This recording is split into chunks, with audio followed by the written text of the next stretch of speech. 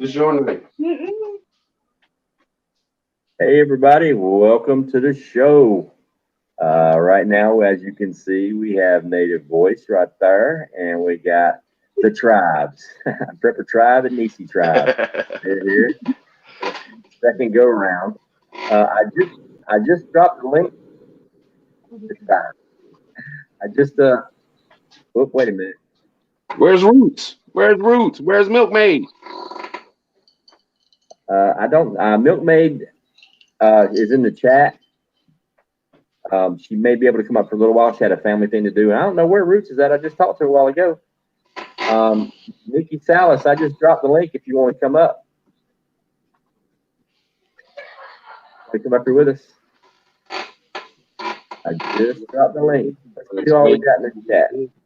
Let's see, we got Debbie Sims. Debbie Sims is came along with us. She's ready to fill her jars. So Debbie's going along with us. Y'all remind me to make sure we check on Debbie. She's doing it with us, but she don't want to be on the panel. Oh, look at her. Look at her. We got Nikki Salas.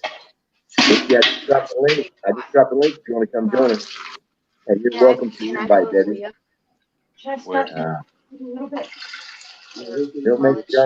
A little bit late.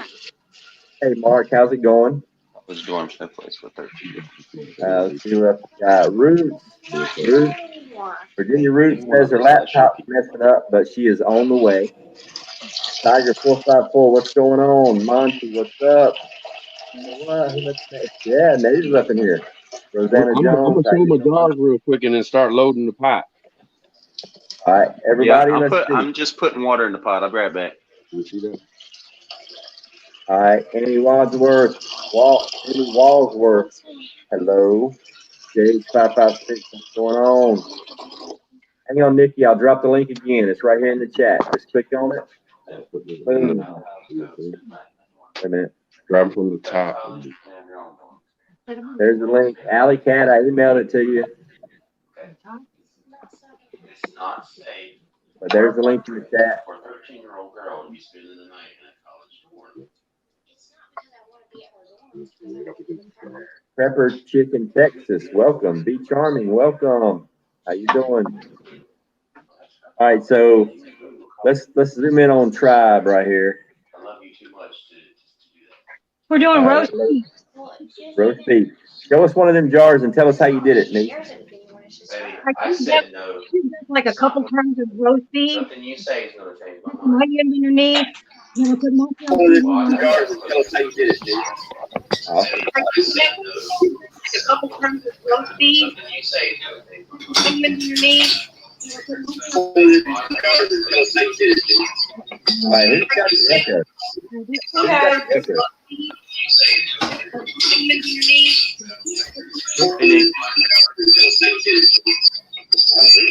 Here, what's up? Yes. Who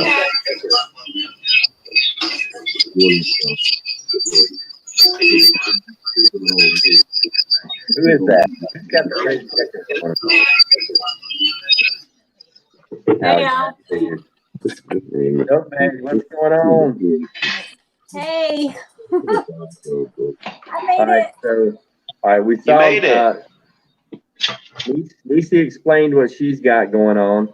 Prepper Tribe and Nisi are doing roast. They got the onions and the seasoning and the meat and all that good stuff in there. Native's going to explain to us what he's got going on. What you got going on, Native? All right, so I made 2 kinds of chili that we eat in the house. We do 3-bean chili. I already got 4 of these quart jars filled with that. And this is what we call taco soup. And I'm getting ready to jar that up. That's what I'm canning tonight. Nice. Cool. Gio, what up? Milk May, what's up, sis? Not much. Hey, this is the first panel I've been on with you, buddy. I know, man.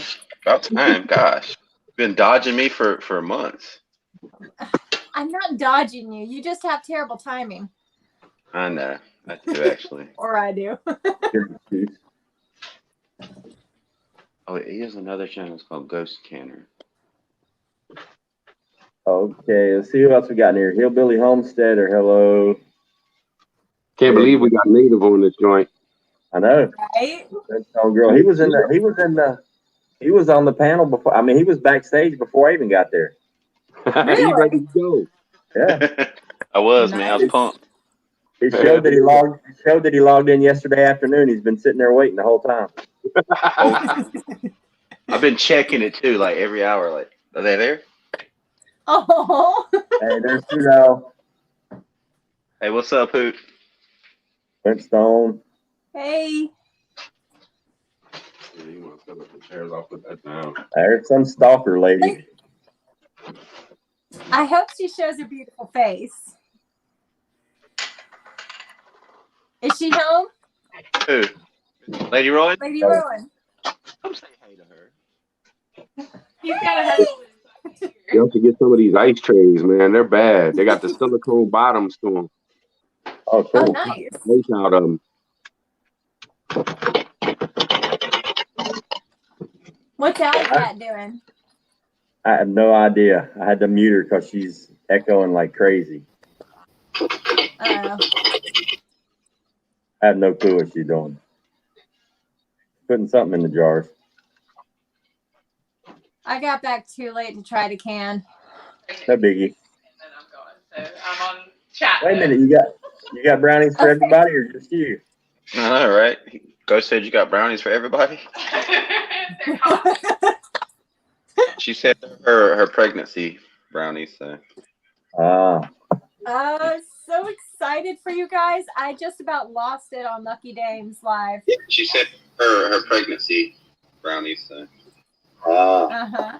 I was so excited for you guys. I just about lost it on Lucky Dames Live. She said her pregnancy brownies. So. Echo. Uh-huh. I was so excited for you guys. I just about lost it on Lucky Dames Live. She said her pregnancy brownies. So. Echo. Uh-huh. Yeah, we got to tell her she's got bad echo. Hello, Susanna. Hello, Here. Nikki.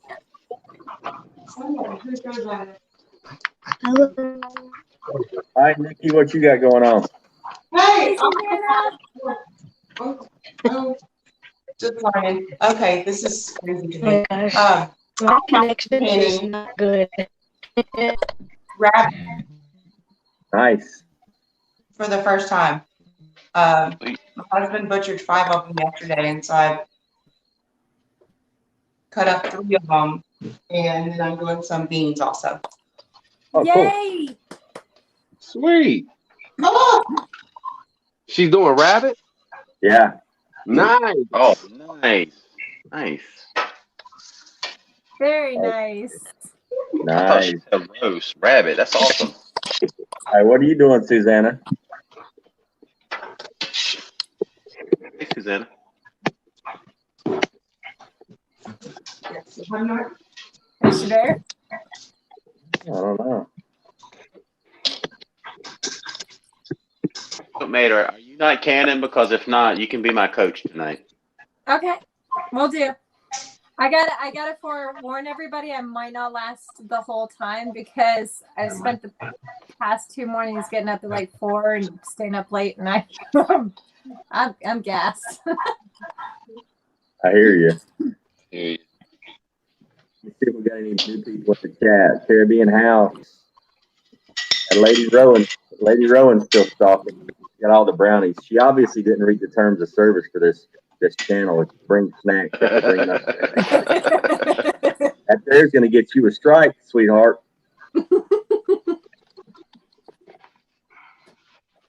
All right. So, boys and girls, I started really, really early today. I made grape jelly, Welch's grape jelly from the Welch's grape juice. Nice. I made jelly, canned it up, and I noticed something. I was telling Native about it. I think tried to earlier. Ever since I started doing the canning shows, you would think that I'd be canning more, but I'm not. I'm canning less because I just do the canning on Saturday, and we do like 1 load, and that's it. And so I'm not canning as much as I used to. So I'm gonna have to pick my game up. So now on Saturdays, I'm just gonna start canning all day. So I've been canning today. I did my jelly, and I've got one load of beans already in the canner. They just finished. They just came down to 0. I'm fixing to take them out, and then I'm gonna load up my second load. I timed it perfect. It was awesome. I loaded up my second load. I was gonna do meat with the beans, but when I was in the when I was downstairs in the cave, organizing my shelves and doing the inventory. You know, everybody knows how much I love these cranberry beans, and I don't have that many jarred up. So I decided to just do a case of just cranberry beans, regular old cranberry beans. It's a no-soak method. So just up my inventory. So yeah, today I just did beans and jelly. I'll show you what that looks like. Let me get the big screen here.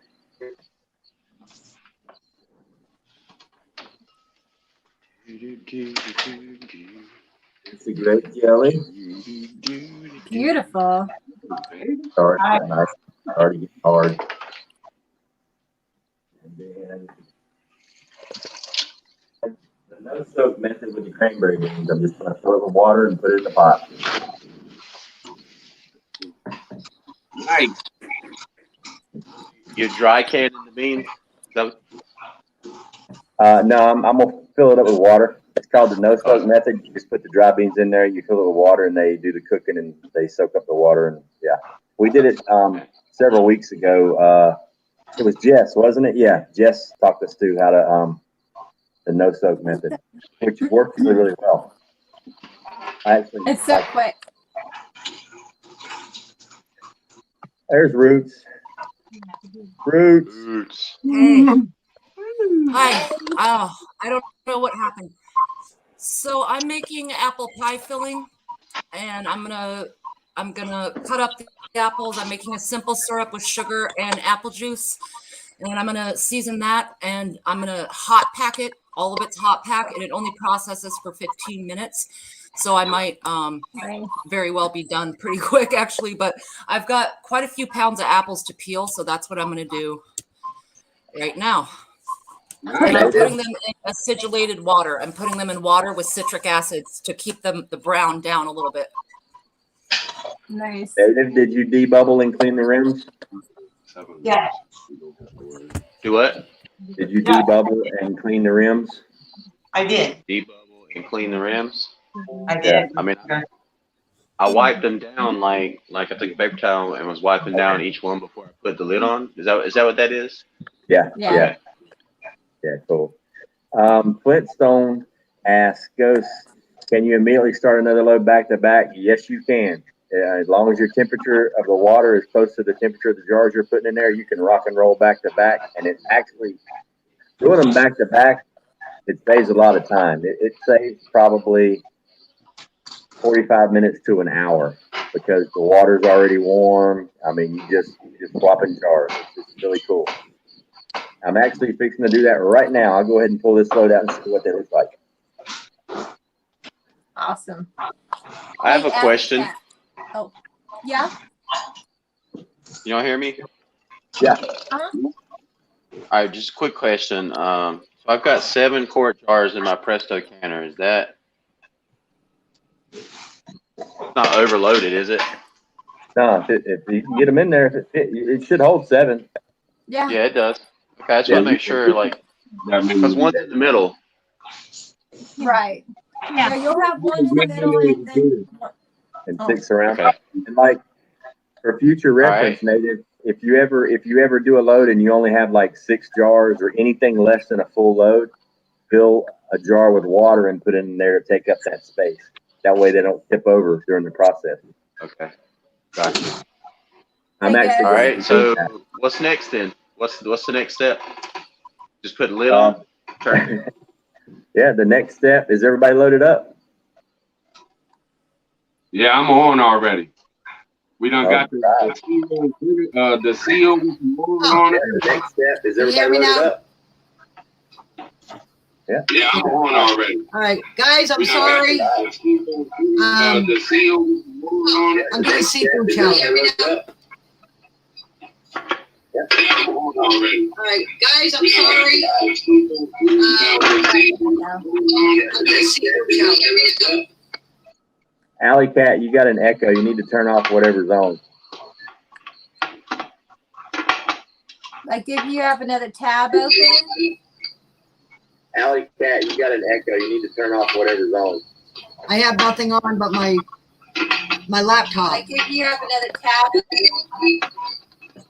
Alley No, I Cat, shut you my- got an echo. You need to turn off whatever's on.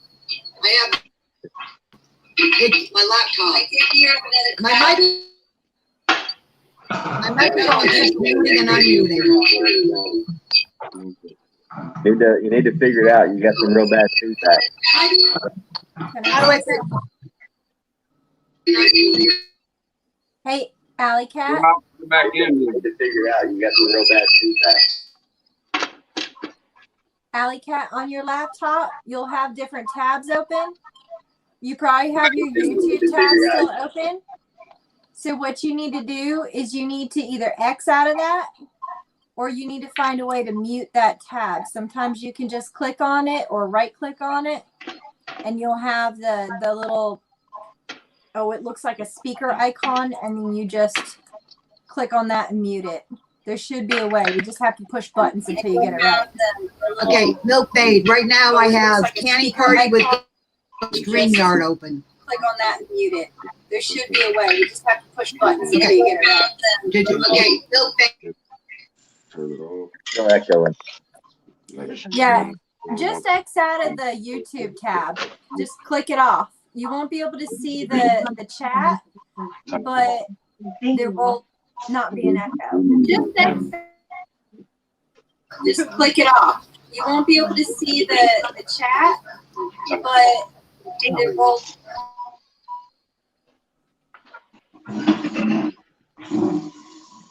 Debbie Sims, all right. Jars full, taters, carrots, wiping the rims down. Good job.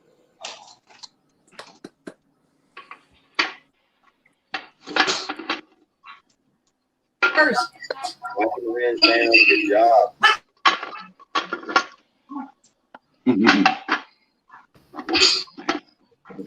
Did it work for you? it says the ghost is. It says ghost is shutting off my mic. Yeah, that's because you got crazy feedback. Nobody can hear anything. Yeah, there it is. All right. Which one do I close? You got crazy feedback. Nobody can hear anything. All right, if you're not going to hear my question. I'm ready. Which one do I close?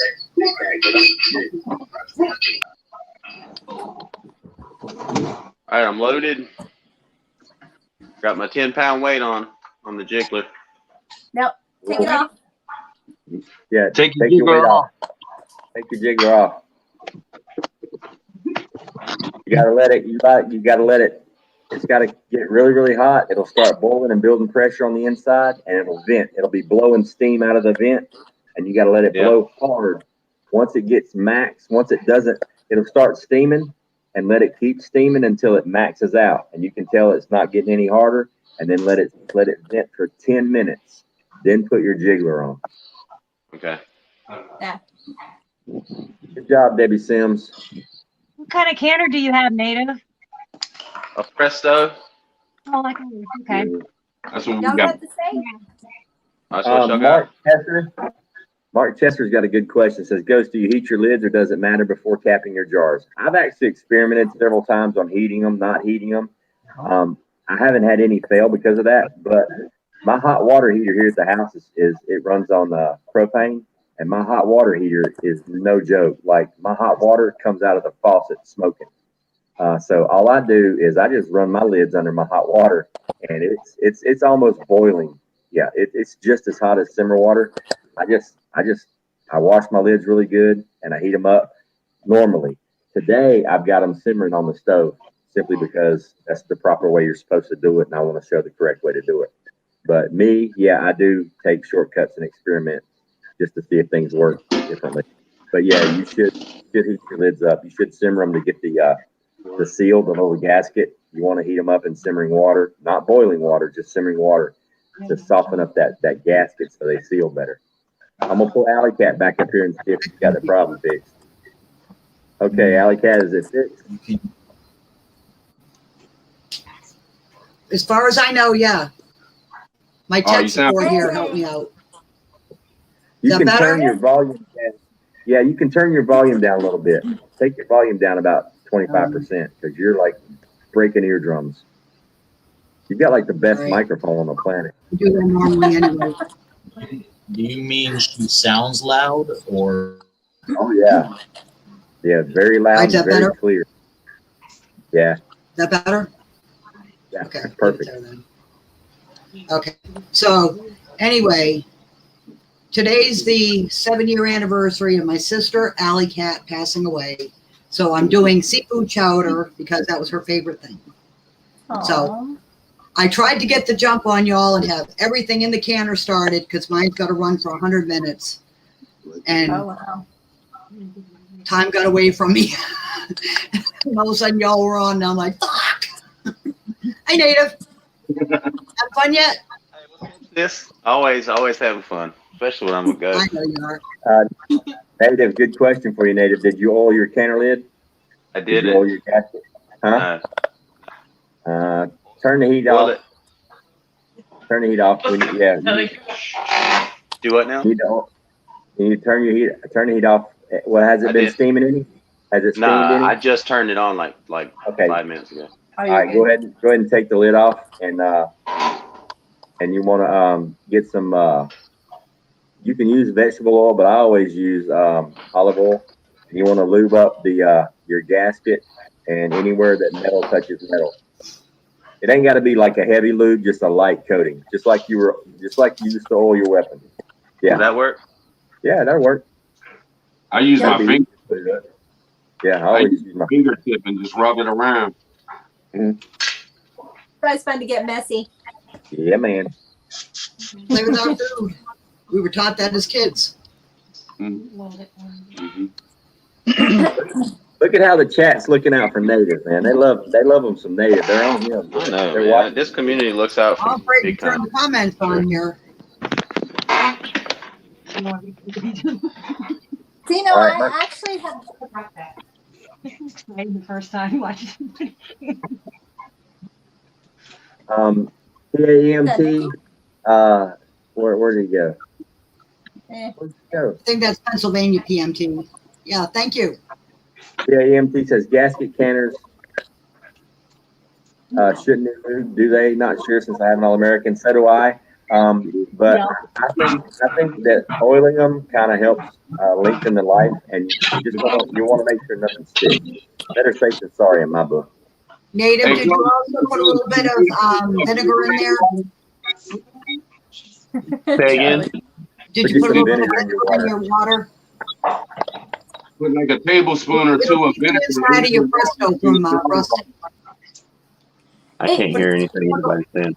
Hold on. Native, you need to put a couple of tablespoons of vinegar into the canner, in the water that's in the canner. That way, if you have hard water or if you have any leakage, it won't stick to the jar.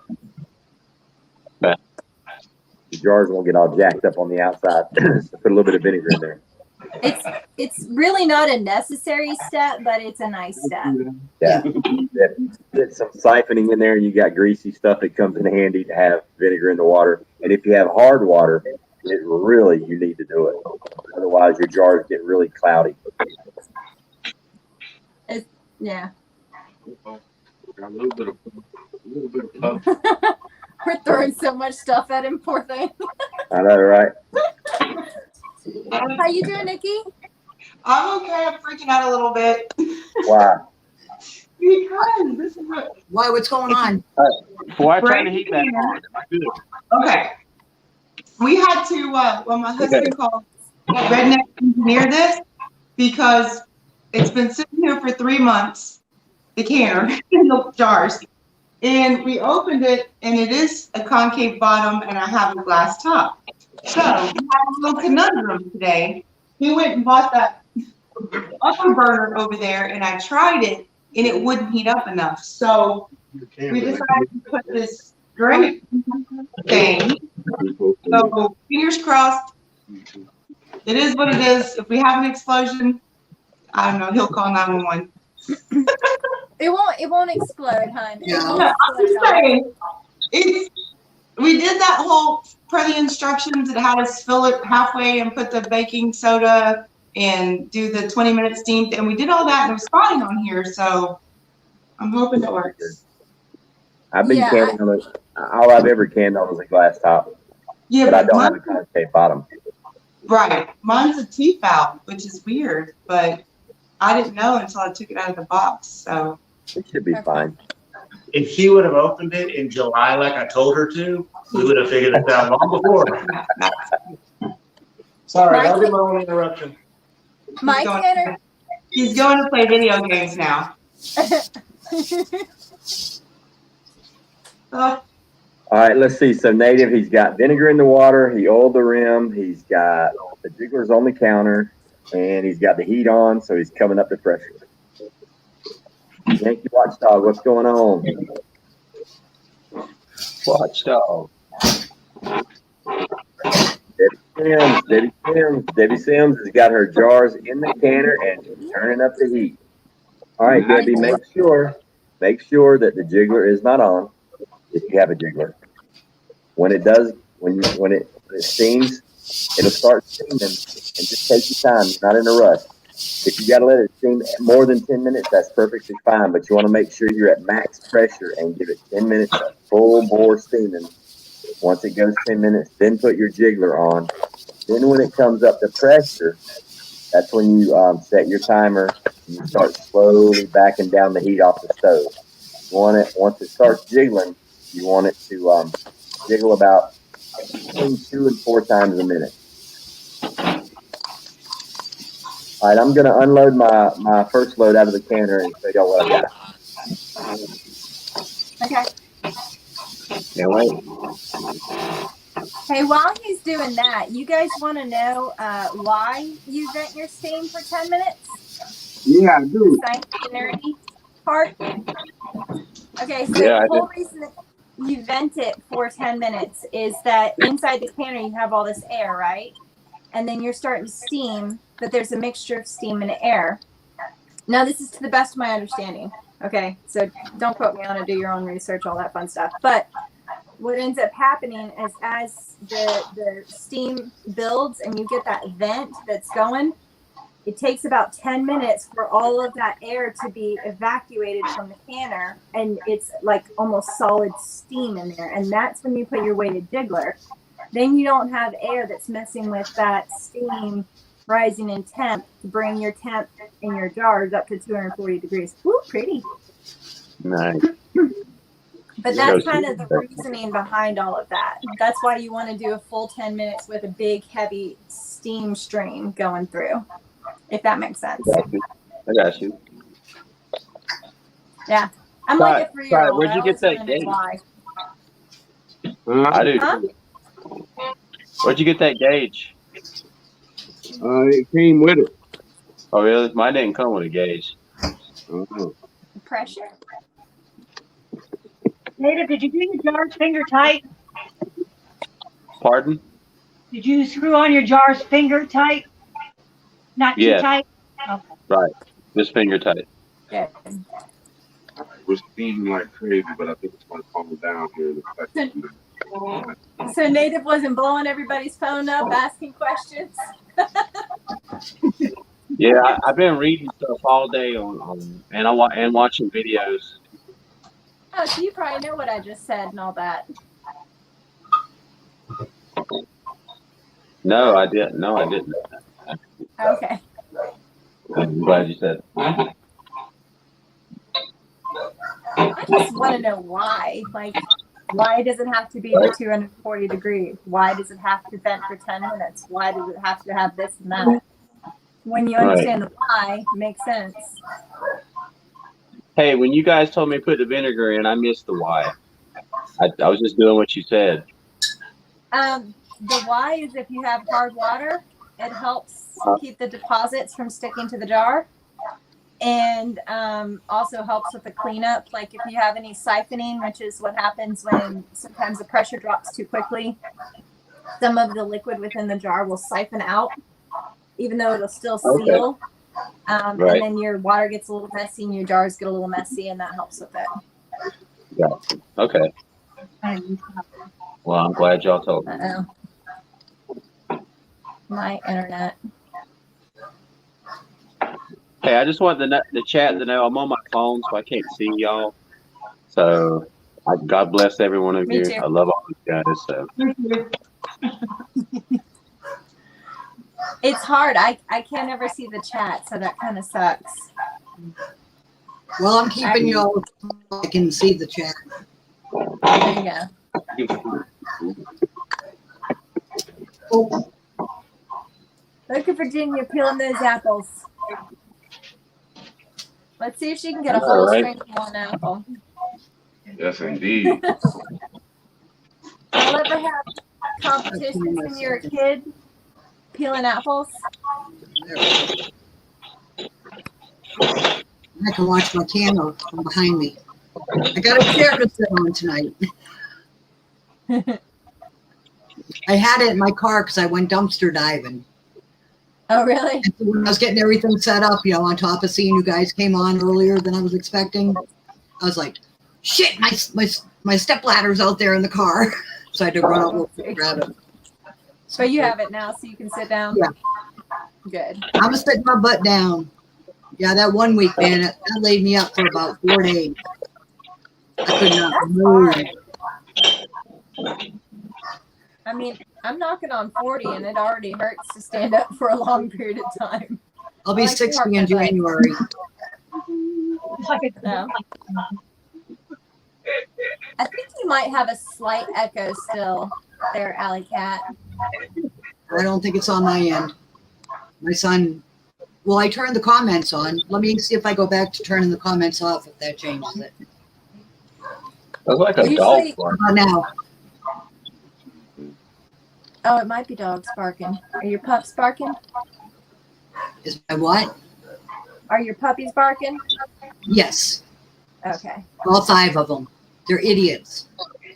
They're barking at the little Shih Tzu next door who's taking a shit over on my yard. There we go. Okay, so when Native was talking about he didn't have a gauge, are you talking about you didn't have a pressure dial gauge? Yeah, I don't have one. It didn't come with one. So you have a weighted gauge, correct? Yes. Yeah, Like the jiggler on top, it has 5 pounds, 10 pounds, and 15 pounds. Oh, see, that's all you honestly need. Oh, okay. Like the dial gauge, I mean, it's just to kind of look at, in my opinion. I could completely forego the other one because the weighted gauge is based on physics, you know? Okay. The other one is, it has to be calibrated, and I tried to find universities that I could send mine to get it calibrated, but there was nobody in my state that did it. So gotcha. I just look at it for reference. Paw Patrol inside. Yeah, maybe. Let's go. Wait. What's Lady Rowan saying in the chat? She hanging out in the chat? Yeah, the whole time. I can't see the chat. Debbie Chen says, I'm OCD. I think I have to make sure that the word ball in front of my jar and that the word ball on my lid lines up to the front. So I was the same way when I started, Debbie.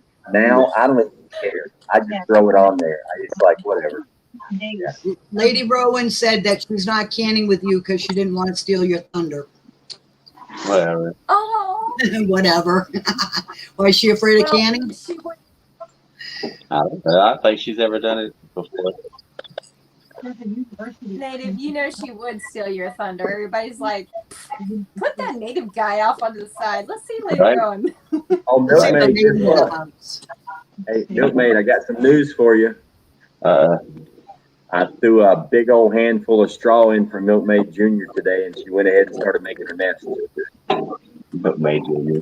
Yeah, like 4 days early, yeah.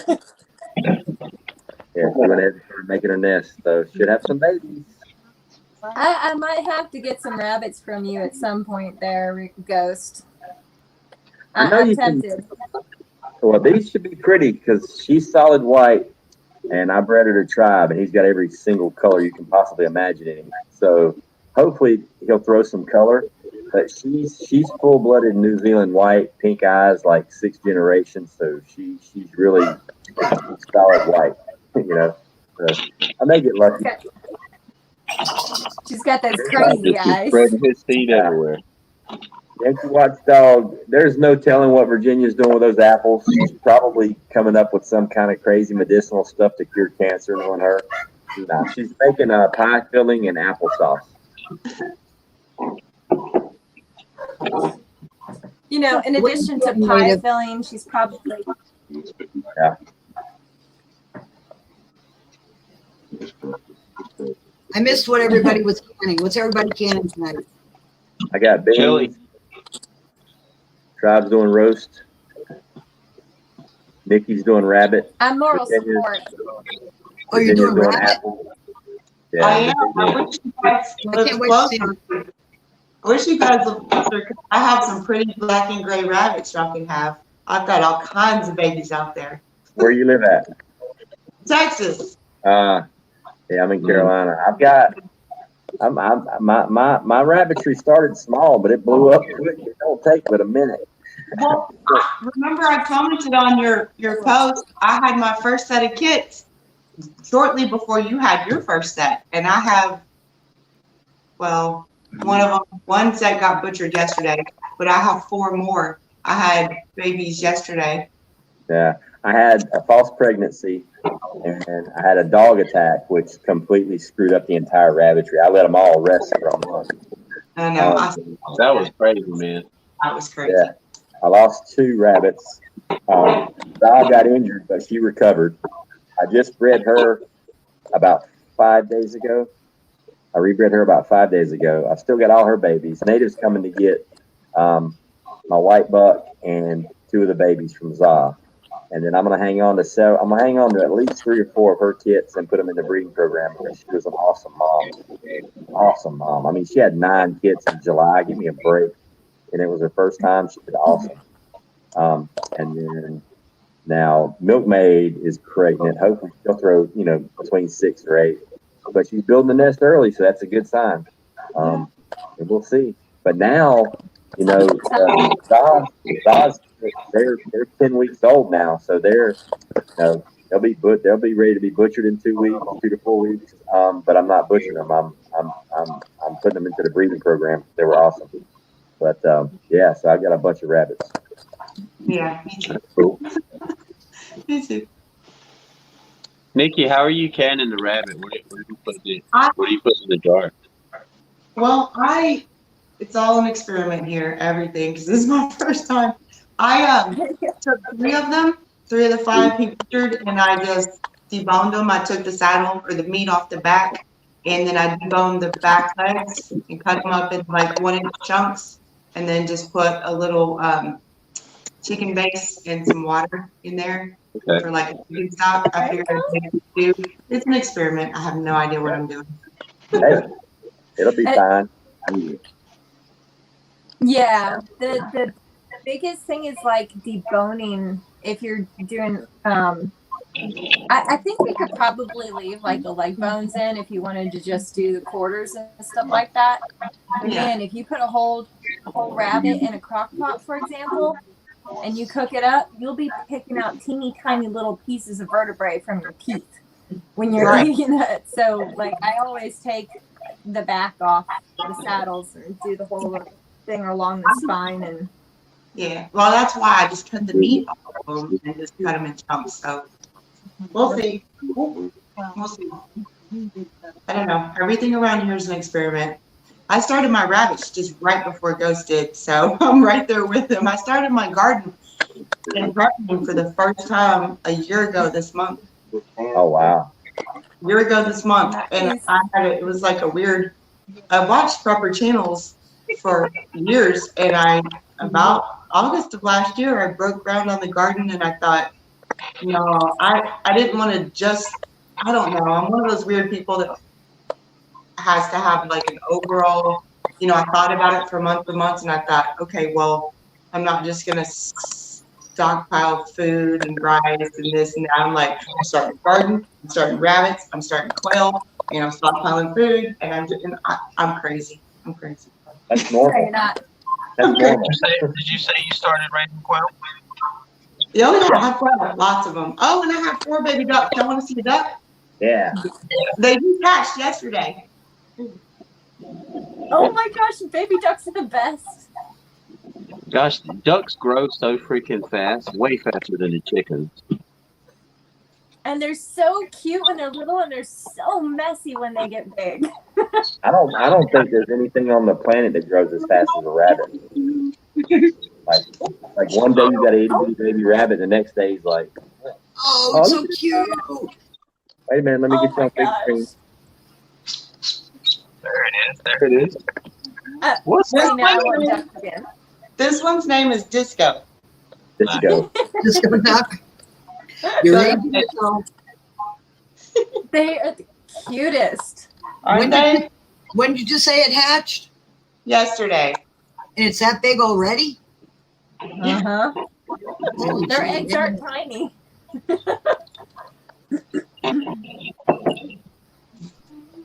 That's too cute. No, they're teaching me the farming lingo here.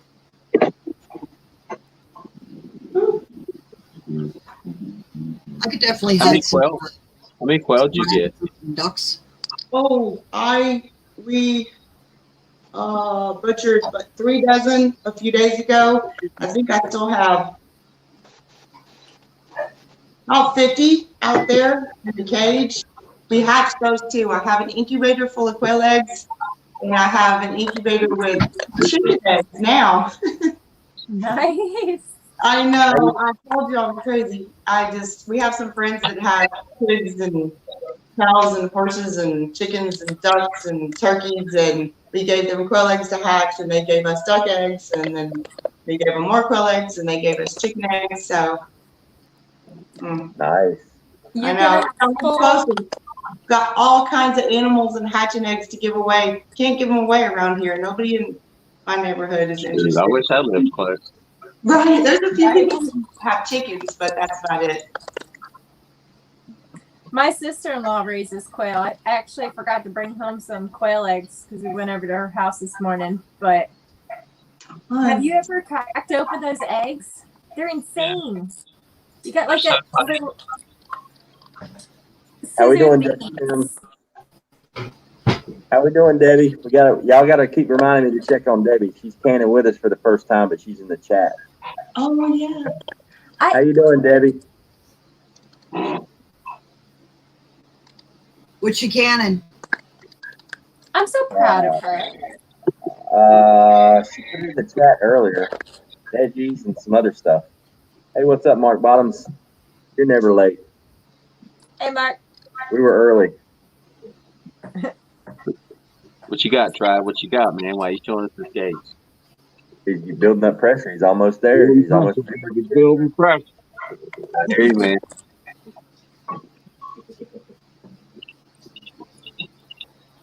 Hey, we still got room up here if anybody else in the chat wants to come up here with us. Lucky Dame, what's going on? Hey, Lucky Dame. Sandwich. What's up, Sandwich? What's up, Sandwich? Yes, I finally found out why you guys call her that.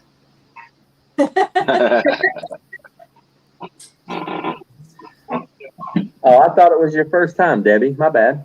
Either way. Oh, okay. Welcome. We're still going to check on you. We're still going to check on you.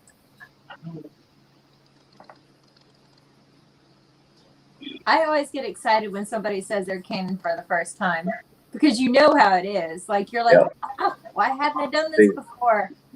Native's going caveman rock star style. He's doing it with just the jiggler, which, I mean, that's all I pay attention to on mine anyway. Me too. I mean, it's good to have the gauge. Like, the gauge is like, you can look at it and kind of, you can guess when you're about to be the pressure. But that's about the only thing I use it for because mine's way off, man. When I'm at 10 PSI, my gauge says I'm at 12. I don't even pay attention to the gauge. I just listen for the jiggler. So explain to me how the jiggler works because I think I know how it works. Once you close the lid and put heat to it, it's going to build up pressure on the inside. It's going to start building up pressure. And then Milkmaid already went through how important it is to let it vent. All right, once your venting process is done, you'll put your jiggler on. And then you're going to wait. And then what's going to happen is eventually, once it gets up to 10 PSI, it's going to start jiggling, making a noise, rocking and rolling. It'll be rocking and rolling. Once that happens, as soon as it starts rocking and rolling, set your timer for an hour and a half. And then you're going to go to your thermostat and you're going to slowly start dialing it back. Like for the next hour and a half, you're constantly going to be turning your heat down, maybe turn it up a little bit, but you're constantly going to be rocking it down, because the longer it's on the heat, the more pressure it's going to keep building up. And you want to keep it to where your jiggler is only rocking and rolling anywhere from 2 to 4 times a minute. If it's going nonstop rocking, turn your heat down a little bit. You know, if it's only rocking once or twice a minute, maybe turn it up a little bit. You want to keep it above 10 psi. You don't want it to go below. If it stops jiggling for 2 minutes, you got to turn the heat off, let it come back down to 0, and start the process all over again. You got to keep it above 240 degrees for an hour and a half to kill all the bacteria. Now, I got a question. Since yours doesn't have a dial gauge and it just has a jiggler, if I'm understanding correctly, Prestos also have a pop-up thing? Yeah. Is that correct? Yes, they You do. have that on yours too? Yeah. What's that for? Is that a safety thing? Yeah, it is in a sense, but it's actually, you explained it, both. It lets you know when you get back to 0, right, Milkmaid? Yeah, it'll go all the way back down. When you turn the heat off, at the very end of the process, when you turn the heat off, you got to let the pressure come all the way back down to 0. That little pop-up thing in the back, that lets you know when it's safe to take the lid off. But when it pops up, let it sit for 10 minutes and then take the lid off. Yeah, you should have a full stream for 10 minutes, and then you can put your weight on it. You mean when it pops down at the very end? Yeah. I'm talking about the up, down. It does that thing. Whenever it does what it does at the end, take the lid off. Whether it goes up, down, sideways, at the very end, wait 10 minutes before you do anything. But that's down the road. We'll cover that. Oh, wait a minute, Debbie, on the Presto, Debbie's got some good information. She says on the Presto, it's a constant slow jiggle. Ah, okay. Yeah, so listen to Debbie. I don't know anything about a Presto, so if anybody does and they want to jump in here and rock and roll with it, I don't know. I have Presto too. So what does yours do, Alley Cat? Does it slowly jiggle? What you mean when the weight's put on it? Mm-hmm. Because you've done this a lot. No, with the Presto. It doesn't jiggle at all. But he's got a different Presto than I have. He has the where you can only put 7 cans in it, where I can stack mine. And see, this is why I'm a big stickler for reading the dang instructions. I know that's not really a man thing, but but that little button thing, when it comes up to pressure, the thing will pop up, and then you start your 10-minute timer. And then after 10 minutes, then you put your weight on it. Okay. Yes, I don't know jack about a Presto. So did you did you let that vent for 10 minutes? Yeah. Okay, you're good. Mine's just starting. Yeah, man. So what I'm getting so far from the chat is now that you've got heat to it, the thing's going to pop up. Once it pops up, that means you're at pressure. Yes. And I put the jiggler on. That's when you start your 10-minute. That's when you start your 10-minute vent time. Wait for that little belly button thing to pop up. It's the little thing that says top on it, right? It's like a little. It says top. Okay. Yeah. There's one that should be black, and the other one should be like a gray color or something. The black one, that's where the game was supposed to go, right? No, the black one is actually for if your pressure gets too high, it'll blow off and it'll let all the steam out so your canner don't explode. Your safety valve. Let me show you all my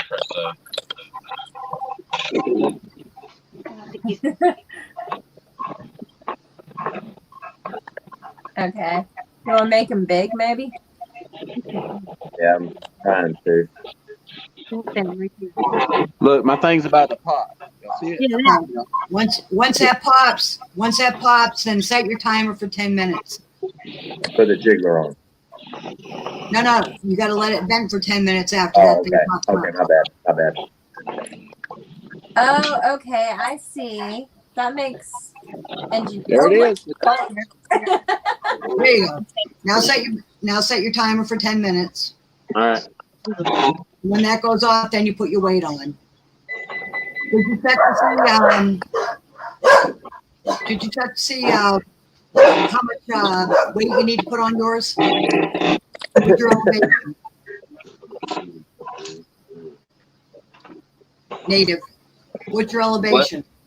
What? What's your elevation? He's at 10 psi. Where are we, guys? You're at 10 psi. Okay. 10 pounds. You're at 10 pounds. Yeah, you have to be over 1,000 feet above sea level to go up the next level. Flintstone, if you can double stack, it's very easy. You have the grate in the bottom, stack your jars. Put a grate on top of the jars that you stack, and if you can fit another row and the lid goes on, you can double stack it.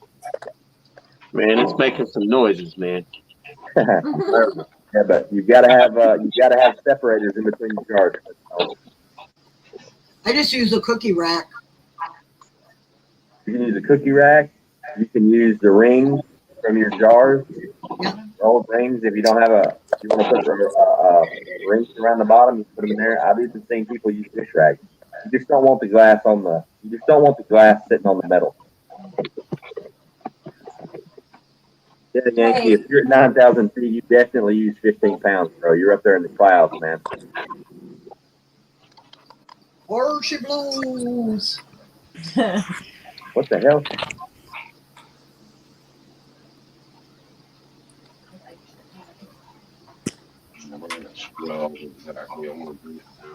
Yeah, I'm anxious to do rabbit for the first time, Nikki. I think it'll be fun. I think, why not? I mean, I guess that's good. worth a shot. I'm all by myself over here with this canner. This is different from all of y'all, so I'm freaking out a little bit. What do you have, Nikki? The T-foul. Oh. And it doesn't have a jiggler. It just has the 1, 2, 3, 5, 10, and 15 pounds, which is good because I've heard good stuff about T-foul. I've heard good stuff about T-foul, so I think you're all right. I don't know. We'll see. It's all an experiment. Yes, Flintstone. You can take the rings and you can put them in the bottom of the canner and sit the jars on top of those rings if you want to. It works just fine. I mean, the rings are made of the same thing that the separator is made of. It's just aluminum. You just want to get the glass up off the metal so that you don't want the glass sitting on the metal. And then you can put a dish rag over that first layer and put jars on top of those jars if you want. I haven't done that, but I know several people that have. I have the 2 separators. They came with my canner, so I'll have to do that. But lots of times when I water bath can, if I'm water bath canning in one of my stock pots, I'll just put a bunch of rings in the bottom and sit the jars right on it and rock and roll. Yeah, Alaska used the T-foul. I knew I was thinking about somebody that used one. It's Alaska Prepper. I thought it was keto. Jess. I think Jess has a mirror. Yeah, but didn't you use a dish towel? I think Jess does a mirror. I think Jess has a mirror. Hey, Teresa. Oh, I thought you were talking about the dish towel. My bad. Oh, yeah, I think that was Jess.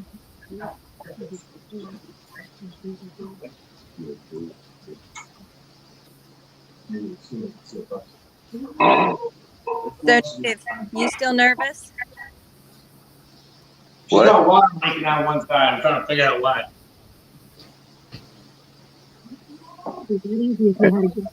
Got what? She said there's water leaking out of this side. That probably shouldn't be happening. If it's got a leak at all, it's not going to build up pressure. I think. All I smell is vinegar. You probably got the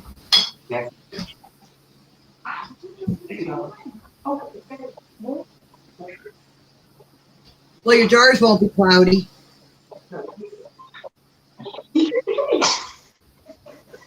I was like, you do it. I'm kidding. I don't want to go out It's and not get gonna them. float.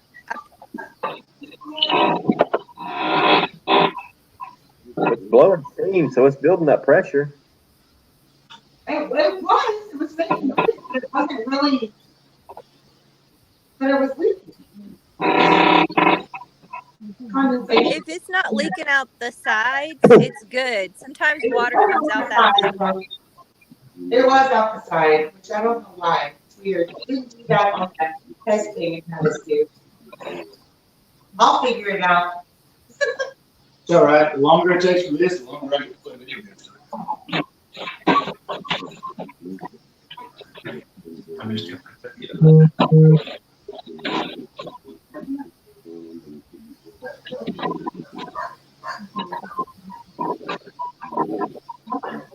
the gasket probably that thing.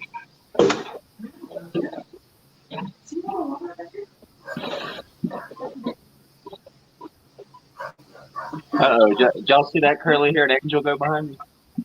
Yeah. Ooh, she's got thick hair. Yeah, all my kids got curls like that. They're blessed. Oh, that thick, luscious hair. I bet you do too. Yeah.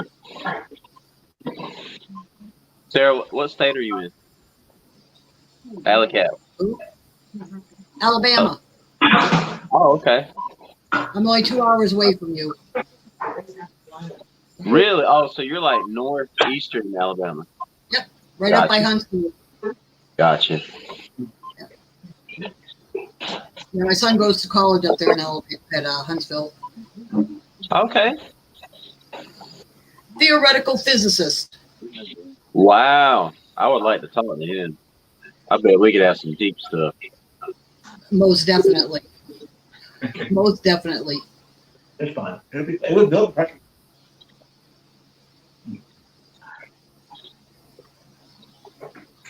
The milkmaid, tell us where you found your jiggler. Oh yeah. Debbie Sims got her jiggler. I just put mine on, Debbie. I got 2.5 minutes left before I can put mine on. I think me and you are running. Oh, mine just went off. Uh-oh. All right, what'd you say, milkmaid? Where'd you find it?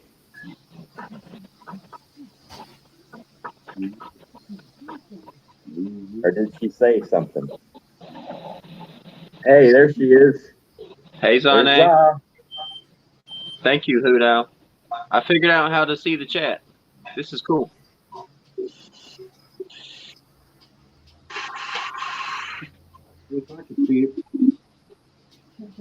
Yeah, Virginia. I did brown sugar and cinnamon in my apples.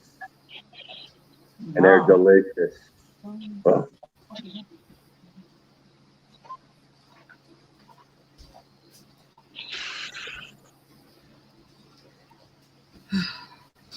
And now the clock begins.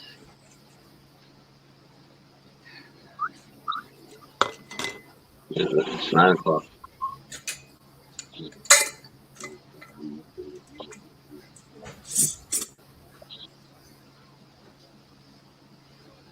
Guys, what does your shirt say?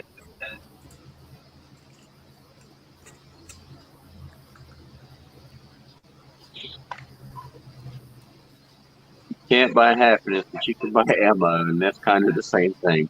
Hell yeah. Right?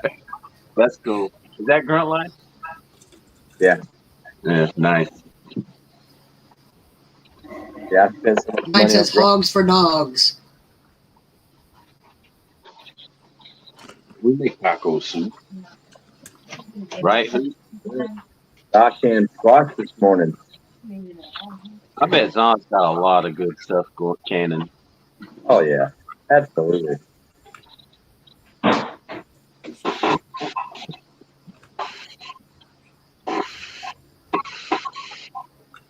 Well, I started to wear my F your gun-free zone, but I figured since this is my canning channel, I wanted to keep it somewhat alive. Keep it about canning as much as possible. Yeah. I got it. Yeah. Well, thank you, Teresa.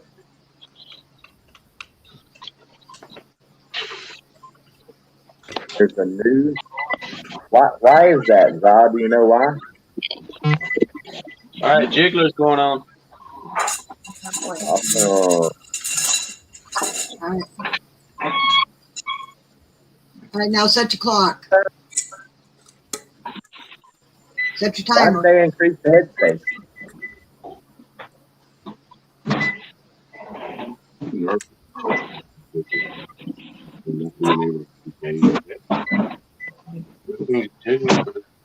Who put that out? 12, 13, 14, 15, 12.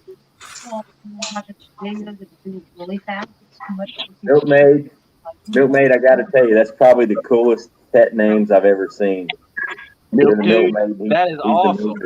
That is cool. Milk Dude. Oh man, we need to get him on the stream. All right. Hey, Native. Yo. Nisi said she was watching some videos about the jiggler. I know it's your first time, and I know everybody can like talk to you about it, but like you got to watch the jiggler to make sure it's not jiggling too fast and too slow, and because if it's off the chain going buck wild, it could be up to 14, 15 pressure, right? Yeah, you don't want it's to be not going jiggling crazy. at all yet. I just put it on. Yeah. Is it going to take it a while? Just give it a couple minutes. Okay. I want to get one of those canners like you have. Because sometimes I've just canned 7 jars. Did they give a reason? And to me, it's a waste. It takes much more time to can. Donna, did they give a reason why they changed the headspace, or did they just change it and not give a reason? I mean, usually they'll have like a asterisk and say why they changed it. I was just kind of curious on that. This is why I don't buy a bulk canning book. They change it as often as they change your underwear. Hey, there's tiny little bubbles coming out around, like at the bottom of the jigglers. Is that normal? Let me show you. Oh shit! Run! Yeah. Okay. Don't scare him. That's normal. Yeah. Normal. All right. It's just spit. They're messing with you, Native. I tell you what, if Ghost would have said, hit the deck, I would have done it. You probably would. See what happens when you trust Ghost? Hey, Native, man, you want to open it up and check the jars inside real quick, dog? Like right now. Yeah, okay. just let the lid pop off. What? All right, really. Nayron. Yeah, once it comes to pressure, you've got to once it gets up to pressure, you've got to do a seal check. You've got to check the seal. All right, I'm on it. Yeah. I'm opening it right now. Ghost about to have the death of Native on his live. Hang on. Let me get you on solo. We want this on the big screen. Okay. Hey, you know what? I think I'm gonna paint my canner green, OD green, and I'm gonna put front toward enemy on it. Nice. Front towards enemy. Nice. And like a claymore. Hey, Ghost, did you see Dusty Data's thing before property? And he was doing like this dust bowl thing. You're like a cyclone of dust or sand. No. Well, as soon as I saw it, it reminded me of the design you were talking about for the Canimal t-shirt. Go over and watch it and just watch the beginning of it. I think that's kind of what you wanted with your t-shirt idea. Somebody could draw the Tasmanian devil up there. Hi, Lady Rowan. Hiding back there. He won't. He's doing it.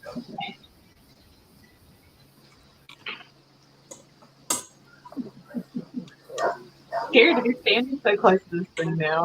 She's my human shield now. I'm good. Wow.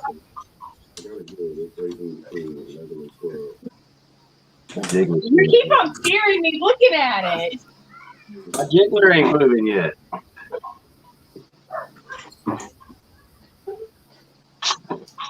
Who's that? You're not up to pressure yet. Okay. My gauge is creeping up slow. You're good. I'm totally about that. Drinking sweet tea or moonshine? Who, me?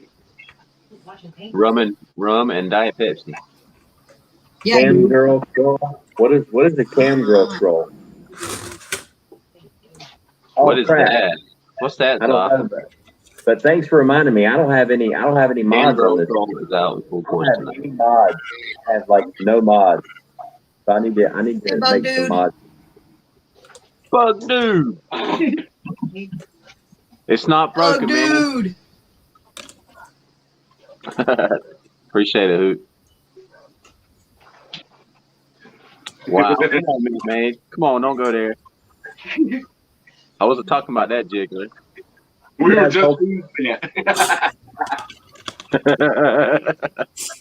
All right, you guys No, hold it rum down. and I'm Diet Pepsi. Yeah. going to go over to YouTube and make some mods real quick. So y'all wouldn't mind if I put some chlorine with my coffee? Right. It's Saturday night on Ghost Canner's channel. Gotta have a little bit of something.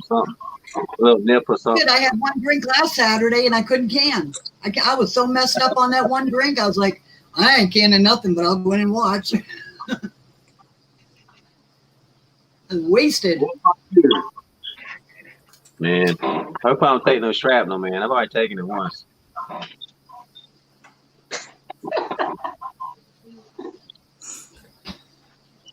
Well, my beer and lunch. I tell you what, though, this stream would go viral, Ghost, if it did blow up in my face. Oh yeah. That's a fact. That's a Okay. fact. Got my homemade color. Let's hit it up. Stanley, I'm canning 2 types of chili.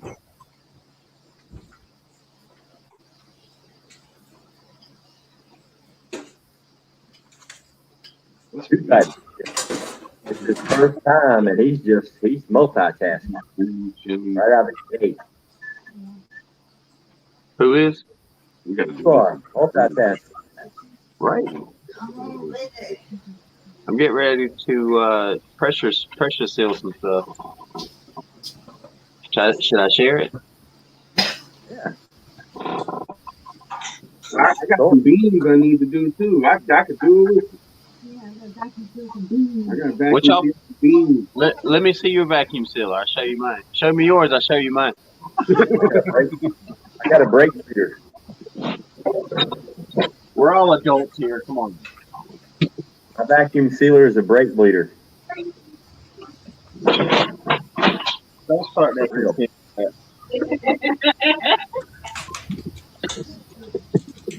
I thought you. Did you see it? No, I didn't see it. I was away from the. Okay. Hey, we're starting to wiggle. Uh-oh. It's going crazy. No, it's not. Yeah, let me show the professional.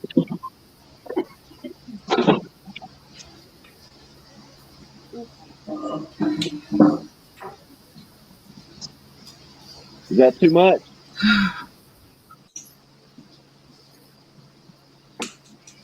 I don't know. I've never used that kind of canner. Somebody else is doing that canner. Tried, Niecy? Is that too much? No, because Sutton, I was watching Sutton Days, and she said it needs to hula. It looks like it's hula, and it looks like it's hula thing. That's what it looks like. It looks like a hula girl. I think Native watched that live stream when Dusty got the lid stuck and had to use hammers to get it off. Yeah. Yeah, he watched that stream. Everybody watched that stream. That was a good stream. Dusty was doing the thing, man, outside, you know. Oh, yeah. I want to keep my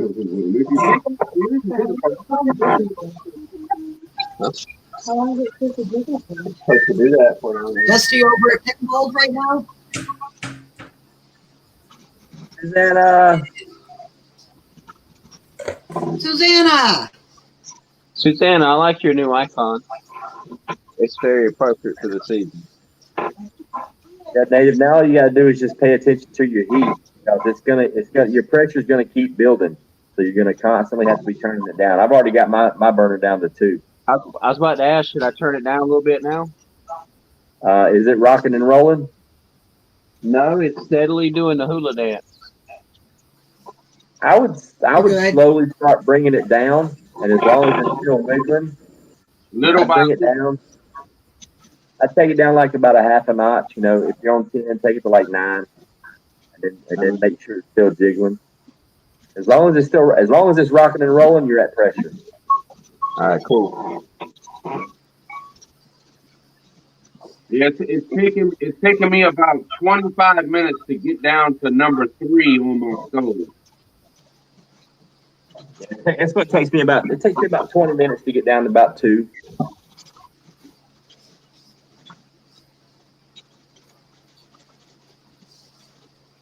And it also depends on how much stuff you got in there.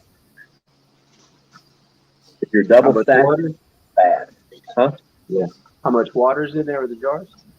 No, it depends on what you're canning. Like if you're doing meat or just vegetables, if you've got a full load versus a half a load, the time it takes it to get hot and the time it takes it to get cool again are completely different. It depends on what you've got in the jars and how full the canner is. Like if I completely load my canner, 2 rows of pints, I rock and roll fast. It gets the pressure quick.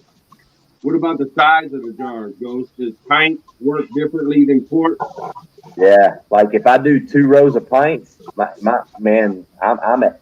it's fast. It's hot quick, and it holds the heat quick. But with quarts, if I'm only doing 1 layer of quarts, it takes a little bit longer. If I'm doing 1 layer of pints, it takes longer.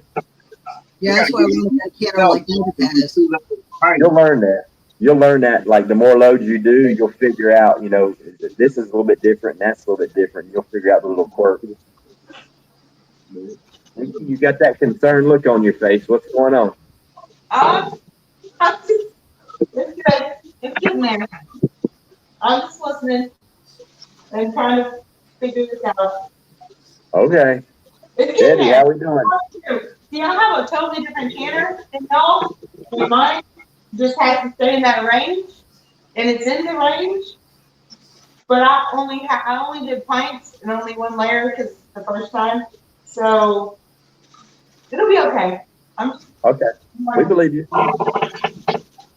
Yeah, see, mine reached the gauge that it's supposed to be on, and then it quickly went up to 13. But I had already got up and turned it down. Hey, dogs are bounty hunters. And it's not Brian laundry chocolate and all of them. You got it, so Gabby. Really? Did he? Yes. Flintstone girl.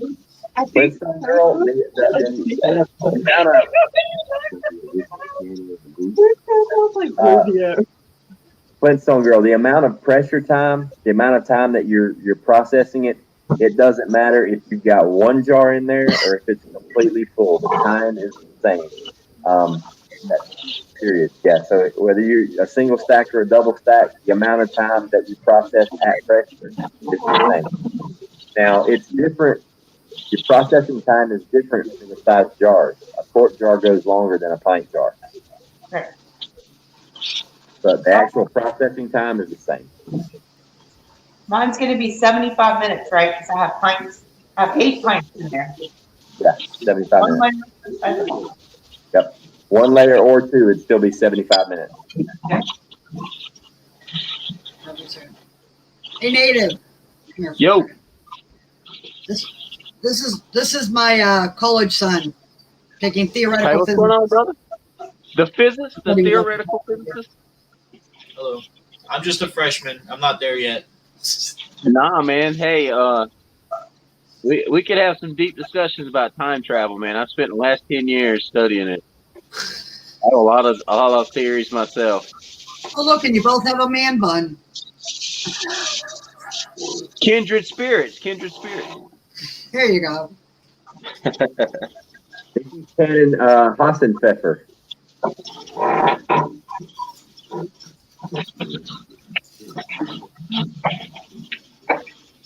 Mickey is canning Hassenpfeffer. Hassenpfeffer Incorporated. Rabbit. Rabbit. And beans.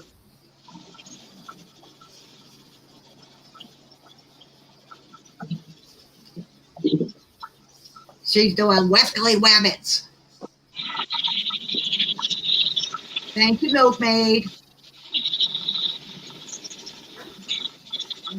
Oh, Virginia's got that torpedo launcher loaded up. Oh yeah. My processing is only 15 minutes once it gets up to speed, so Yeah, be a fast one. I water bath mine. I thought about doing that, and then I thought, well, I did that last year. I'll try pressure this year, see how it's different. And Cool, good idea. all good. Hi, Lazarus. Hey, Lazarus. I was looking for that video on how to roll cigarettes. It wasn't on there.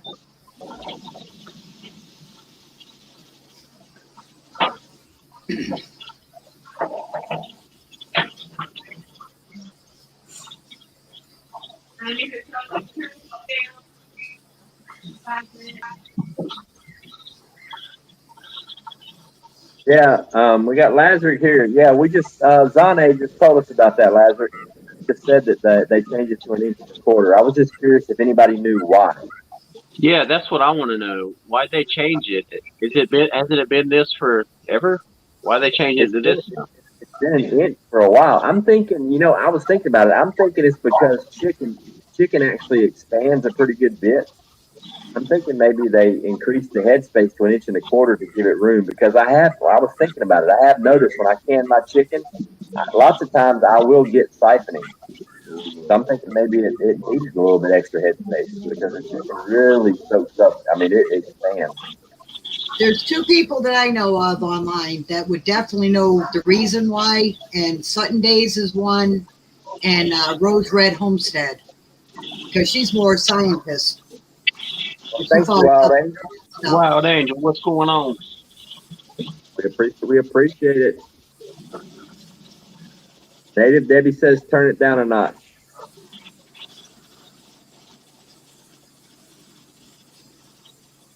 I can't see how much he's jiggling. Yeah, because chicken is plumper and has more juice in it. Yeah, so it's gonna fill up the jar. Yeah, that makes good sense. I get a lot of siphoning when I do chicken.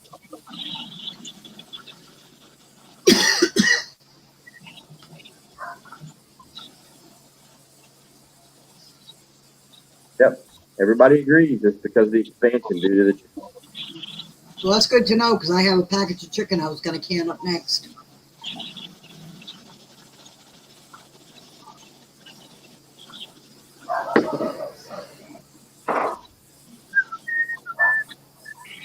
Oh, I can't stop staring at the damn game. I think my project for the spring, I think, is I'm gonna save all my bones. Nice, that's a good one. I'm gonna save all my bones and try to make my own bone meal, and I'm gonna try to make my own blood meal.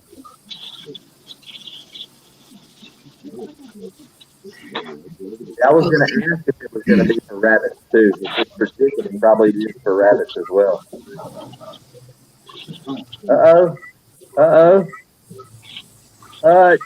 What's going on, brother? What's up, man? Hutch, you want to come up here and hang out with us?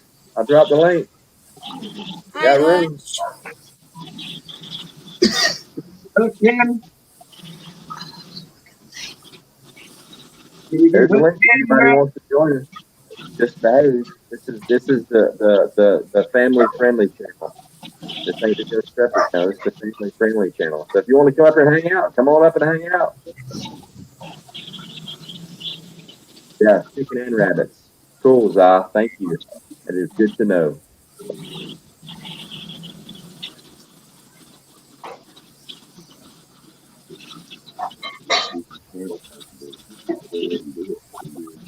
Hey, Susanna.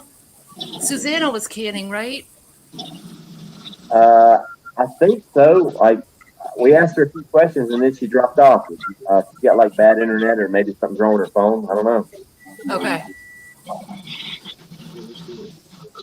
You know what, man? We're gonna we're gonna do some carrots after this meat, so we're gonna go ahead and start processing carrots and stuff, man. There you go. Nice. Hey, is this what you use to do the headspace for the jars? Yeah. Yep. Okay. Or you can just use the lines that are on the jar.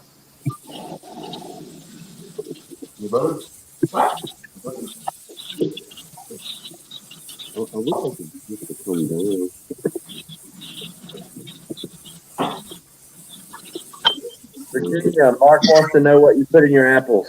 In the apples, I did a 64-ounce jug of apple juice, about a cup of sugar, cinnamon, and nutmeg.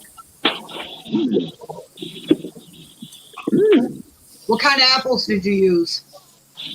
You know what? I've got about 3 or 4 apple trees, and they were here long before I was, so I don't know what they are.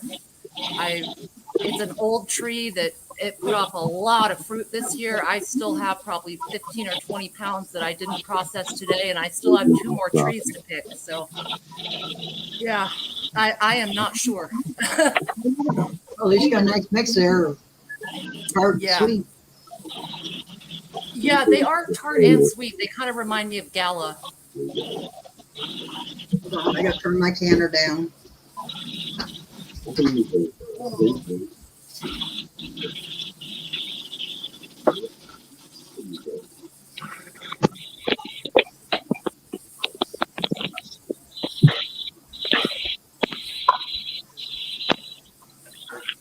Mine crept up to 15 pounds of pressure on me.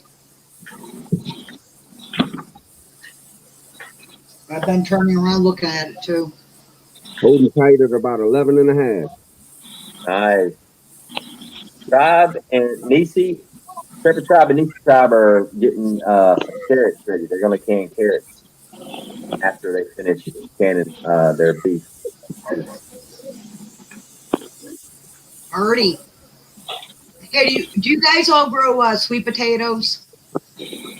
No, I but do. I got a bunch of them. How long do you leave them in the ground? I don't know. It's the first time I ever planted them.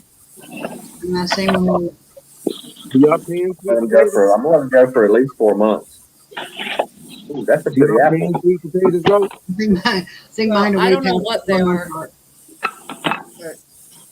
What'd you say, Tribe? Do you can sweet potatoes? I haven't yet, but I'm going to. All right. You didn't can anything. That looks like maybe a golden delicious. Maybe. Maybe someone in the chat will know, but they're all kind of multicolored.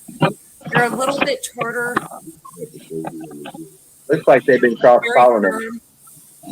Yeah. Looks Kind of looks like like a they've golden been delicious on that. Looks like they've been cross-pollinated. Yeah, maybe. Actually.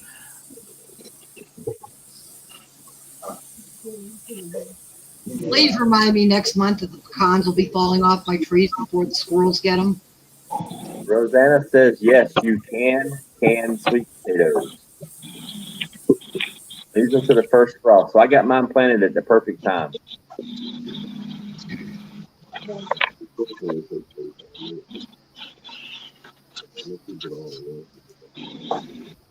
Here's a good question.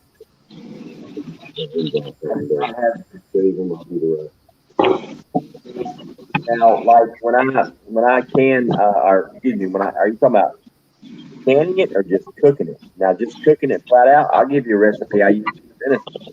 I take a bacon sheet and I'll lay out a layer of bacon across the bottom. Then I'll take a mandarin orange and slice it about an inch thick.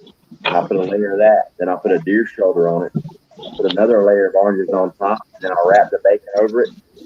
Toothpick it down. I'll put it in the oven low and slow on 250 for several hours. And the meat just falls off the bone. And it is not gamey at all. The orange will take care of that. But that's all I know about that.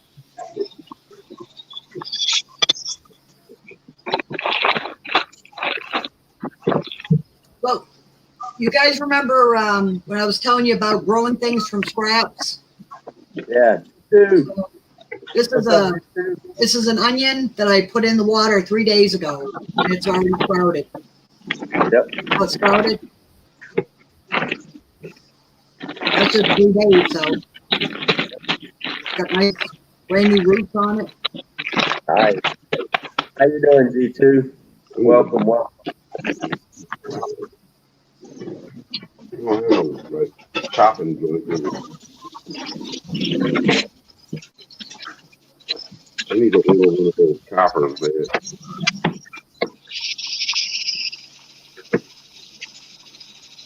Hey, if I'm making too much noise, just mute me, Ghost. If I'm making too much noise, just mute me. We're used to ignoring you anyway. It's not a big deal.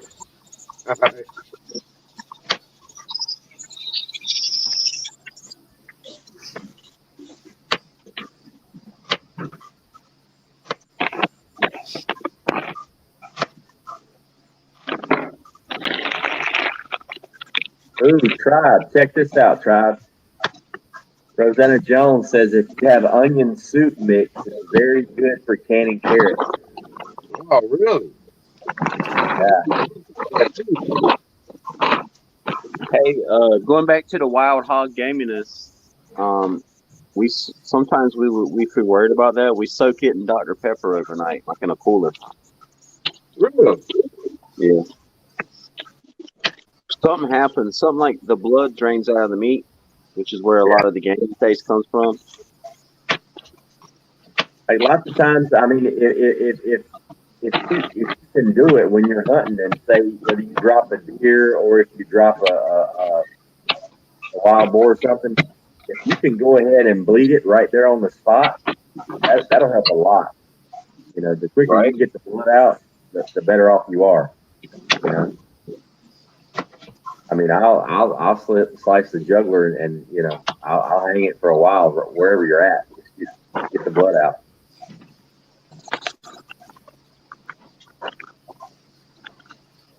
Did you rest your rabbits, Nikki? After you process them, they say they're like resting for a day. Bushed them yesterday, and then I actually soaked them in some salt water overnight, and then I cut them up this morning. Cool. Yeah, I heard that you butcher them and then let them sit in the fridge for a day. Yeah. Or rest or whatever. Yeah. We'll see. It's the first time, so we'll see. Cool. Let me know how it tastes. Tribe, here you go. It's for you, Tribe. What's up? U2 says, Ghost, you gave Tribe a virus, the canning virus. It's contagious. Yeah, I think y'all gave it. No, I'm only doing this for entertainment purposes. Hell I'm yeah, doing it man. again.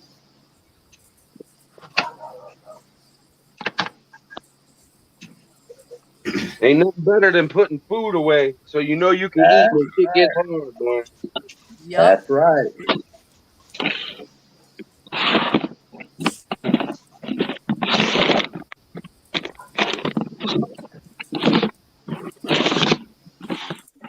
Hey, Tribe, do you put oxygen A lot of the absorbers seafood that I put in my scoobers. when you pressure seal?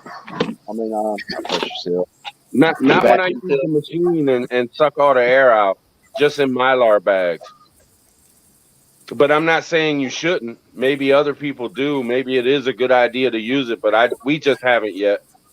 I do both. I always put one in there just in case, because especially if I do like noodles or something, I put one in there because sometimes the noodles put slight little micro punctures in the bag. Yeah. Yeah. I've had rice do that too. What, rice? Yeah, put little micro punctures. Right. And it's sealed, but it's like you can tell it gets a little slack. Yep. Wrong damn thing.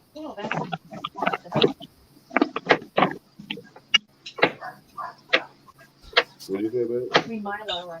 Yeah, we Mylar, right. Get inside here right now. Get in here. Inside. Let's go.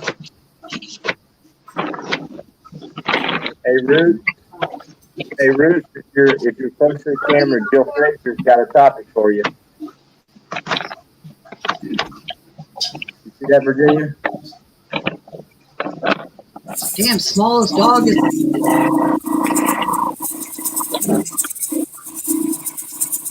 Royal Gala or cop. Oh, it could be a cop. That's really cool. Thank you. Well, I have an apple body, but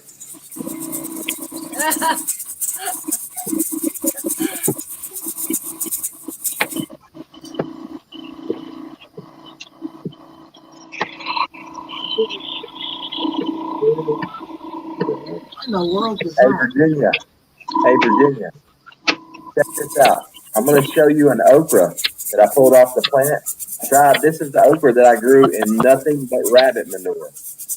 All right. From the time this thing sprouted to the time I picked it was 5 days. You ready for this? Wow. This is one I'm saving. This is one of the ones I'm saving seeds on. What you got, man? What you got? Wow. Dang. There's Wow. 5 days. 5 days. Amazing. Dakota said you're growing killer whales. That was grown in nothing but rabbit manure. That was Prepper Tribe's idea. Gia. I filled up a 5-gallon bucket with rabbit manure and I planted okra. And it's nuts. This thing from the time it flowered to the time I picked it was 5 days. It's massive. It's like 8 inches at least.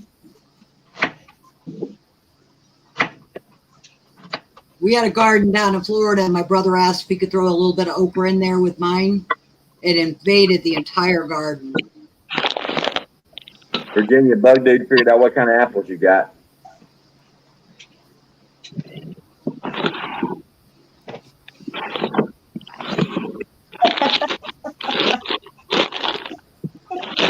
Bug Dude, behave yourself.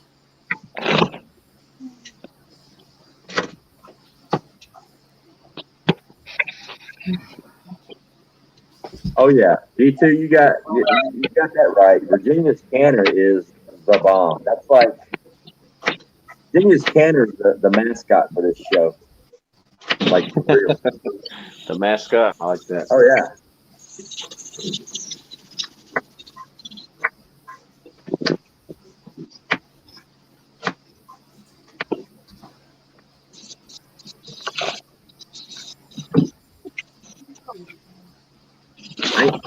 '27 is when that canner was made. 1927. Let's have a close-up look at that.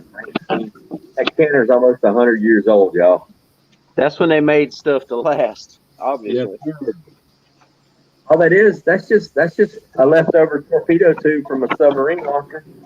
They just cut it down Probably. and made it a canner. They had our mile-long yard sale here in town today, which like all the antique stores bring all their stuff out. And I was wrapped up on my couch, and I'm like, I'm not going out because I know I'm going to be looking for a canner. I did find a pressure cooker the day before, and I almost bought it, and then I chickened out again. Bruce, you got 13 minutes to go. Well, she kind of went easy tonight.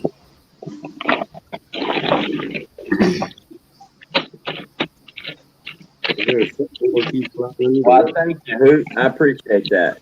I don't know about the young part, but I appreciate that. Ain't nothing young about me. 38 is young. About 52. You ain't no 52. Huh? You ain't 52. Yeah, I am.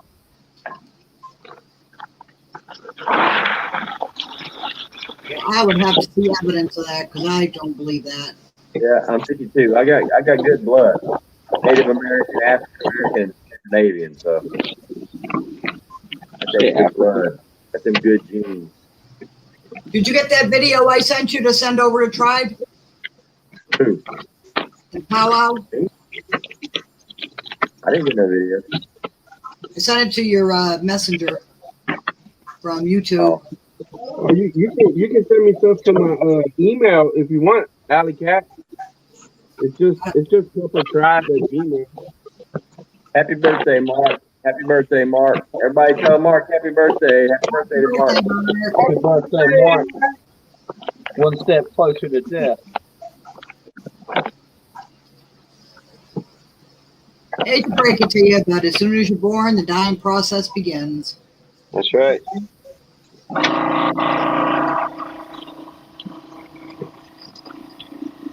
Ghost, I didn't tell you that I like your beard that way. What way? Stay back. Oh. I liked it the other way too, though. You keep it nice and groomed. My husband looks like something out of ZZ Top.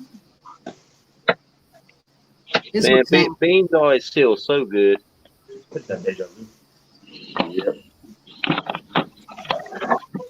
Look at that. It's nice and tight. It's like a brick.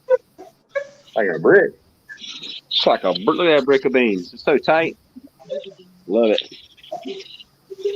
Nice. I'm fixing to post a video when I'm done in the basement and show you guys how I vacuum seal my stuff. You're going to laugh your ass off until you realize how good it works. And then you're going to go, damn, okay. Can't wait. I have a real weird way of doing it. But I mean, you guys know how I do stuff. It works, so.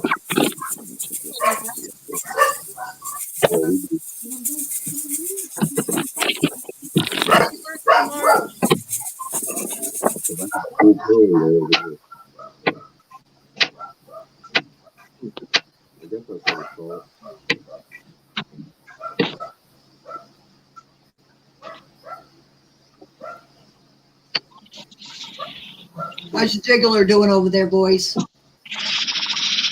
She's still huluing.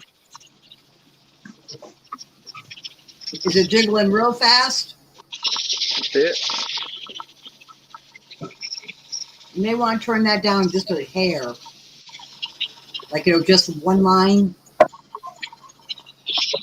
All right.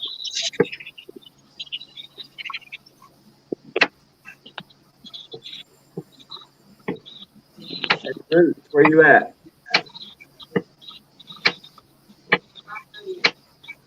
I gotta tell you something. I'm going to see family in South Carolina tomorrow, so I'm taking care packages in my hands. I'm gonna show you some of the fruit that I put up last year and the year before. Hang on, I missed one. Bringing down some chow chow.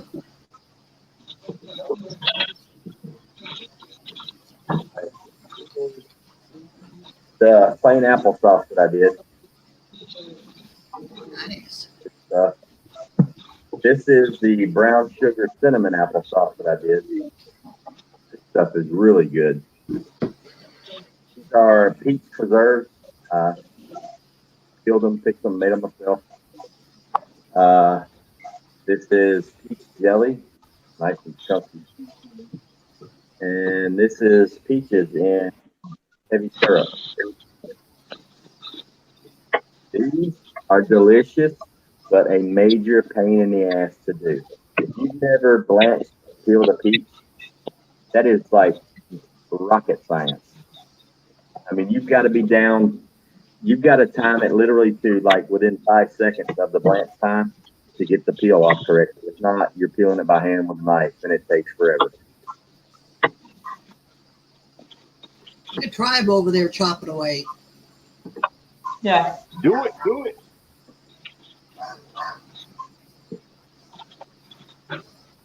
Start filling them jars up as you're cutting them. You got to wash them.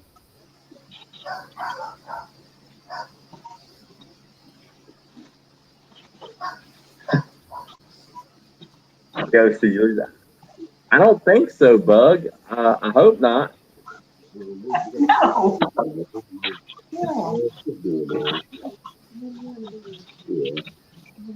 mean, I have a habit of losing subscribers by just being myself from time to time, but you know. can't handle me at my worst, you don't need to be around me at my best. It is what it is. That's right. But no, actually, all the comments were very supportive on the beard shave. I do it every year. I mean, I grow it for about a year and then I shave it. I let it grow for a year and then I shave it. I shave it when I can't sleep. If it comes to the point that I got to put it in a ponytail to sleep without it getting caught in my armpits or behind my shoulders when I'm in bed, I'm cutting it. Never guessed. That's a good one. Never guessed. Who would have guessed Tribe would be online peeling his carrots live? I know, right? Right. Prepper Tribe, a year ago when you started your YouTube channel, did you think, hey man, I'm going to be cutting up carrots and canning taters and all that good stuff? Hell no. I did, man. You know what it is, brother? It's all part of the preparedness lifestyle. Yeah. I'll never forget. This happened about 6, 7, 8 months ago. I forget whose chat we were in, but some dude was in there, and he was telling everybody, people who learn to can tomatoes are not real preppers because you're not going to need that stuff because the government's going to come to your door with a tank. I was like, what the hell are you talking about? Idiot. I'd love to meet that guy on Dark Street. His name was Panda something. Political Panda or something like that was his name. Hey, Milkmaid. Hey, Milkmaid's back. Hey. Sorry. Did the tech report show up?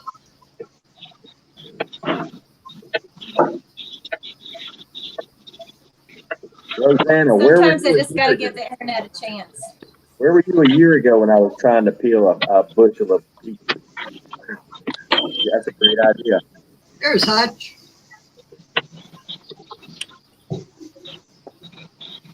Yeah, they would get under my armpits. I'm sleeping like this because I don't really use pillows. I use my arm, and I would, it'd be all got beard all here, and I'm trying to roll. Yeah, pain in the butt. Gotta go. My husband's doing the Lou Albano, with the rubber bands. Yeah, I used to do that, but I ain't putting all that work into it. He should be home pretty soon here. You'll see him when he comes in. He somehow strapped a crock pot full of barbecue meatballs on his motorcycle. Jill says I'm going to have to go at pickling red onion, thin slices very thin. I got the jars. I watched the video. I need pickling salt or ordinary. I've never pickled onions before, but I would just get the pickling pieces, come in the shaker, and just throw it in there and rock and roll. Rosanna, is that where you live?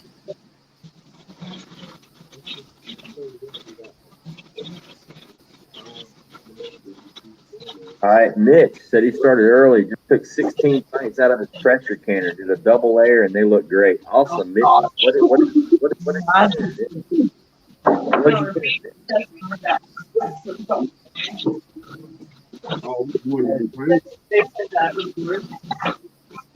Thanks, Doc Mac. How you doing, Nikki?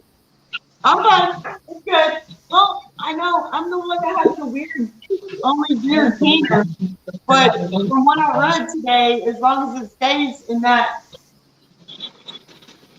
pressure on 2, which is 10 pounds in the green area, it's good. So it's been in there. So I think I'm good. Yeah, as long as it's green. All right. All an experiment. We'll see. Yeah, non-iodized salt for any canning. Always remember that. Why? Why non-iodized? I don't know. Makes it taste funny. Oh, does it? Yeah. Good to know. Yeah, you can use sea salt too. You can go ahead and load them up. Man. I prep both iodized and non-iodized. You can go ahead and load them up. And rock salt. I don't know how mine's going to come out. Back down. My mom texted me. She has my daughter, my 3-year-old, and she started coughing. And I called her to check on her, and she said that she put baby Vicks on her chest and then on the bottoms of her feet and put socks on her. Y'all know that old wives' tale where she put, I was like, oh, that poor baby. She's not going to be comfy tonight. Wow. I don't know. anybody else used to do that or not, but That sounds good, G2. Yeah. Yeah, my grandmother used to do that to us when we were small with the Vicks. Get them on your lip, rub it on your chest. Yep. Yep. Hey, it worked. They did it. She has allergies with the season changing. It's super cold here in the mornings, and then very humid the end of the day. So she's struggling right now. Hey, G2. I had a good score yesterday.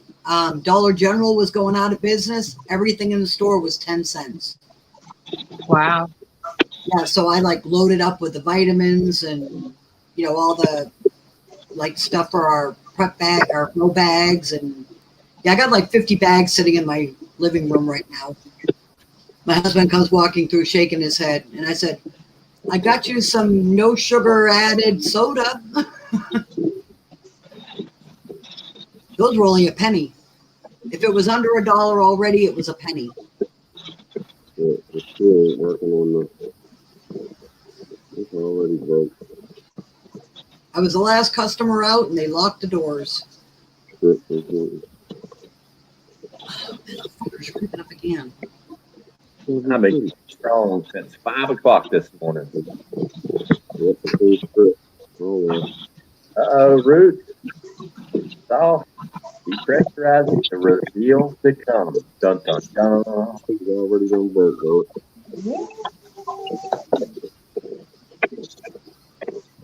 That's probably gonna be the topic for the canning show from now on. Is what Root canning?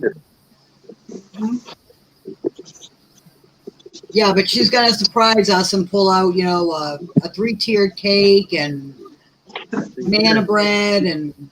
See, here in this community, we don't keep up with the Joneses. We try to keep up with Virginia Root. Yeah, exactly.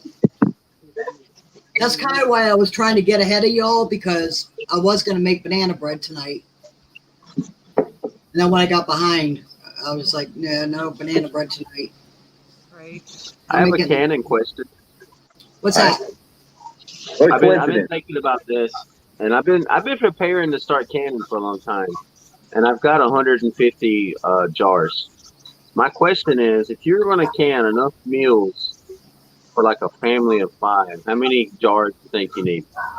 A lot more than that. Like what? Like 500? That's what I've been trying to do the math. For how long?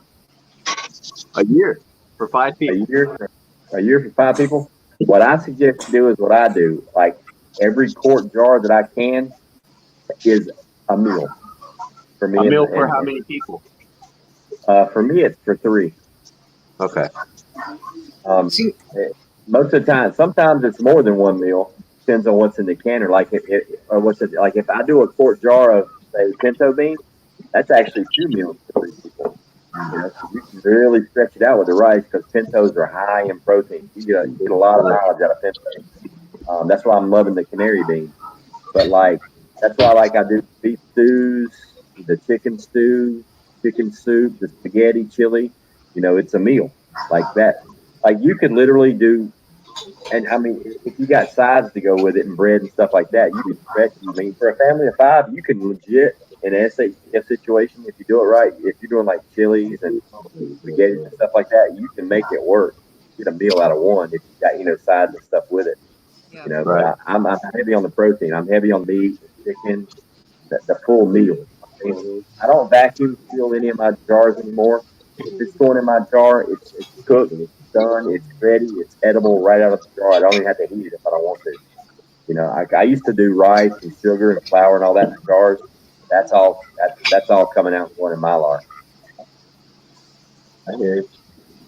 Native Milkmaid gave me really good advice, and that was to maximize the calories per jar.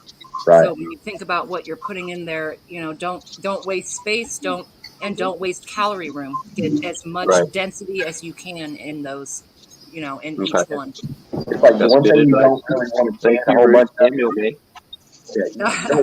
You don't want to pressure can a whole bunch of celery. I mean, there's no nutritional value in celery. Okay. Right. I mean, you actually expend more energy eating it than you get from it.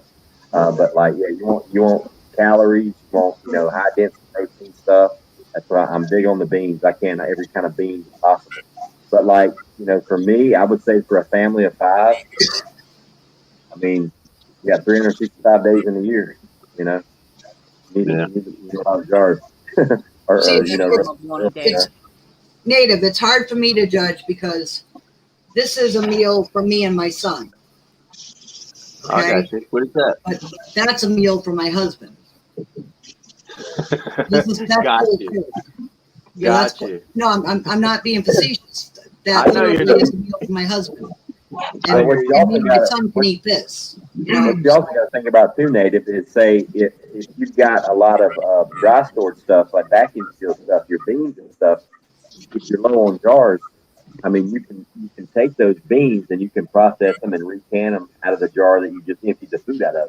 You can Right. out of the jar. Well, I was thinking because I mean I'm doing the quart jars based on your videos because I thought it was a great idea. Like if each quart jar is a meal, plus the hundreds and hundreds of pounds of rice and beans I have stored to make sides. Because our family here, everyone in our family loves rice.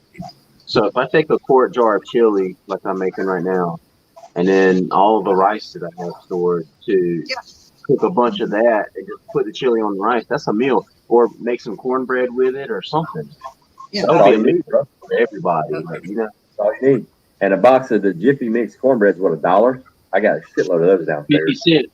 50 cents. Well, I don't know. It might be more now. I haven't bought none in a long time because I've got like No, 50 they're boxes. like $1.29 a box up here. Oh wow. Which I'm like, I don't fucking think so because I remember when it was 25 cents. Yep. Wild Angel canary beans are a strain of pinto beans. They're a sweet pinto bean. If you ever eat canary beans, that's the only type of pinto bean you will ever eat again. They make the best chili. I mean, they're absolutely delicious. They're not in a lot of stores in a lot of places. You may have to ask Walmart to get them for you or whatever grocery store you're at, or you can get them online. But just look around. They look just like a pinto, but they're a lot lighter. They're like pale. They're like a pale cream color, and they have these wicked purple stripes all over them. They're really, really pretty, and they're absolutely delicious. They're my new favorite bean. Well, that explains why I couldn't find them because I thought you said cranberry beans. Yeah, so I'm cranberry. just looking for cranberry, not canary. Cranberry. They are cranberry? I couldn't find them. Yeah. It's called cranberry because they have a cranberry color. We don't have them here. I've never seen them in 80 years, whatever. I found them in Florida before I moved here, and then I found them here, and they're absolutely. I would pay extra and order them. That's how good they are. They're delicious. Like seriously, call your grocery stores and tell them to get them because they can. I mean, they're manufactured. Like I know Walmart has them because they have the Great Value cranberry beans. I mean, they're in the Great Value bag. They're delicious. I've never seen them ever. Okay, Milkmaid. Awesome. I'll tell you what, my local, we only have one grocery store in this town. The shelves are freaking empty, and they are not filling them. I could not find a bottle of clam juice. And I was running out of time and stuff, so I ended up opening up some of my canned crab meat and stuff just to get that fish flavor.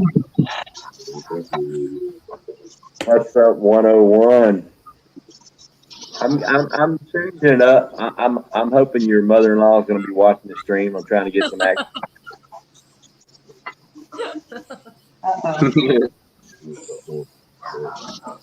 Oh, I don't get a hello from you, 101? Tiger knows what's up with the cranberry beans. Am I right or wrong, Tiger? Those are the best. If you've never had cranberry beans and you get them for the first time, you're gonna like look at whoever's sitting across the table from you, and you're gonna be angry that you waited this long to eat them. That's how good they are. They're absolutely delicious. It's one of the few beans that you can just eat the beans and be happy. Like cranberry beans and cornbread, that's all you need. I have a message for people in the chat. 7 radioactive sign, 4-leaf clover, 13. End of message. 7 radioactive sign, 4-leaf clover, 13. What was it? 7 radioactive sign, 4-leaf clover. 13. What was the first one? Zipper. Ghost Canner, my mother-in-law says you're hot. See, and 101, you always talk about she's not smart. That woman is intelligent, and she's got great eyesight. She's got like 20/10 vision. Thank you, Prepper 101. Ghost, I'm kind of jealous that Sorry, bro.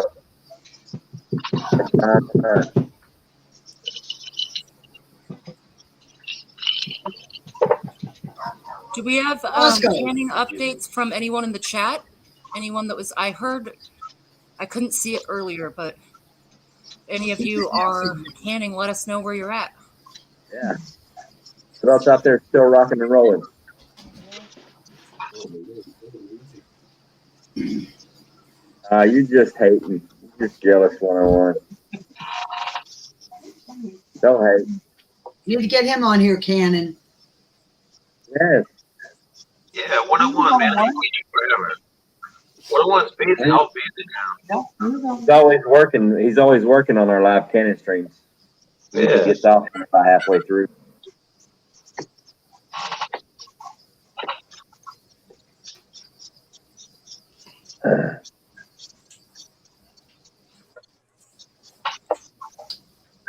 Debbie's waiting on the pressure to come down. Awesome, Debbie. Nice.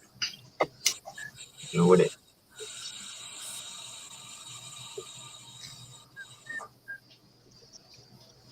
How much more time do you have, Native? 33 minutes, 30 seconds. Nice. Like my heat's all the way down on like 1. Right. Yeah, 1. Yeah, that's where I'm at. Sweet. Those carrots look beautiful, man. They're beautiful. Beautiful. There's some beautiful carrots. Watch your finger. Son, pull them fingers in. Look at Tribe and Niecy like professional cannon already. It's only been a week. Thing. Leave Virginia up there with them nice skills of hers, man. She just diced up everything in the house. Those look awesome. Virginia comes in there like Michonne from The Walking Dead with that samurai sword. There's shit. You're right. It's all that restaurant work. Roman Prepper, what's going on? Roman, what's going on? Hi, Roman. Hey, Rome, I'm dropping the link. If you want to come up and hang out with us, come on up. I dare Anybody you. Else? Anybody else is welcome to come up. But remember, this is my good channel. This is the child-friendly channel. The politics. Yeah, exactly. So come up here and talk about vaccines and elections and everything. Right, Ghost? Come on up here. Yeah, come on up here and get Ghost.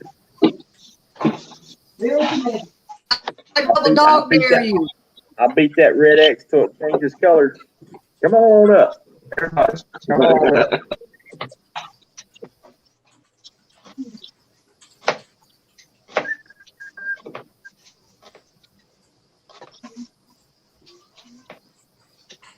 Uh-oh, he's coming. Yay, roaming. Ghost, I got a good question for you, man. All right. Let's say you're doing your canned stuff and you only got enough to fill your jars with, like, say, 1/2 to 3/4 full of carrots. Do I still do the water all the way up an inch from the top? Yeah. And don't forget to debubble. Right.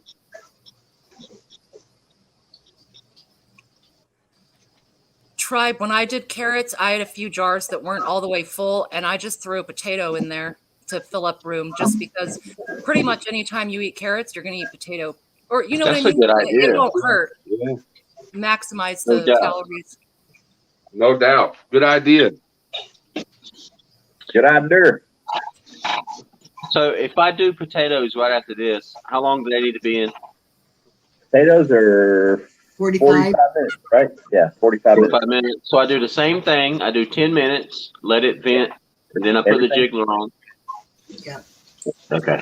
Got it. Make sure the belly button. Make sure the belly button pops up. The only thing that changes in pressure canning is the amount of time you leave it in there. The process, what you did, the work up and the work down are exactly the same. Gotcha. It's just the process of time. Yep. Native, if you want something that tastes like a baked potato, I did some that were cut into chunks and I left the skin on. Yeah. And I did some where I just cut them in half and stuck them in jars. Yep. No water, no nothing. And stuck them in there. They come out I'll do nice. it. Hey, I like mashed potatoes with the skin still on. My kids hate it, but I like the potato skins. It gives it a good taste. That's where all your vitamins are. My son just peeled a whole bag for me for the chowder, and I forgot to tell him to keep the skins because I rinse them off, and dry them, and I deep fry them, and I've got chips to munch on. I hear you, sis. Really I left good. skins on all of my potatoes. What tribe? I didn't catch that. I don't think he said anything. He's concentrating on his cutting skills there. He said something. He might have been talking to me. Tribe, did you say something? Yeah, I said I left all my skins on my potatoes. Oh yeah. I hear you. I did Tell too. you, deep fry them suckers like you would a French fry. They are so good. Oh yeah. I put mine in a pan with ghee, and you can get like a nice home fry. You gotta get rid of the water, but put that in a roast, put that in a soup, put that as a base. It's basically a veggie stock, right? But yeah, the potatoes and ghee or butter or olive oil, and they'll get a nice little hash to them, like a breakfast type of hash. It's delicious. And the skin kind of helps the integrity of that stay together. Nice. I'm really pumped about Nikki's rabbit. I want to see what it looks like in the jar. Yeah. Me too. I hope it's working. Like, I have no idea. I have no idea. Now, Nikki, has that maintained the same pressure the entire time? Yes, there's a gauge and two, 1, 2, and 3. So I have like a cheater because I got like a 1, 2, and 3, 5 pounds, 10 pounds, 15 pounds, and it said already instructions. As long as it stays in that area, I'm good. So hopefully we're good. I'm watching it like a hawk. I was seriously thinking about getting me one of them because this turning around every 5 minutes and going from 10 pounds to 15 pounds and everywhere in between is driving me crazy. I want to be able to go sit and watch my TV. I'm going to eventually get one of those, badass all-American cleaners. I'm going to get one. If this works, I'm going to get one of those. Hey, Roman. Roman, what's up, man? Can y'all hear me all right? Yes. Yeah, you sound great. It's just my fancy headset. Nice. Man, I gotta tell you, I'm super psyched. We hit the farmer's market today. We found a ranch about 2 hours away that will sell as small as a quarter cow, quarter steer. Nice. Their average beef price was $7.50 a pound. I'm talking including steaks, the whole 9 yards. That's good. So, I mean, in light of everything going on, it was nice. I found another cotton farmer who's now set aside 3 acres, and he's freeze drying his produce and selling it. And that guy's about an hour away. So I'm kind of psyched. I found new places to go shop. How have y'all been? Awesome. sitting here watching Native get his cherry pop. It feels great too. The first time feels amazing. You never forget the first time. Wait a minute. Let me go get the jar of Vaseline. All right. I was supposed to, my piglets, the 2 male, it's time to take their nuts. And D-Val was supposed to help me do it. I haven't heard from him in over a week. Later, Roy can't get in touch with him. So I don't know what's going on with the guy. But he will. He'll disappear for a month and then come back and let me in. I'm sorry. And he'll have like a story or something. But so I might have to do it myself tomorrow.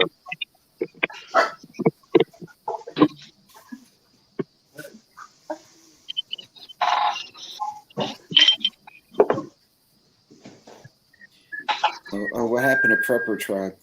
Oh, there he is. There he is. What up? There he is. I had They're a 47 liking, and they're only 36 thumbs up. had a tripod break on me. I had to break out another tripod.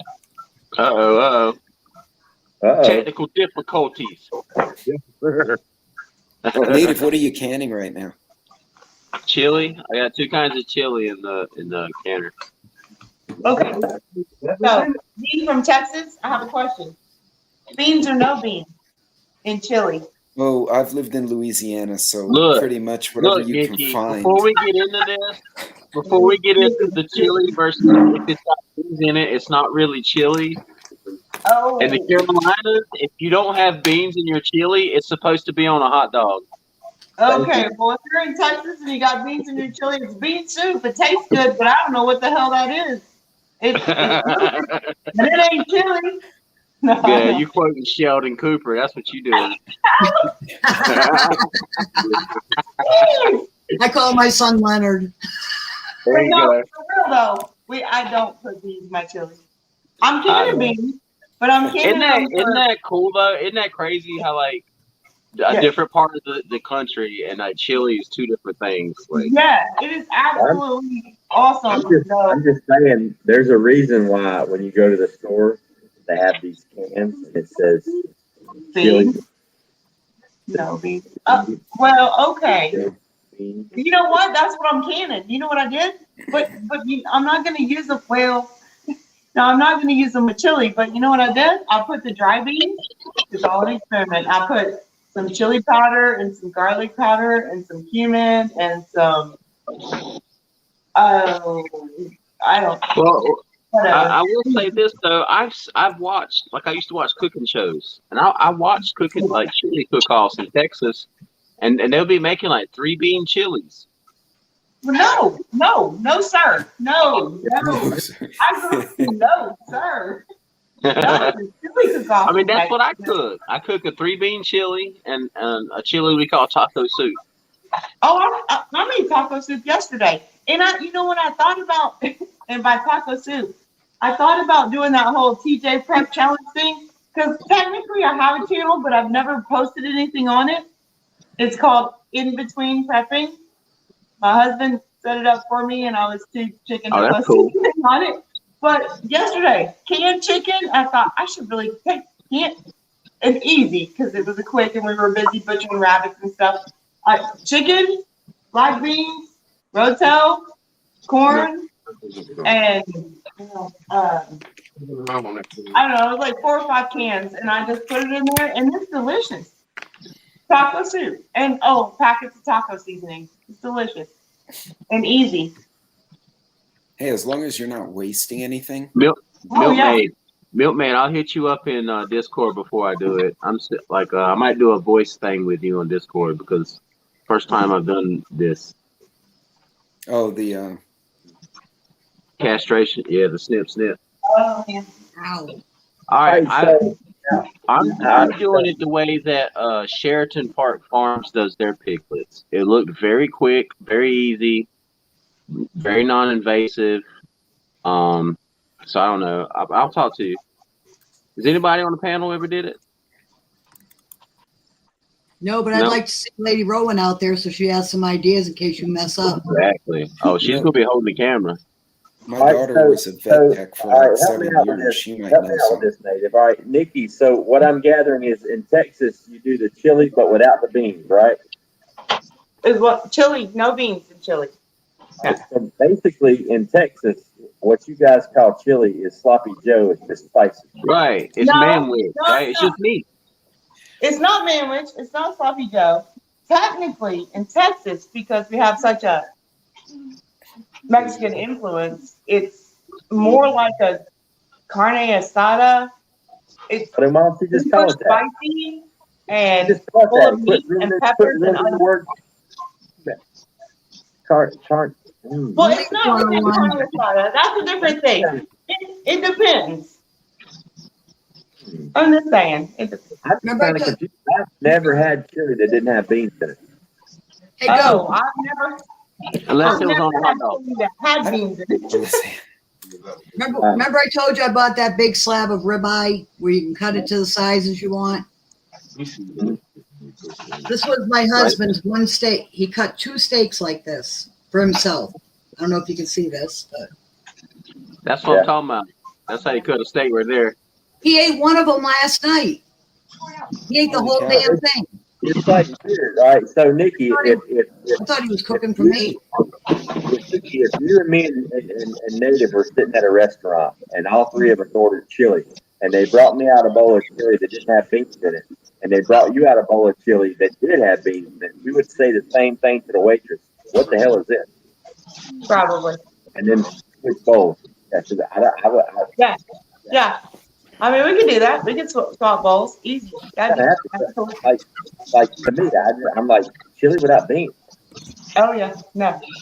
Like literally, when I make my chili, the first thing that goes in the pot is the beans. I make it with cranberry beans or pintos, and I cook them first. Then I make my chili into the beans.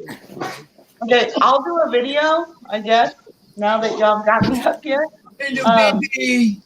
I'll do a video because fall's coming up and chili is, I mean, that's the first thing my husband wants in fall is chili.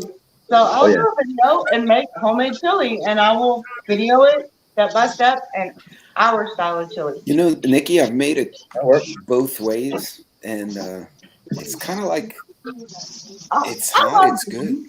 Yeah, no, I'm not saying clearly. I'm kidding. I love beans, but in Texas, I grew up with a family that went to chili cook-offs. That's what we did. Yeah. My family did when I was little. It was chili cook-offs, and if you put beans in chili, you made a different dish. It was something else. Yeah. Yeah. It's just, it's like you said, it's crazy how regionally throughout the country everything's so very different, and which is cool. I love cooking shows like Native. I watch cooking shows all the time, and things are different everywhere. And I experiment with all kinds of foods, and I like it all. Well, see, now I got to make chili. Now I got to make chili without beans so I can try it. See what it tastes like. Delicious. I just got to figure out what to call it. I just got to figure out what to call it because I can't call it chili. Not here. Not in Carolina. Taco meat. Taco meat. That's different. That's different. Yeah, that's a deep debate. That one. Beans, Right. no beans. Right. Yep. I knew where you either way. Matter to me. Texas, because people from Texas have cussed me out before about that. What? People from Texas, what? Have cussed me out before about my chili. Oh no, I'm not gonna cut. No, I don't. Oh, I know you're not. I'm just saying, like, some Texans get serious about their chili, man. Oh yeah, Texans get serious about chili and another barbecue. We get serious about some barbecue too. See, we're hearing from the Midwest. Milk's on the debate now. Taco meat, chili got beans. Speaking of barbecue, we have a Wait, barbecue? You want to talk Carolina barbecue? Let's do it. Look at Tiger. Chili con carne is chili with meat. So no beans, no chili. Tiger's free. Oh, try. Let's try it. Put them on the big screen. Yeah. Oh. They tried. Try. Does he have his thing off? Try. Huh? If you're going to go straight from what you're canning now to the carrots, put boiling water in the carrots, and then you can put them right back into the canner. Otherwise, your jars are going to crack.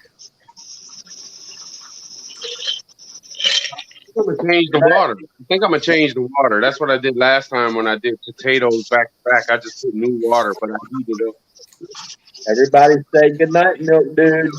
And Night, Milk Dude. I love you, man. You're amazing. Night, I Milk never Dude. met you and see you. Night, Have a good Milk evening. Dude. Night, Milk Maid. Night, Milk Man. I'm gonna hit y'all up about the hot nut.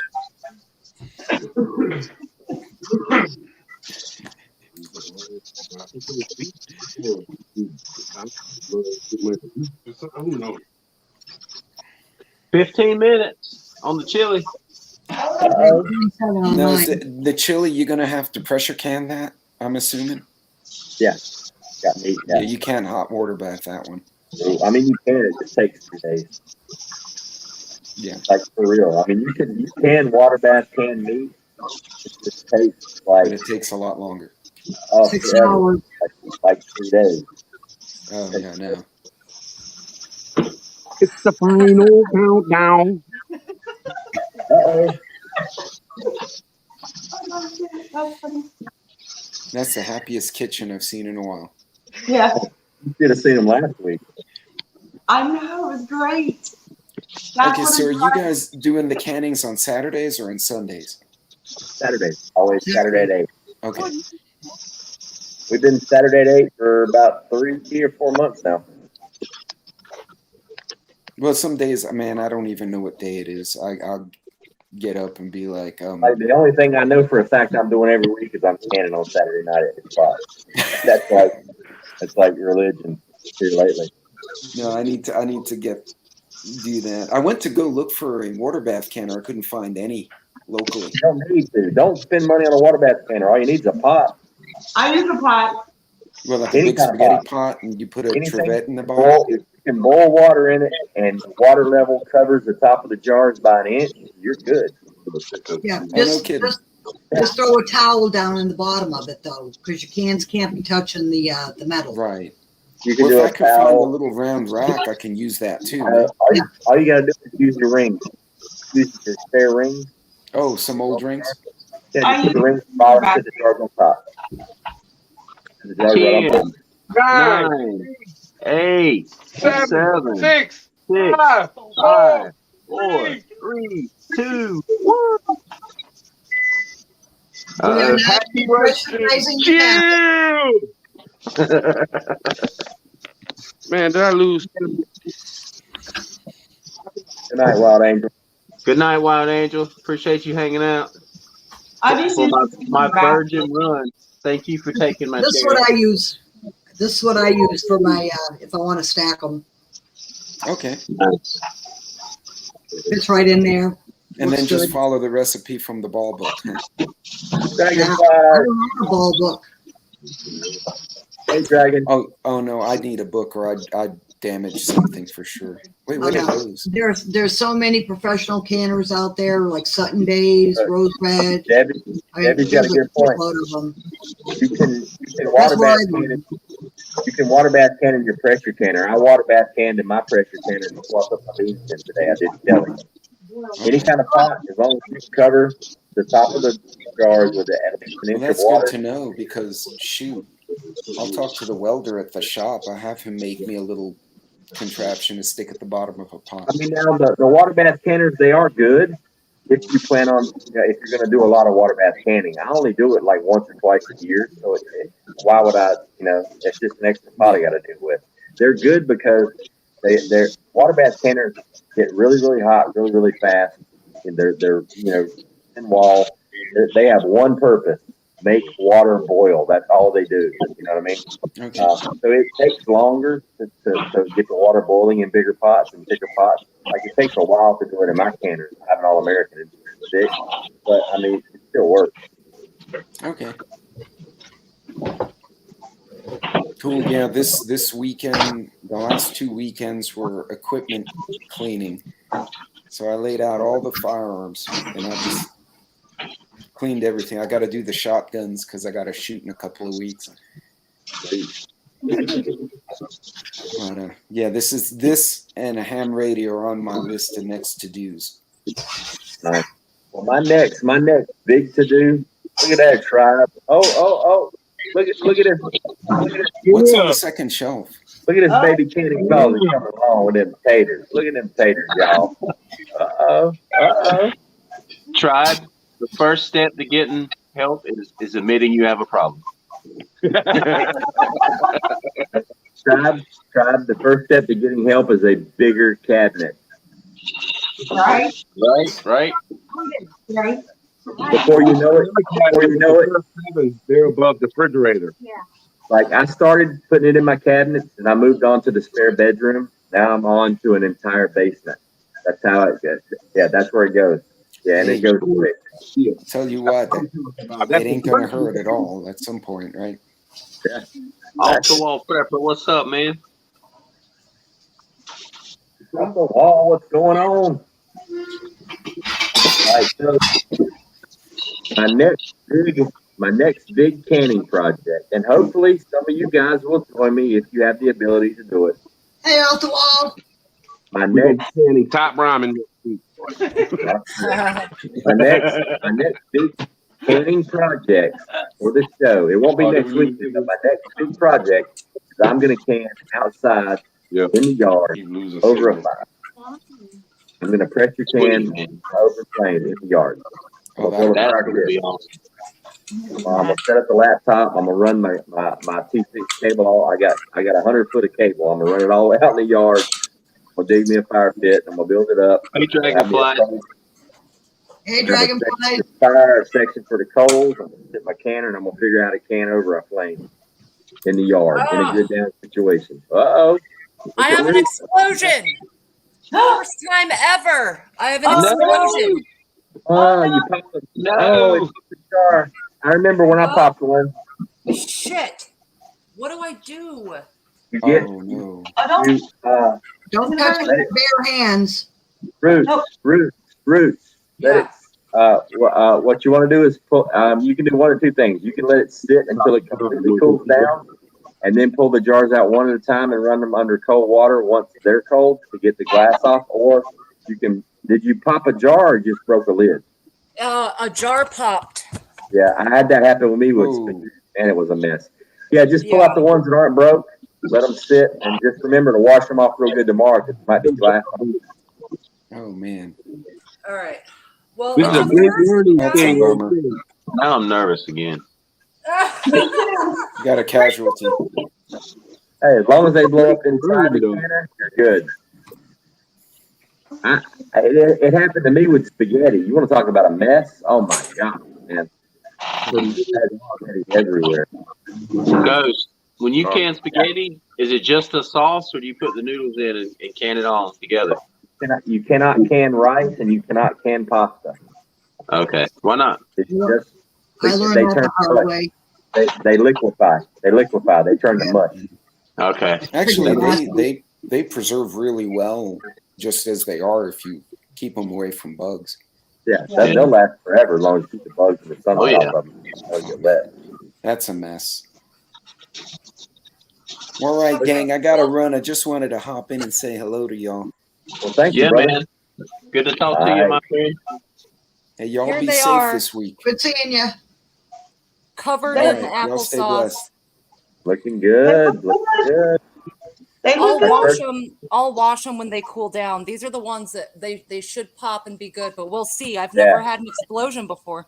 Yeah, you don't want to wash them. You don't want to wash them until they're completely cool. Okay. I'm gonna switch computers. I'm actually gonna jump down and go to a different computer, but yeah, I won't touch them for a while. It'll just be a mess, I guess. Yeah, wait till they're completely cool. You want to run them. You want to run them under the water once they're completely cool, because you don't want a temperature change that could pop. Okay. I won't touch them for a Do bit. not touch the canner, native. All right, I'll be back on another machine. I know. I'm nervous again too. Oh. Well, I'm far enough away from my canner. I ain't worried about it. G2. In the chili I made, the 3-bean chilies, I have tomatoes from my garden that came from the seeds you sent me. Appreciate you, sis. Appreciate you, sis. Nice. Well, that's a really good idea, and yeah, I think it would work just fine. But what I plan on doing is I'm going to dig a fire pit, but it's going to be a rectangle. I'm going to have the fire on one side. I'm going to give me a good bed of coals. I'm going to rake the coals over to one side. I'm going to pull the grate out of my oven in the house. I'm going to bring it outside, and I'm going to lay it over the flat area with the coals. And I'm going to do it just like a smoker. I'm just going to keep bringing coals over to make it hotter or pull coals away to make it cooler with the canner sitting on the oven grate. That's my plan anyway. We'll see how that works out. Right off the wall. Constitutional, what's up, man? What's up, Constitutional?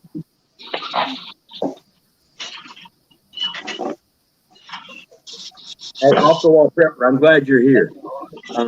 You did this chicken challenge. So from what I gathered, the chicken challenge is I just have to cook from my prep using chicken. Is that what I have to do? I mean, I watched your video, but the volume was kind of like shaky, and I kind of like missed the whole point. I didn't know if there was like a special thing I had to do. So basically, I can just go down and grab a jar of chicken and cook the deal with my prep. That involves chicken. I don't know. They've been using canned chicken. So I think, it's something from your preps. I would do I have chicken that's already shredded, and I make homemade chicken croquettes. So I'd probably do something like that with it. 4 minutes. Nobody's challenged me, so. Alcohol prepper, let's see. We use chicken. You're supposed to use canned chicken, but do anything in chicken. Well, I mean, I can use chicken that I can myself, right? Yep. FU46. I'm trying to like yeah. Get from G2.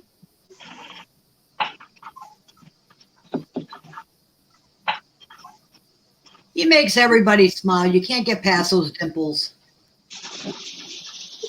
Even when he's mad, those dimples make him look happy. Really? Oh my gosh. Yeah, I watched your video off the wall, but I just didn't know if there was like any stipulations. I mean, it's just like grab your prep chicken and make a meal. So cool. I got that.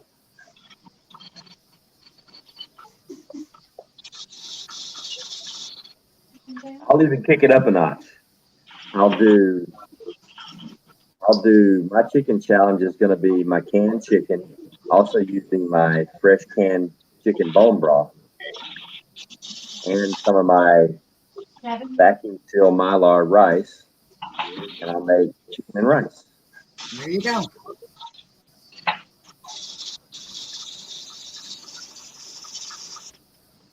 Prep my canned chicken and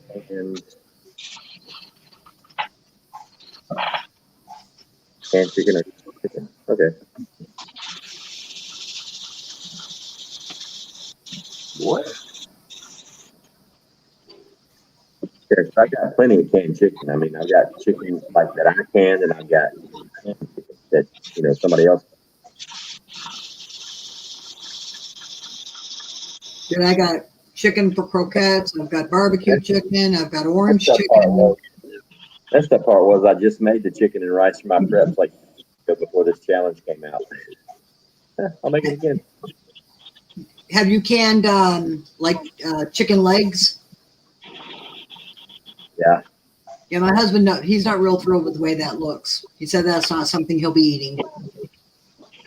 101. That's not funny because 3 days ago on the way to school on 74, I passed a buck, and I was this close. If I'd have been in my truck, it would have been in the bed of the truck, and I would have skipped class that day, and I'd have come home and I'd have put up some deer meat. 1 minute. Oh, 1 minute on chili. Hey, Ghost, did you ever can hot dogs? I remember one time, a long time ago, how'd it work? I did. I can hot dogs with, hang on, I'll show you. All right. I was just wondering about the consistency. Is it like banging the sausages? Did you do? Oh, snap. Look at this. Look at this dude fighting Antifa. This is one of my meals in a jar. It's pork and beans and weenies. Oh shit! Nice, dude. I can't. Hey, how long does that have to go for? Hour and a half. Anything with meat is an hour and a half. Yeah. Oh, okay. Anything with beans is an hour and a half, except for lima beans. I know lima beans don't have to go an hour and a half, but the rest of them, I do an hour and a half. All right, my time's up. What do I do? Wait for the belly button to come down. Turn the heat off and sit there for a while. You're gonna be there for about a half hour. Oh, I was gonna mess with you. Go ahead. Just take the top off of it right now. Hurry up. You gotta do it when it's good and hot. You gotta do it when it's good and hot. When it's really, really fresh. When it's really, really fresh. Gotcha. Really fresh. Have that burn kit ready. Hey, where'd Roots go? There she is. You back, Roots? Yeah. I just switched computers. I didn't see you down there. I'm sorry, I got sidetracked. I didn't see you down there in the green room. I have a question for you, Roots. Your jars, when you use them and say you cook something that's in a jar, when you wash the jar, do you wash it in the sink with silverware, or do you use like utensils to empty out your jars? Because you never want to use any metal utensils with a mason jar. Well, those were brand new as well. Okay. Yeah. So, if you ever it with a sponge. Yeah, so this is for like Native and you too, Tribe, and you, Nisi. You guys, when you're emptying out your mason jars, when you're going to cook something, you dump it out, wash it separate. Don't ever put any silverware in the jar. Don't put it in the sink with other stuff, because all these minute scratches on the outside or the inside of the jar, when you put it through the pressure process, it'll make the jars pop. Those explode. Oh, all right. Good tip, bro. Nisi just bought you want to show him the brush you just bought? Nisi just brought a special jar cleaner. It's like a real soft sponge. Yeah, that's what I got. Yeah, and then I don't put it in the string. We just set it on the towel. Yeah, it's like fingernails on a chalkboard when you see somebody take a spoon and go inside of a mason jar, digging around the bottom. I'm like, Right. Just show it in the package. It's okay. You show it in the package. You can see it. She picked up one of these. It's got a handle on it. Sponge brush. oh yeah, that's what I got. I got something like that. So it's soft and it's not. It says 5-year warranty too. Oh, dude. So it's not hard bristle. How much was it? Like $5. It was like $5. Roots, you see that? Yep. Yeah, I see it. I need to get one of those. And I was talking about the comment Bug made about you finally blowing something up. Oh yeah, I complimented him back in the chat. Thanks a lot. It took like 3 or 4 months. I finally blew something up. Good job, Kentucky. Kentucky Patriot Prepper. What part of Kentucky, man? I got close family up in northern Kentucky, 30 minutes from Louisville. ALA. I need to sleep. I want some ALA.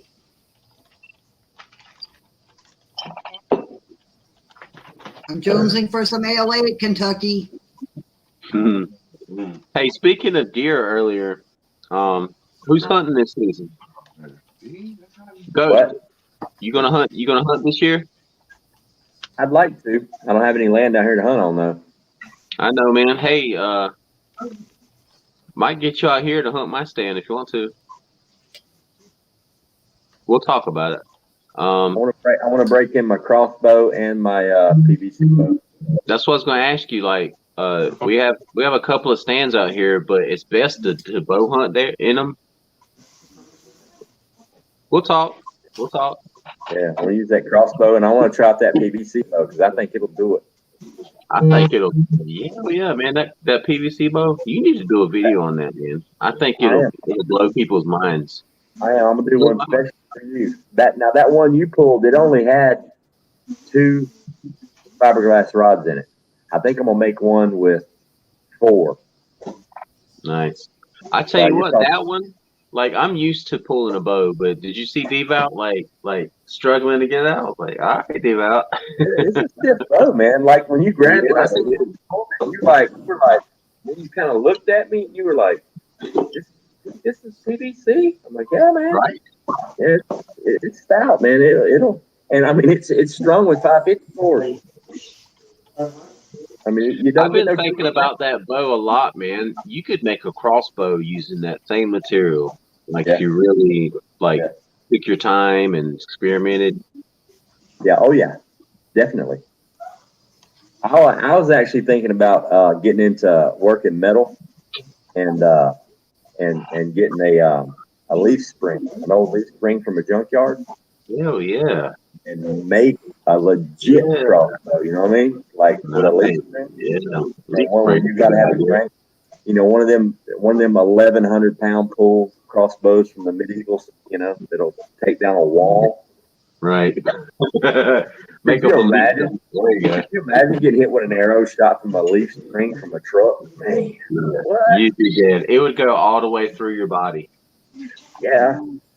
Dragonfly, what made the jar bust? It could have been anything. It could have been a manufacturing defect. One small air bubble in the jar. It could have been anything in the shipping. If those jars rub together and they put scratches in it, it's probably a defect in the jar. I mean, I know when I moved all my stuff from Florida up to here, I literally spent a day taking cardboard beer boxes. I saved them for like a year, and I cut them into sections, and I put cardboard in between every single jar in every single box. None of my glass touched glass before I put them in the truck, just to make sure there wasn't any rubbing going on. Because if you get any friction on that glass or there's any minor imperfections, they'll pop.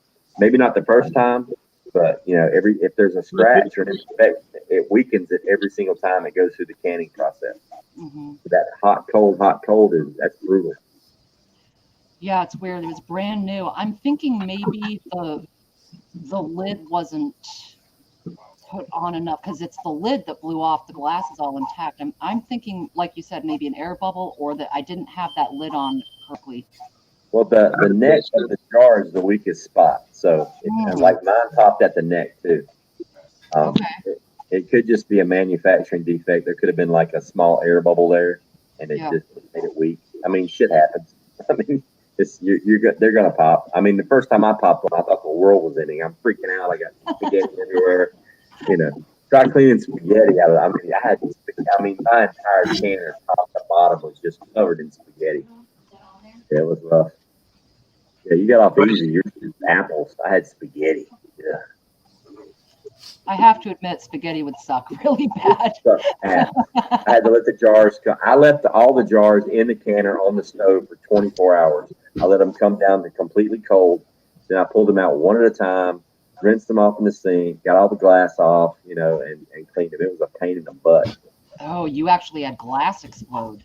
Damn. Yeah, the jar popped. The whole jar just blew up. Like it popped. Like the only thing that was complete was the entire top of the jar from the bottom rim up was completely full, and the very bottom was full. Everything in between the belly of the jar was just exploded. Oh no. Yeah. That glass, spaghetti and glass everywhere. Oh.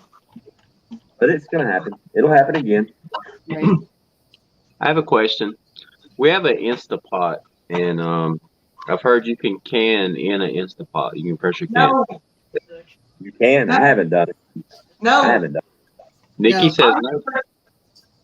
I researched that. I researched that because I have an Instapot over there, and they said no. No, Yeah, go to Rose Red Homestead. She did a whole thing on it. I think, Rose Red Homestead. She's a scientist. So she has like this little device that she actually puts inside the canning jar with one of the jars with food, and it registers on her computer whether it's up to temperature and stuff. Right. And well, I mean, don't bring it up. Makes sense to me the way the Instapot works. I was like, why? What can't you can? Because there's like a metal pot inside the machine. There is a canning button on there. If you can hold 240 degrees for the full processing time, it'll work. But somebody just put it in the chat. It's the Instacanner Pro only, or the Instapot only. There's one that's made specific where you can food in it, but the other ones she revised it. Yeah, there's one model that's made specifically for pressure canning, and I think Alaska Prepper has one. I think Alaska Prepper did a video on it. Does it have a canning button on that one, Native? It's the new one that just came out, and it's made for pressure canning. I mean, the thing is, you can do like what, 2 jars maybe at a time. No, 4. You can do 4 jars. Yeah. Why? No, I think that's the one I have. Yeah. Oh. I don't see one. It says pressure cook. Yeah, I don't see a canning button. It's the Instapot Pro. I'm gonna look Max. it up though. I'm gonna look up the Rose Red. It's the Pro Max. It's the Instapot Pro Max. That's the one you can do it in. Yeah, she knows all the safety stuff about it and everything. Wonder why though? I mean, if the physics behind the way you can.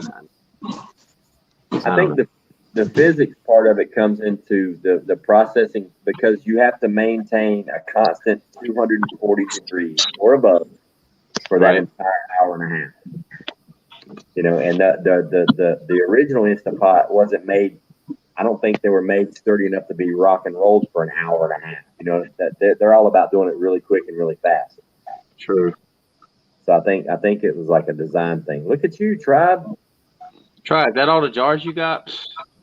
This is just one pile here. Yeah. Nice. And I'll reshow. I just showed the ones inside. I'll show you those 2 stacks. Lucky if you can find them. I'm having some luck. I'm finding half gallons and everything. A good spot to find canning supplies like lids and everything. I've been finding them at Harris Teeter's, man, because rich people don't can.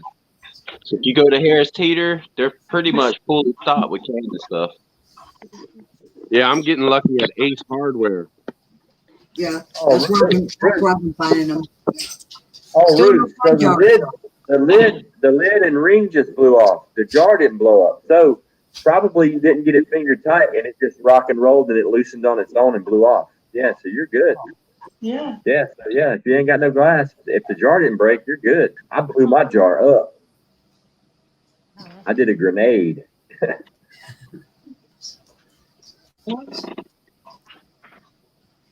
Nice. Look at the jobs. Look at the jobs. I hear you. They'll all be gone within a month. Yeah, I'm gonna be canning all day tomorrow. I hear you.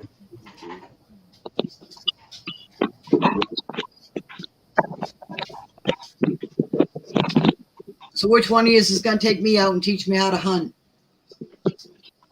I'm planning on doing a hunting journal this year. I usually don't start hunting until October when it cools down a little bit. And I wanna chronicle my hunting season this year. My future son-in-law is gonna be hunting the stands with me. So hopefully he's pretty good. He's a good kid. That sounds so weird to hear you say that. What? Future son-in-law. Why? Because you look so young. I'm 40 and my daughter 18. Yeah, my son-in-law is right around the corner from his E5 stripes. What?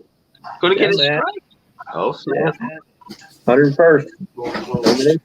101, screaming eagles. Pick up the rifle for me. Well, that's my second division too, or was. before he There's my biker hubby. I'm sorry. He's part of them two screaming eagles. See the beard? See Yeah, the beard? what's going on, brother, with that luxurious beard? Looking good, man. Nice. What'd you bring home? You brought home something that was canned. No, it's not canned. It's Carlos's homemade barbecue sauce. Wow, homemade barbecue sauce. That's the best kind. Yeah, he won't eat anything I make, but Yep. we'll all try out Carlos's barbecue sauce. What colors are you wearing, brother? What colors is your husband wearing? Dark. He said he only brought it home because he figured I could use the jar. Alley Cap, what colors was that your husband's wearing on his vest? It's a Redstone Arsenal. What's it called? Redstone. He wants to know about your hog. It's a local hog group. Local hog group. Nice. I said I got the Hogs for Dogs T-shirt on. They did a run for what is that company? It's what Ghost is into. It's dogs that are trained for veterans. Oh, sweet. Yeah. Nice. So they did a bike run for them for their charity. That's awesome. So I always get cool T-shirts when he goes on different rides. Mm-hmm. Until 0 though, because we still got another. 101 ain't right. 101.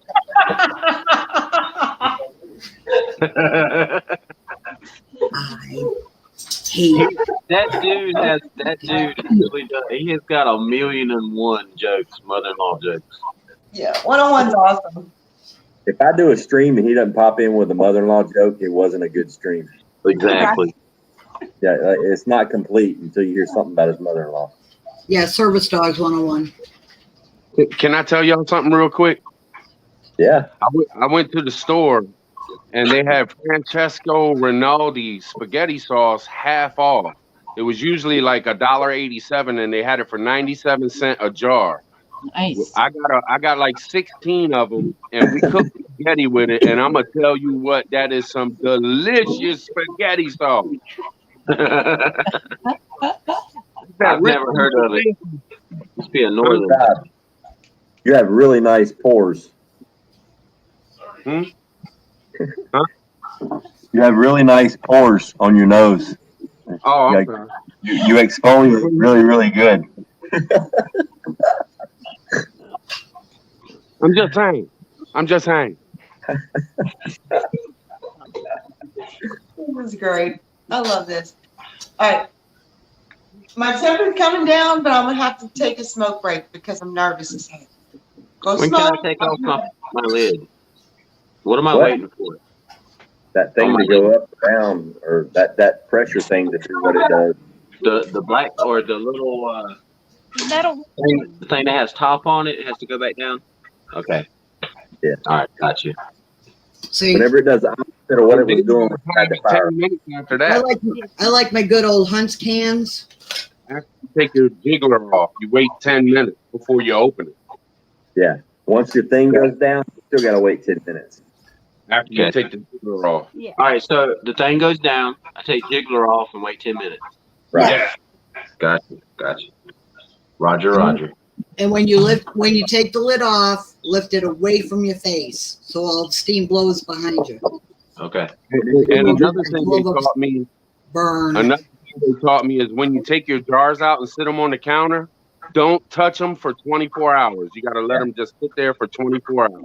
And don't just sit them on the counter. Make sure they're on a dish rag or something. Yeah. Okay. Put them on a bag. And then they sit for 24 hours and come back to room temperature. And then once they cool off, take the rings off. Run you some soapy water in the sink and get in there with a sponge and wash the shit out of that jar. The groove, wash it real good. Make sure there's no food particles or grease. That way it won't draw bugs to your food. Okay. Bet. It's hot in here. It seems like a lot, but now that I've done it, all the steps just stuck with me. Like I don't forget none of them. Like it's simple. It's like cooking a meal. Yeah, it is. Bug dude, man. Bug dude asked me if I was drinking ghee. Shoot.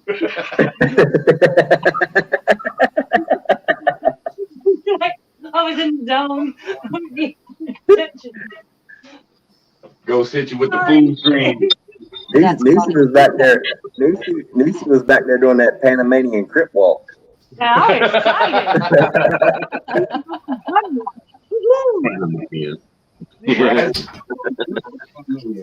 We're like a half.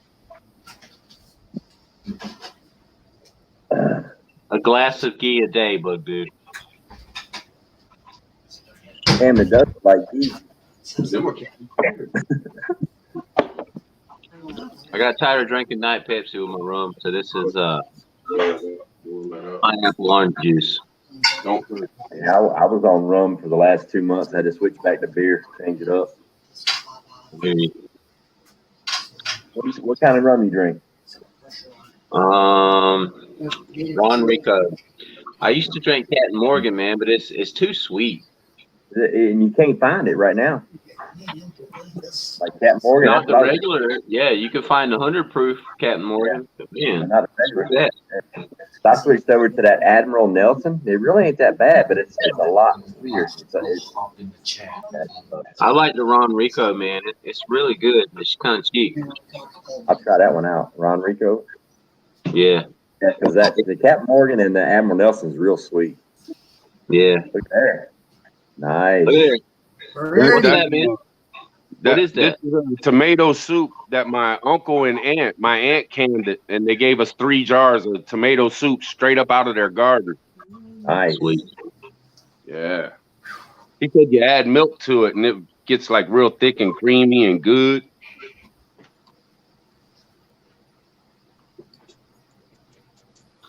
I told my uncle Ghost. I told my uncle, he's in his 70s. He's the last of really the Chad, how you doing? And he's like super proud of me, man. When I told him that I was canning, he was telling me, he's like, we got to can some rockfish next. And I'm like, hell yeah.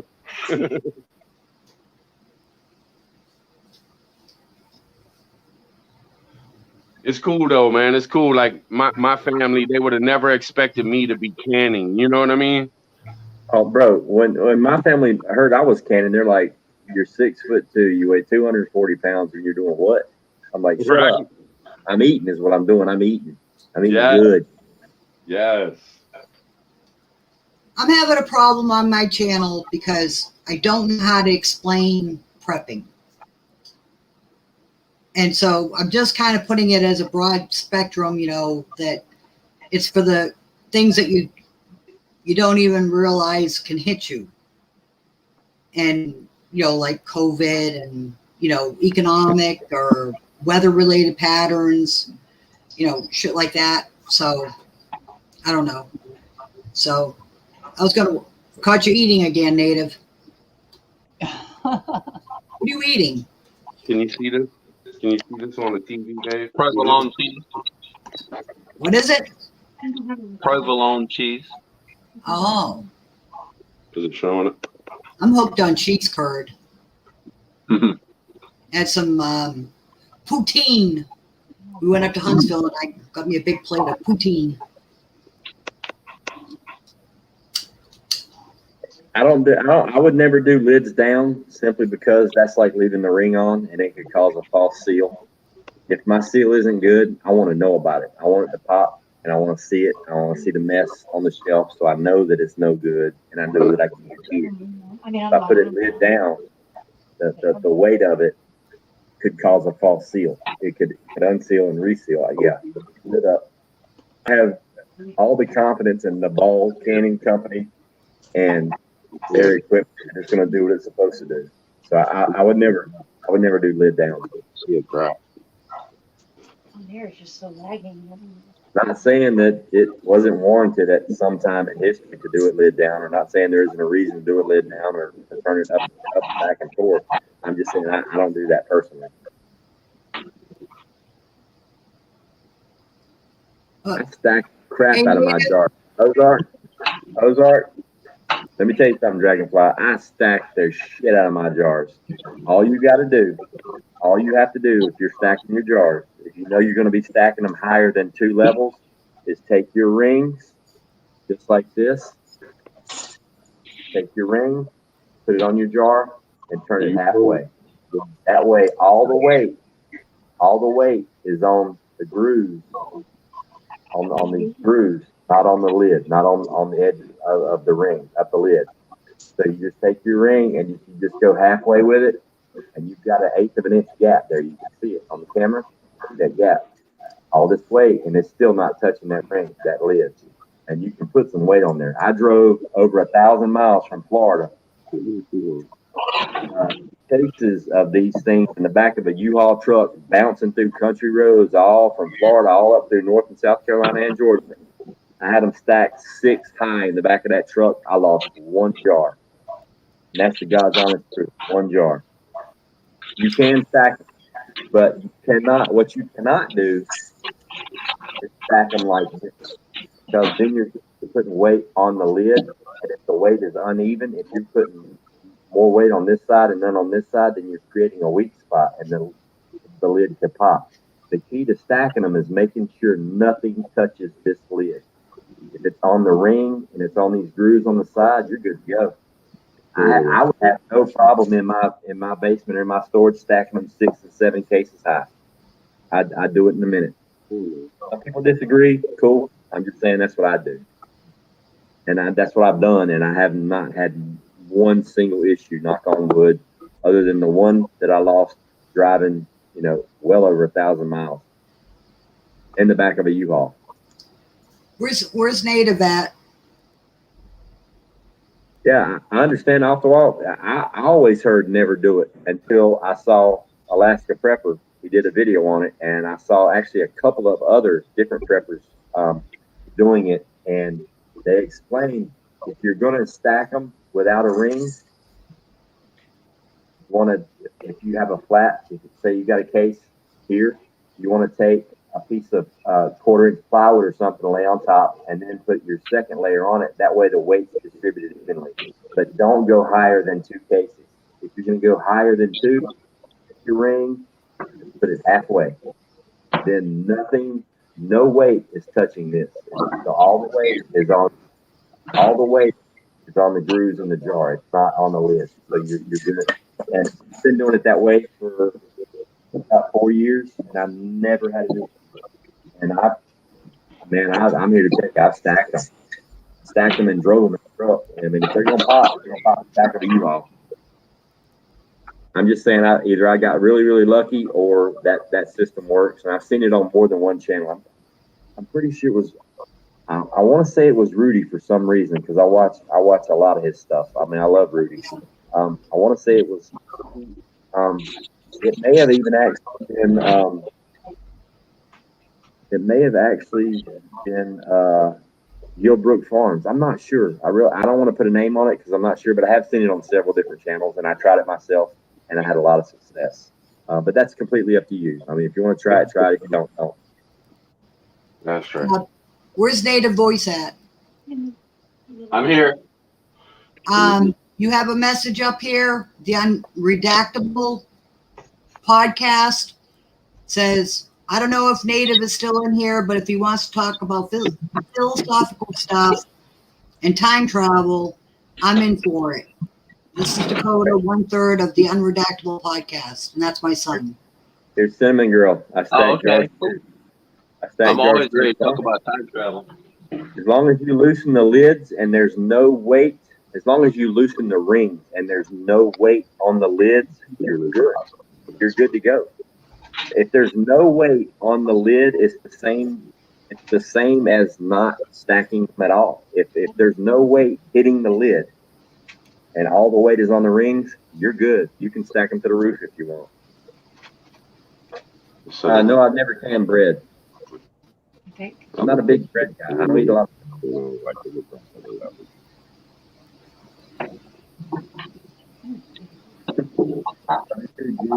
32 G2. Yeah, I mean, if you don't want to stack them, I mean, if you feel comfortable not stacking them, don't. Trust me, for the first 2 years I started canning, I wouldn't stack. I wouldn't even go past. I wouldn't stack like 2 layers. I wouldn't do it.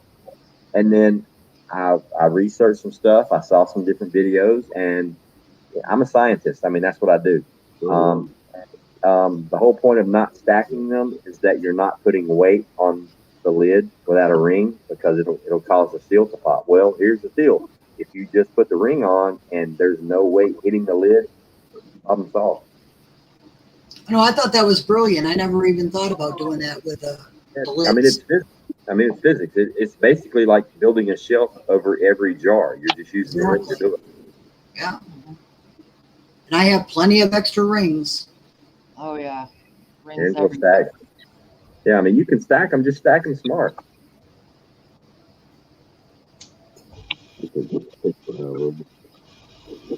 Shit, I can't even get my cupboards organized.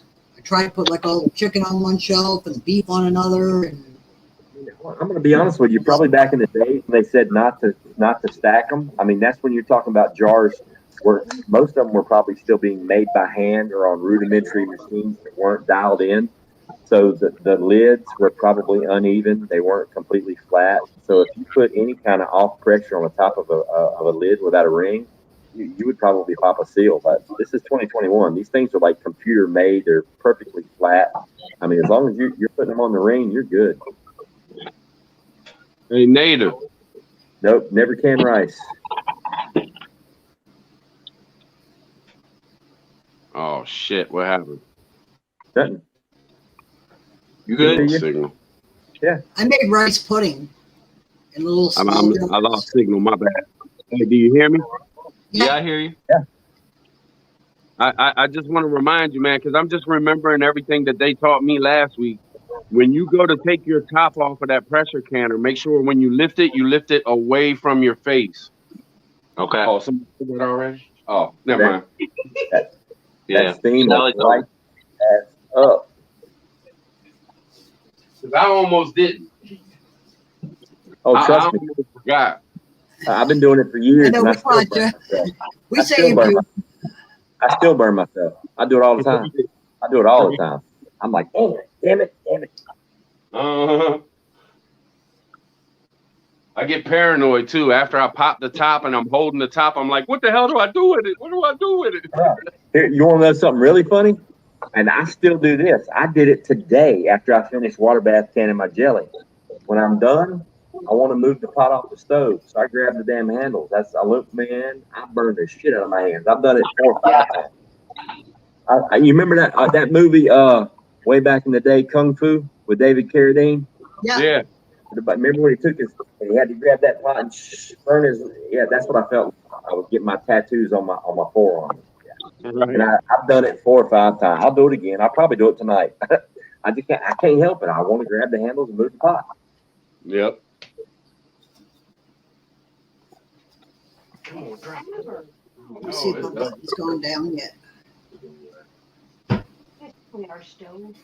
My son's been waiting for this chowder to get done. So he was thinking about pushing the button down. The better process to do it slow. Told him better not. Hey, Well, Cherokee Bible. Appreciate you, Cherokee. Hey, Cherokee. Cherokee in the house. What's going on, man?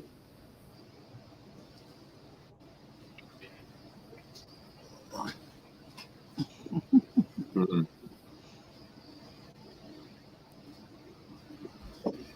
So we just can't beef, man. We just can't beef. I can't wait to see Native's face. You're going to be so excited. He's giving you open that. There went, baby. 10 minutes. All right, we taking the jiggler off now. Oh, we're gonna show taking off the jig. I'm gonna let Niecy take off the jig. Take it off. Take it off. Take it off, Niecy. Oh, man, 10 minutes, Mark. 10 minutes. I wish I could have seen Wait for that that slow belly button mo. to go down. Slow Wait mo. for that button to go down.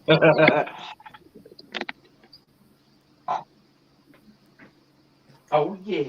Oh yeah. What's up? What's up, Lady Cat? What'd you say? Alley Cat? I said, make sure that button's down. Yeah, it did. It's a drop. Yep. It did drop. Yep. And I'm still waiting for mine to go down. I somehow caught up with you guys.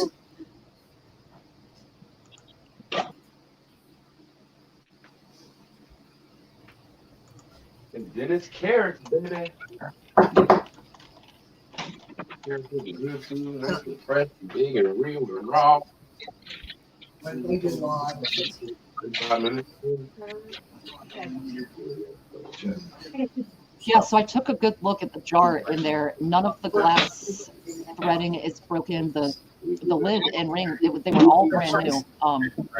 So I think maybe it was misthreaded, or maybe it was a threading of the jar, or a dent in the lid or ring that I didn't see. I'm not sure, but nothing on it is broken. Probably what I'm thinking is when you tightened it finger tight, maybe it wasn't quite finger tight enough, and the boiling process with the jar moving, it just unscrewed itself, and the pressure just blew it off.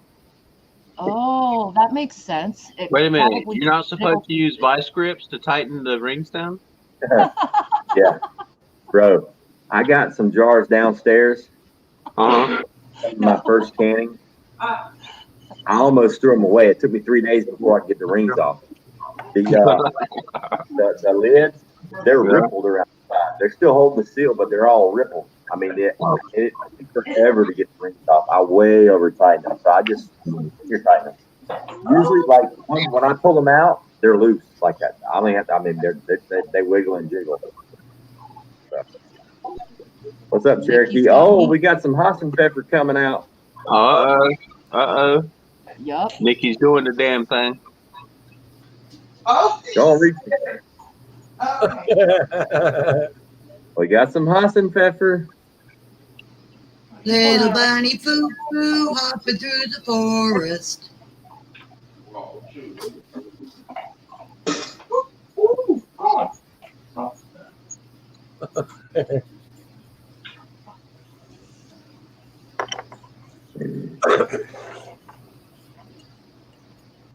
Oh yeah, look at that broth.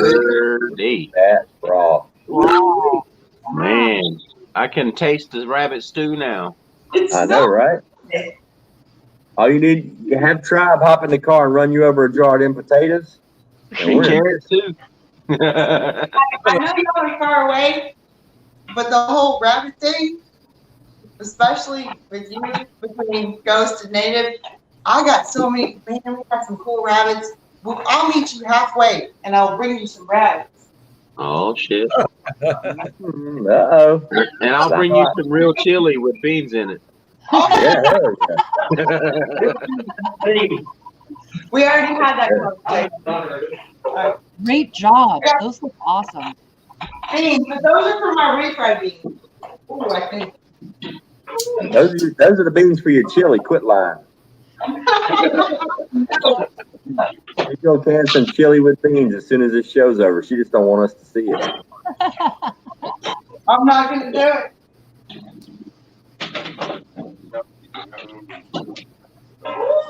Yeah.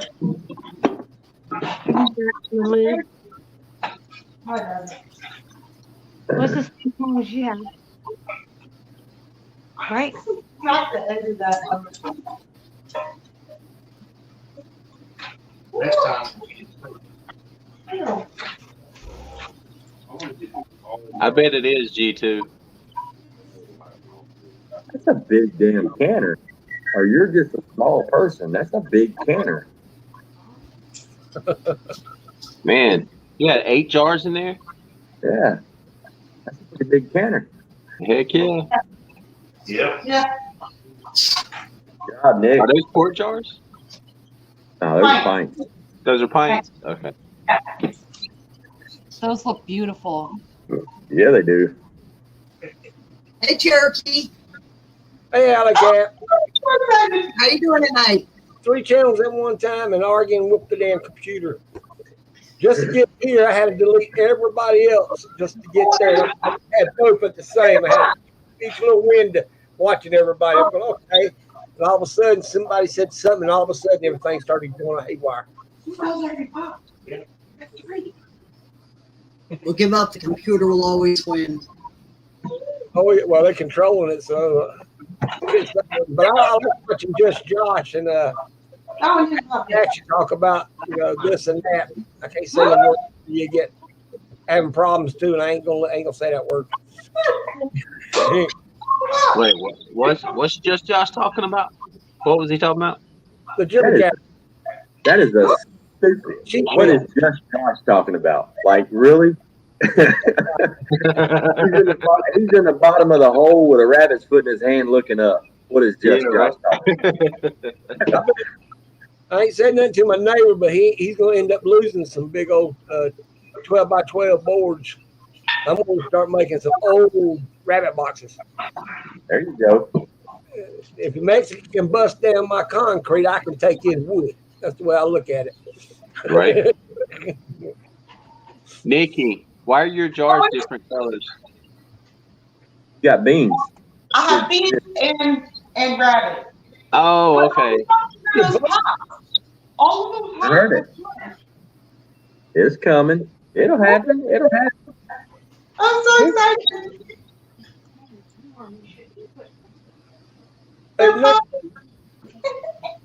It's the best sound when you hear those pings. Did it. You did it. I went and see if we had a pressure pot in areas. Since I got all these big giant pots all over the house. And my wife told me no, and then I found one. I found the top, and I couldn't find the bottom. I'm going like something wrong. Last one. I can't get them to fit on that lid on any of them. So there's one somewhere. She let somebody borrow it. Yeah, all of her jars already popped. Yeah. Oh, that was the last one. That was awesome. like 3 minutes. That was awesome. Yeah, it was awesome.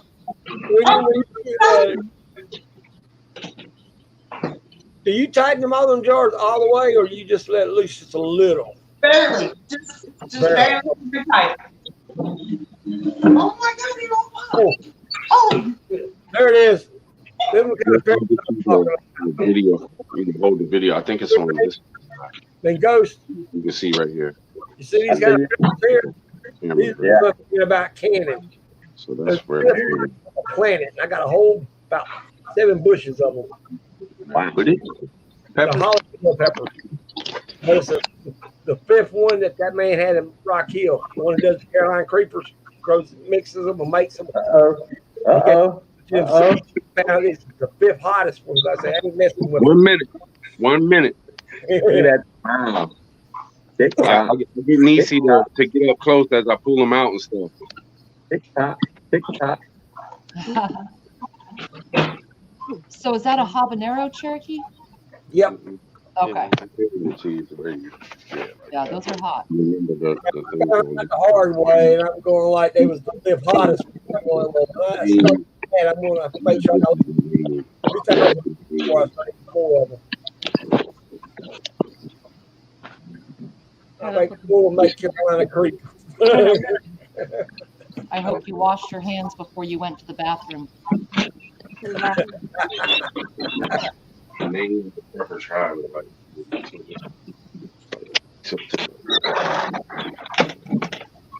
Perfect if you do it like that.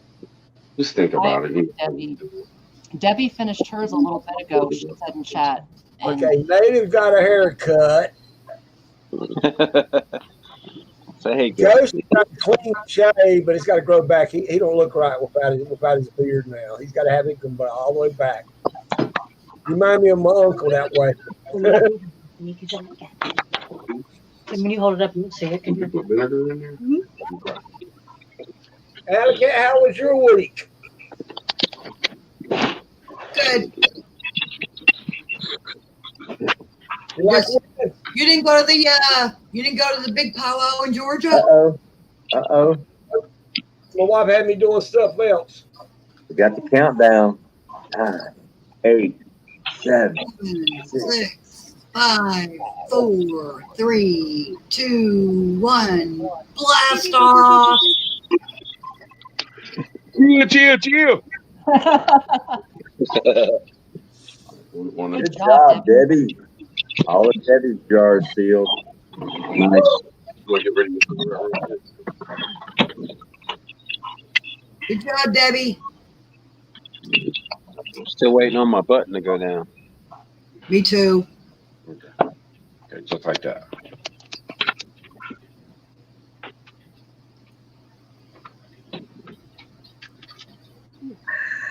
Ow. There you go.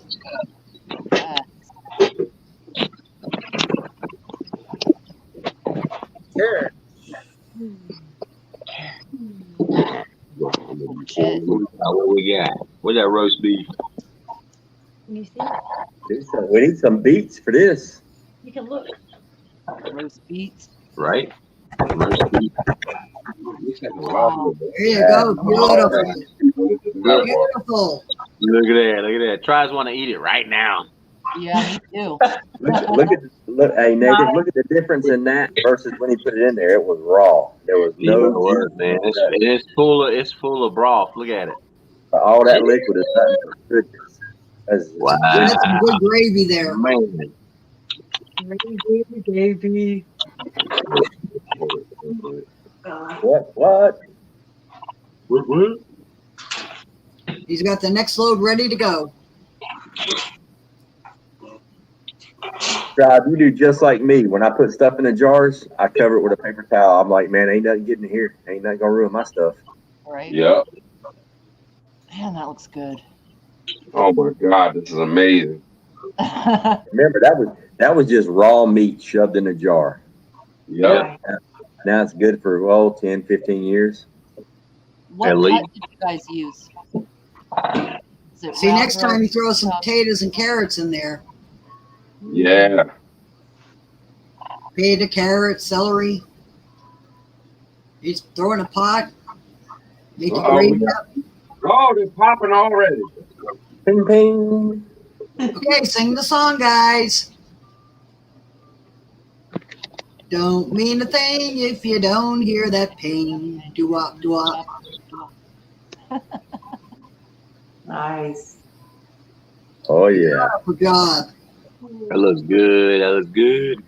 Yeah. Yeah, we can use this in the water. A lot of rice and some taters. Yeah. Now it's time for some carrots. Yeah, it is. We're going to rock with the same water that's in it because it's already hot and everything. We got to put boiling water in with the carrots. We're just going to rock with it. Yep. You bring the water level back up. Here, I'll let you. All right, now you ain't got no water in the carrots, do you? Where is the level?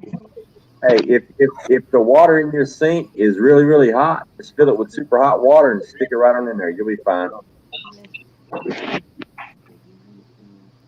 Or you can just boil some water real quick and pour it over the carrots, however you want to do it. Get the flashlight. That ain't working.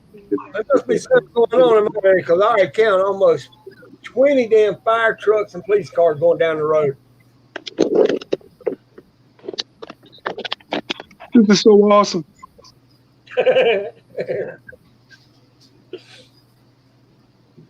The cool part is the quicker you get them in there, you cut down on all that time waiting on it to come up to pressure because it's going to come up twice as fast now because the water's already hot and the pot's already hot.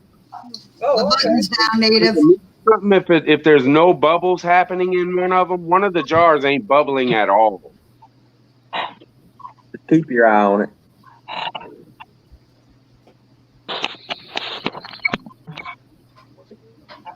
Hey, native. Yo. It's going to come this coming up summer, 2022 summer. I'm going to bring somebody at my house, and most of my wife has only heard me talk to him, but didn't believe it. He's going to be coming in there barefooted. Cody London. No, really? Yeah. Nice, dude. This summer? Yeah, this coming up summer in 2022. Cool, man. You gonna do videos, right? Yeah, that's when I'll be doing a lot of damn videos. You gonna take him noodling? He's gonna be teaching me some stuff. That's cool, dude. How'd you hook up with him? Well, he's always been. He used to come up here back when when both of us were kids. Because I'm just a year older than he is. He always come up there and was teaching the park rangers how to track and how to find people in the woods. Now, so he's just going to see if he can bring his little area over here, and it'll be like Dave. You know, I'm talking Cranberry, doing the same. It'll be a little bit different. But he's mainly going to come and visit. But he told me he's going to show me how to catch catfish in mud. It's still above, so we're good. Over there, and I'm like, I figure this out here and see the catfish in mud. You want Hey Cherokee, let me answer this real quick. Tiger, shouldn't the jars be warm if he's adding boiling water to them so that the jars don't break? Yes and no. What you have to take into consideration is that everything inside that jar is not boiling. Like the carrots are cold. So the minute that he pours that boiling water in there, it's going to drop the temperature of that water down drastically. But what I told him to do was turn the hot water on in his sink.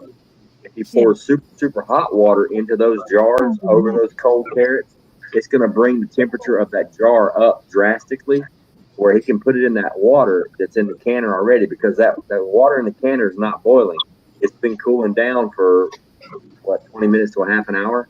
I've done it several times. I've never had an issue. I try to get the temperatures as close as I possibly can, but as long as I'm not putting a super cold jar into it'd be different if he had cold water in with the carrots and he put a jar full of cold water into a pot full of hot water. Yeah, there'd be a problem. But if you can warm it up as much as you can and stick it in there, you'll be fine. If you can just get it close, you'll be fine. But in a perfect world, there's my seafood chowder. We would have had those, hot jars, hot water to try to match it. Yeah, get the final. Hey, Ghost. What you're saying, when you got missing hot water and the jar's hot, you can just do like we do coffee, just set it on in the hot water and it'll stay hot. Yeah. Yeah. Oh. Hey, now that looks good. That's seafood chowder. Oh. Nice, sis. Nice. I hope that wasn't the one where the beef looked kind of dark. Hey, Tribe. Debbie's got a good point for you right here. If it doesn't seal, if that one that wasn't bubbling, or if you get a jar that doesn't seal, the next day, just put it in the refrigerator and eat it for lunch or supper. Right. It is the only jar that it has zero bubbles going on. All the rest of them are bubbling like crazy, but this one don't have not one bubble popping. That's weird. Mark that one and keep it to the side and look at it. I would just, honestly, if it was me for right now, I'd go ahead and plan on eating that tomorrow. I'd let it cool off and then put it in the fridge and eat it. Yeah, I might just get rid of it, to tell you the truth. No, there's nothing wrong with it. Picky like that. There's nothing wrong with it. You just cooked it. It's perfectly good food. Just put it in the refrigerator. Eat it tomorrow. There ain't nothing wrong with it. You cooked it. All right. You know? Yeah, you're right. How did you do it? What's that, vinegar? Yeah, vinegar or oil? That's Josh. What? Josh is up in here. Just Josh. What's up, my dude? Talking about them demons and aliens and nano and something else. And the Bible.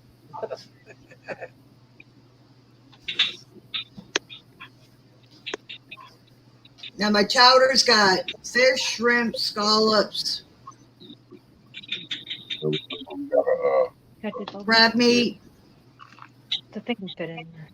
lobster broth. They're adding hot water to the carrots, so it's bringing up the temperature of that jar gradually, so that the temperature of that jar is going to be really close to the temperature of the water in that canner. It'll be within probably 20, 25 degrees, so it'll be perfectly fine. Now, if you was putting cold water in there with the cold carrots going into hot water, yeah, that would be bad. But you can see it smoking. That water is almost boiled. That water there is probably hotter than the water in the canner right now. So it'll be perfectly fine. And she's not shocking the jars, or he's not shocking the jars because he's pouring it over the cold carrot. So it's bringing the temperature down. Oh, I see. Yeah. Hey, Native. Yo. You see my new video from my damn trail cam where I go hunting at? Nah, man, I'm about to check it out. You know what, brother? I haven't got a notification. I just realized it when you said that. I haven't got a notification for your channel in a long time. I'm going to need to go check, make sure I'm still subscribed. You know how YouTube is.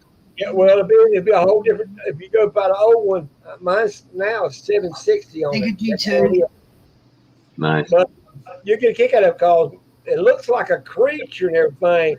But in my book, I can almost swear up and down. I don't give a shit what everybody else is trying to say because I ain't good at the damn computer. That's a fucking bubble. That's the way I look at it. Like where the bubble's going, but it looks like alien. You know what I'm saying? Or I got mention shit, and I'm like, you. I said, "You're going, camera out, Cam. Go out there and get it. Change battery. Check it and see that." I'm like, "Damn, that does look like a creature. So what the hell is it?" So I think Right. Mark, I don't know if he added water to the canner or not. And here's another good way to bring your temperatures closer together. If you know the water in your canner is hot because you just finished the load, and the load that you're going to put in there, you don't think it's hot enough or close enough to temperature, you can always add some cold water to the canner to bring that temperature down. You don't have to be perfect, guys. You don't have to be like, within 2 degrees. If you're within 15, 20 degrees, you're fine. But I know for a fact that when I say put an inch of water in the canner, try to put 2 inches. So he probably put enough water in the canner, but he may have added some anyway. I don't know if he added any or not.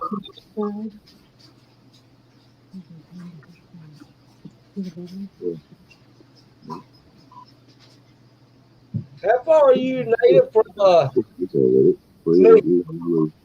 What? How far are you from me? Less than an hour. From Canimals, about an hour and a half. Yeah, I'm about an hour from you. Okay. Well, no, you're in Canimals. Yeah, I'm probably about an hour and 10 minutes from you. Let's see if you can see. You see that freezer right there, that refrigerator? Right. No, I don't see nothing. You mean that big ass appliance you're pointing the fucking camera at? Yeah, I see it. Well, that just needs a fan. What? That's all it needs is a fan. Oh, really? Died on it yesterday. I think about getting rid of it. A fan, or it needs a fan or a motor? Yeah, well, I'm gonna say fan. Well, actually, it probably comes as an assembly, a fan and a motor. I doubt they'd sell them separate. It's probably an assembly. That way they can charge you more. Yeah. But that's a freezer. 2-door freezer. Yeah. And I'm going like, well, I can get rid of this. You got all that catfish in there? Nope. I got them in my other freezers. I hear you. How many pounds of catfish you got, man? I got about that many freezers. I hear you. I probably got about 80 pounds of fish. Damn, that's a lot of fish too, man. That'll feed you for a while. Man, I can't wait till I get my aquaponics going again, man. My wife, I can't wait till you too either. Man, them tilapia, and them tilapia, man, there's something. You come here and help me build mine, and I'll come help you build yours. Bro, it's so much fun. Like, building it is so much fun. You can't do it wrong. You can't really do it wrong. You can just get as creative as you can. Love you, sis. Hi, Tiger. You see what I'm saying? My wife, she's from Laos, so you know she's got to eat a lot of fish. Right. Good night, Mark. Have a good one, brother. See you, Mark. God bless you, man. Night, Mark. Thanks for all the info, Mark. You're No always doubt. very helpful. He was here from start to finish. He rocked the chat for 3.5 hours. Right. I'm pinging. Like he was legit in the chat typing before we ever went live. Huh? Good people. Josh, you coming up? We got room. I can fit 10 people up here. Anybody else want to come up? Come on. Just behave. I want to explain to Josh about something that he was saying on there. He could actually look on my video where I explained it also. It was real easy. That Grey Goose theory. Oh, Mark was saying, oh, I'm sorry, you were saying good night. Oh, my bad. I thought you were saying good night to us. You were saying, okay, gotcha. Never. Oh, well, then just sit down and continue eating your popcorn, brother. Yeah. 2 minutes before I open the lid. Yes. You and me are at exactly the same. I got about a minute left, and I can open the lid. It should be alright though. Oh, they'll be bubbling for hours. Oh. They'll be bubbling for a long time. Yep. That's awesome. All of them. I mean, Water boils at what 100 what water boils at 100 degrees. They were in that canner at 240. 200 degrees.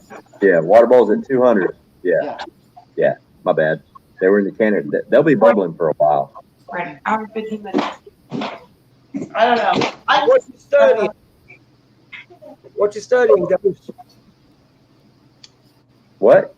What you studying at that school? 2 pings. Physics, human biology, art appreciation, ancient English literature. Ancient, like Charlemagne and stuff like that. Like how ancient? Very ancient.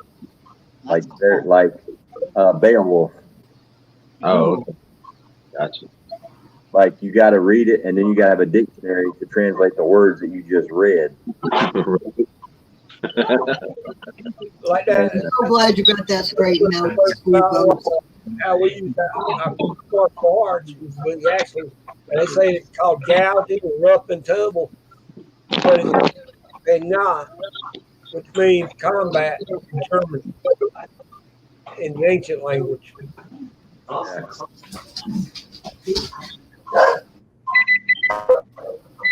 right. All right, here we go. Here we go. Big reveal. Uh-oh. That's the plan, Mark.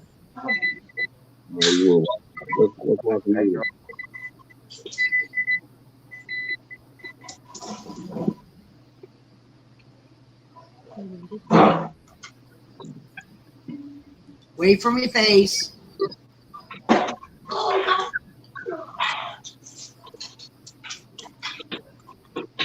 Don't be afraid. It don't bite. Dun dun dun. Sometimes it does. Tribe, you watching? Tribe.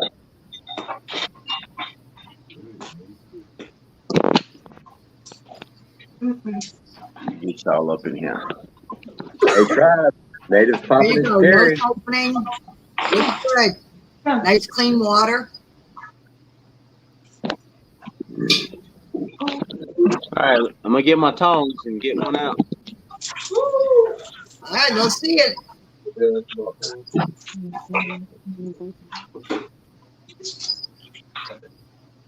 Go native. Stop. Native. Yeah. Turn it around. Turn it around. You got your tongs wrong, bro. Your tongs are upside down. Like that? Yeah. That's how you do it right there. I hold this part? Yeah. You liar. Nope. No, I'm not. Look at the tongs, bro. They're curved. They're curved to wrap around the jars. Yeah. Okay. I ain't gonna steer you wrong, brother. Well, not on purpose. Look at that. Beautiful. Good. That's the taco soup. That looks good. Oh, good. Hey, Ghost, you should have let him do it anyway. He'll learn the hard way. Right.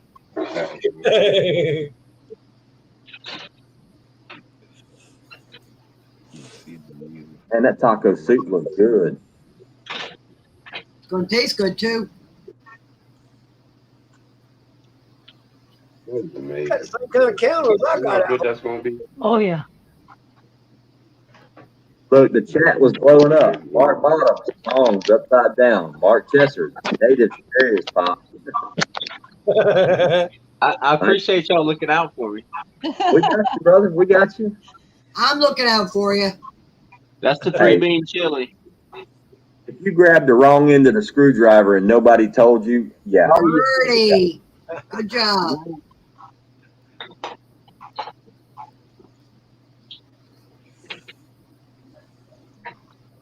All right, I'm officially a canner. Yes, you are. You're officially a prepper.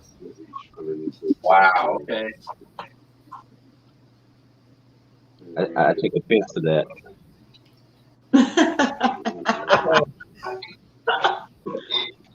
Do you need a safe space? Pride didn't take offense to it when I said it to him. A cuddle. I need a multicultural space with no white people. Well, show me your stress card and take the weekend off.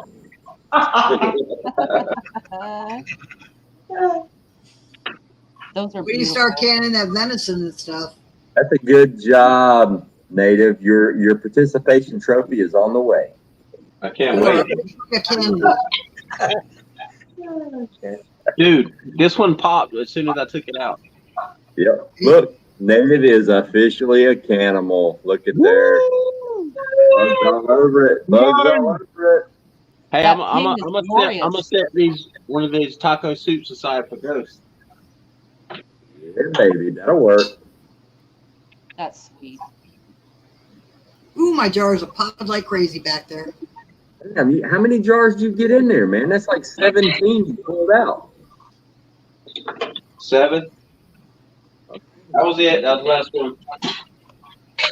Like, how big Great is that? job. All right, let's just grab mine. I reckon it's my turn.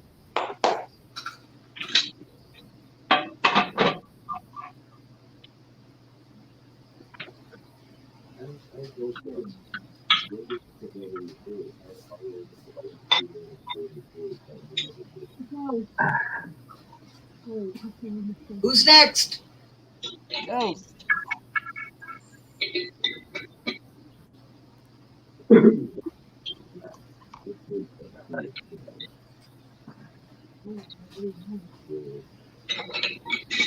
I just pulled my jiggler. I gotta let it vent for 10 minutes.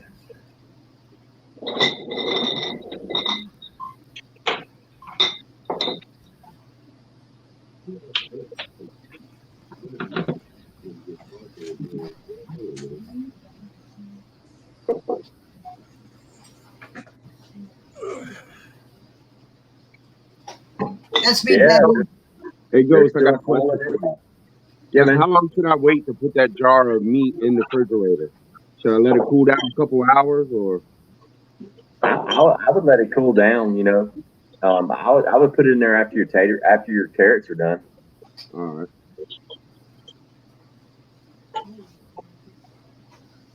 Ping, ping. Ping, ping. That's me pinging in the background. I think I've heard Yeah, 5 so Native. far. Are all of your jars still boiling on the inside, Native? All of them?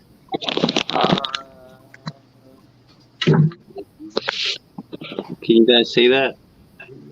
No. You see what looks like a bruise or a tattoo. Oh, wait. Oh, no. Yeah, you froze. Hold on. Bruise your tattoo. Hold on. All right. There you go. Now we see you. All right, cool. Hold on. Speaking of, what is that tattoo on your right arm? My right arm is a praying mantis. On my left arm is a ladybug. All right. There goes my last jar, just popped. They were all pretty boiling. good. They were all boiling when I first pulled them out. Yeah. Yeah, they're still bubbling. They're still bubbling. I see movement. Yep. Okay. That's good. Looks All right, delicious. good. What? Looks delicious. I love Oh. tacos. Well, thank you. There you go, girl. Alley cat. Another cherry popped. Yep. I'm no longer a virgin. And we were gentle on you. Thank you guys for taking it easy. There you go, Alley cat. There's your toy for the year. Now, when you gonna send it to me? I gotta get the address first. You did a nice job of that.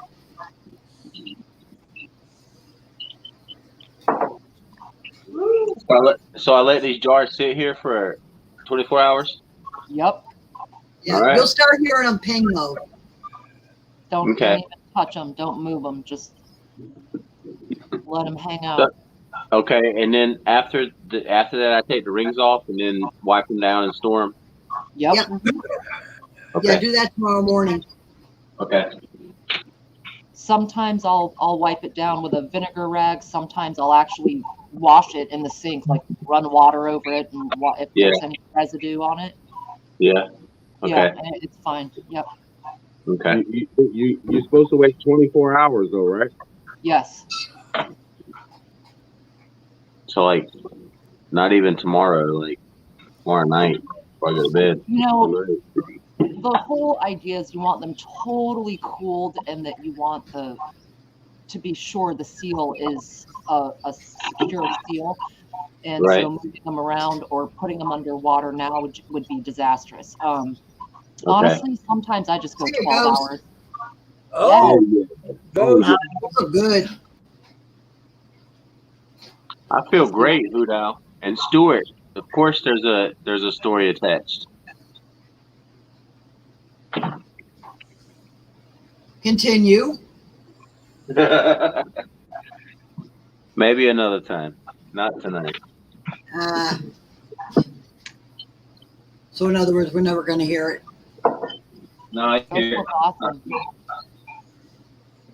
Native, I was going to say what I do with mine is I sit them out I get close to 24 hours. Sometimes it might be 20. Sometimes it might be 18. Sometimes it might be a day and a half. Depends on how much I had to drink while I was canning. But what I do is I take the rings off. I throw them in the sink with sudsy water. And then I take one jar at a time. I put it in the sink with sudsy water and a sponge. And I clean the top, and then I clean all the grooves around the side real good, and then I wash the entire jar. I submerge it underwater, and I rinse it off, and I put it on the counter. When it dries, I label it, and I put it in storage. Okay. Like, the most important part is make sure you wash the crap out of that jar and those grooves, because if you have any food particles on it, you're storing the canned goods with the rest of your food storage. You know, yeah, the bugs can't chew through the glass, but if there's food on the outside, it'll bring the bugs to the rest of your food. Okay. Oh, okay. So I wash the crap out of the outside of mine. I wash the crap out of them, and then I store them. Good deal. Hey, Ghost, can you make pinikin? Huh? Can you do pinikin? I've never done pinikin. I've been thinking about doing it. I've watched a few videos, but I've never done it before. Thank you, Rosanna. Debbie. Well, there's a lot of fat and stuff in it, and a lot of certain people like using blueberries and stuff. Yeah, but it lasts forever. I mean, that's like the perfect food. That's like the end of the world food. That stuff lasts as long as honey. Honey and pemmican, you're good. I love Native opening his new jars. He's admiring them. Leave me alone, Ruth. Oh, pretty doggy. Oh yeah, she's giving hugs. That's her hugs. That's more than hugs. That's Annabella. Oh. Bella says, I smell a wascally wabbit. Right. She's an idiot. All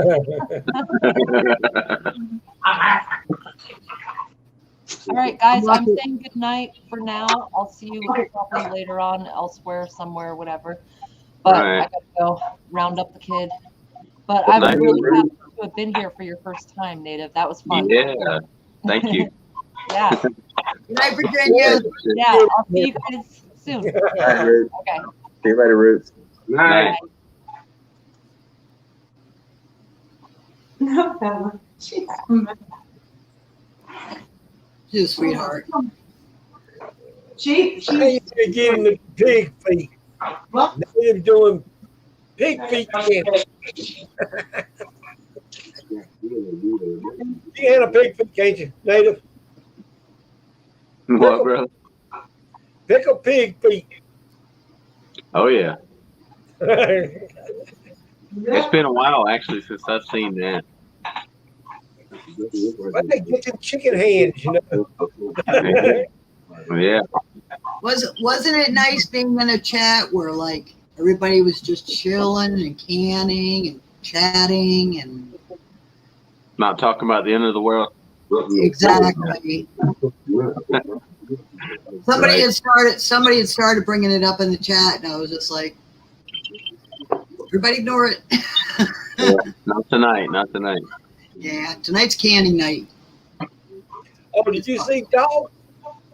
What? The Bounty Hunter. Have y'all seen Dog the Bounty Hunter? Yeah, he's trying to catch what's her name's husband, right? Or fiance, wherever. Yes, I'm going to go out there and try to catch him. From Dave Cranberry to Dog the Bounty Hunter. I'm going like, hell, he's already left that state. Unless an alligator got him, but yet. I'm No, pretty his family helped him. His family helped him get away. Yeah. He's on the run. He's probably in some country where there's no extradition. But that was a side. You got to say that was a sidekick. So we don't know really what was going on in the government right off the bat. But that's what that was. A distraction.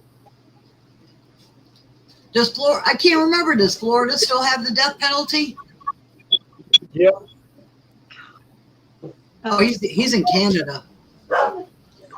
Why am I screaming? We are admiring you, admiring your jars. Oh man, I'm gonna tell you what. They're still bubbling, and I'm talking to my husband. He walked down. He quit playing his video games, and he walked. I know. I am. Look at them. They're still bubbling. Oh yeah, they'll go for hours. It looks delicious. It is. Just want to eat it. That's what he said. He walked out and he said, "Now we gotta eat it." You gotta butcher some more rabbits, and I'll can them. That's the hardest part about canning for long term is not eating it. Right, apparently so, because that's what he just said when he walked out. He said, "Now we gotta eat it." Dude, I think every person that's ever canned, they can and they eat a jar of it the very next day. I know I did. I know Tribe did. I'm gonna try the rabbit. I mean, I don't care about the beans. The beans, I mean, it's beans, whatever, you know. But one of these right here, this one right here. You should put those beans in your chili. No, they're not going to my chili. They're not going to chili and sit on the couch. They're going to be refried beans or something like that. But I'm totally eating this jar tomorrow because I have to try it. That's the way it works. Yeah, First time you can, or when you can, you got to eat it the next day. That's like a rule. It's like a law. It's in the rule book. Yeah. It's just like he butchered 5 rabbits yesterday, and I only canned 3 of them. Well, it's an unwritten rule. You have to eat something that you can the very next day. It's just like that. You have to have beans and chili. It's an unwritten rule. No, not here. Right. It defies the laws of the universe not to have beans in your chili. Bean soup is good. Or as Sheldon would say, I don't know what this is, but it's good. It's called chili. It's called chili. Yeah. I mean, I like beans, and they taste good. But especially when they're in chili.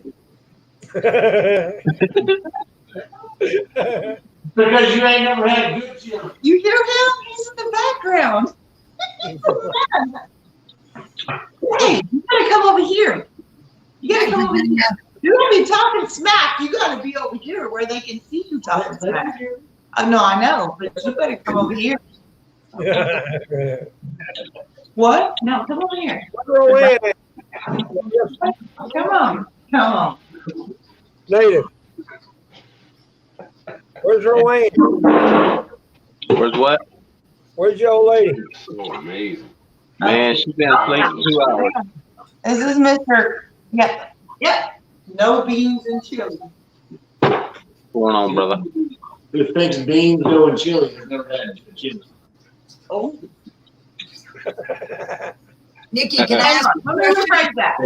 See that statement? That statement. Let me ask this then, because They've never had Texas chili.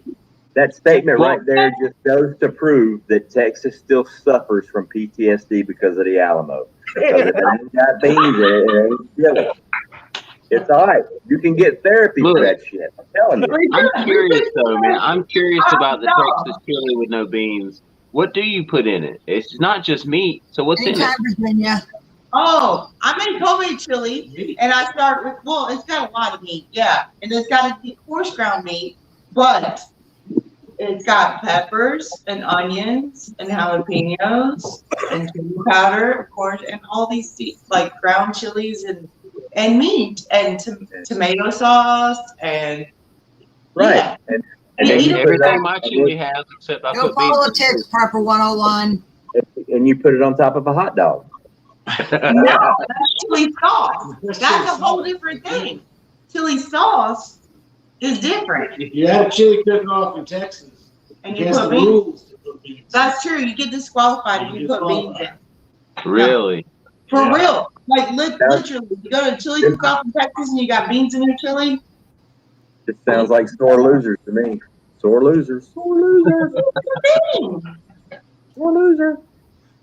I'll take the Sounds like whoever, You know what? I whoever's don't know judging. why. I really want to know like the history behind why Texas doesn't have beans in their chili and why we do over here. Because I think somebody in the chat earlier mentioned chili con carne, and I think it's kind of like a Mexico Texas thing, like chili con carne or whatever. Like as a child going to chili cook-offs, my uncle had a team and my great aunt had a team, and they cooked side by side, and their chili was different. And my great aunt, which was like my grandmother, she cooked the more traditional chili con carne, kind of like chunks of beef with chili sauce. You know, like it, and it's a regional thing. And then my uncle, of course, had the ground beef and all that. My uncle's team, because I was chopping onions and everything. But anyway, I think it has a big like Mexico influence, you know, because of where we live. I was going to ask, is that just a Texas thing with the no beans in the chili? Yeah, I think so. The national dish. The national dish, or the regional, the state dish of Texas is chili, but it damn sure doesn't have any beans. Apparently not, because it don't have beans in it. You got a hot dog spread. You got a hot dog topping.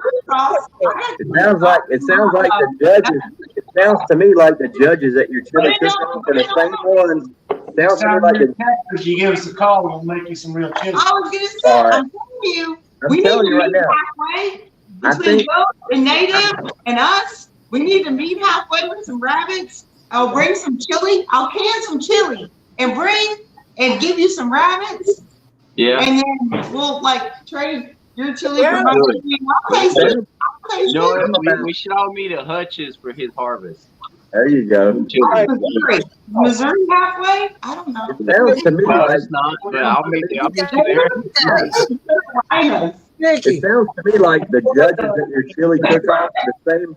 Sounds to me like the judges at your chili cook-off are the same ones that were doing that vote recount. Yeah. Right? Oh no. That audit. Yeah, that's the audit guys. That's their part-time job. No. Job is the audit, and then they do the chili. Oh God, I didn't send all that. They're missing all the important stuff. The guy. North Carolina barbecue. North Carolina barbecue is called Texas barbecue. There ain't no pork in it. Ain't no beef. Wait.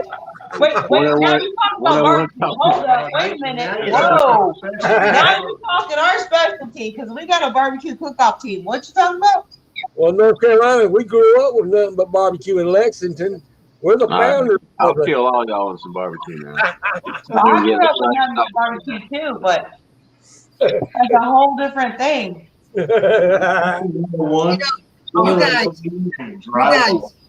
they have dog rescue transports. Why don't y'all get together and do like a farm animal transport? Barbecue, but I'm on my phone. I'm serious. Hi, Daddy. Yeah, we have a barbecue team called Rub and Buck Smokers, and we do cook-offs like once a month. And I guess Texas barbecue is probably you know what? My son-in-law is from North Carolina. My son-in-law is from North Carolina. Sounds like a great guy. This is our brisket turned in from last cook-off. Can you see that? Little more. Oh, that looks good. Oh my God, my mouth's watering. Oh God, that looks Okay, good. that was how brisket turned in. But my son-in-law is from North Carolina, and I do make barbecue for him. He likes my pulled pork, and he likes the more vinegar-based sauce and the coleslaw on his pulled pork sandwiches, which is not a Texas thing, but he's from North Carolina, and Oh I yeah, love. we love coleslaw. Yeah. Nikki, Yeah. have you made pulled pork in your Instapot? Yes. No, not pork. I mean, I've made pork, but I wouldn't call it barbecue.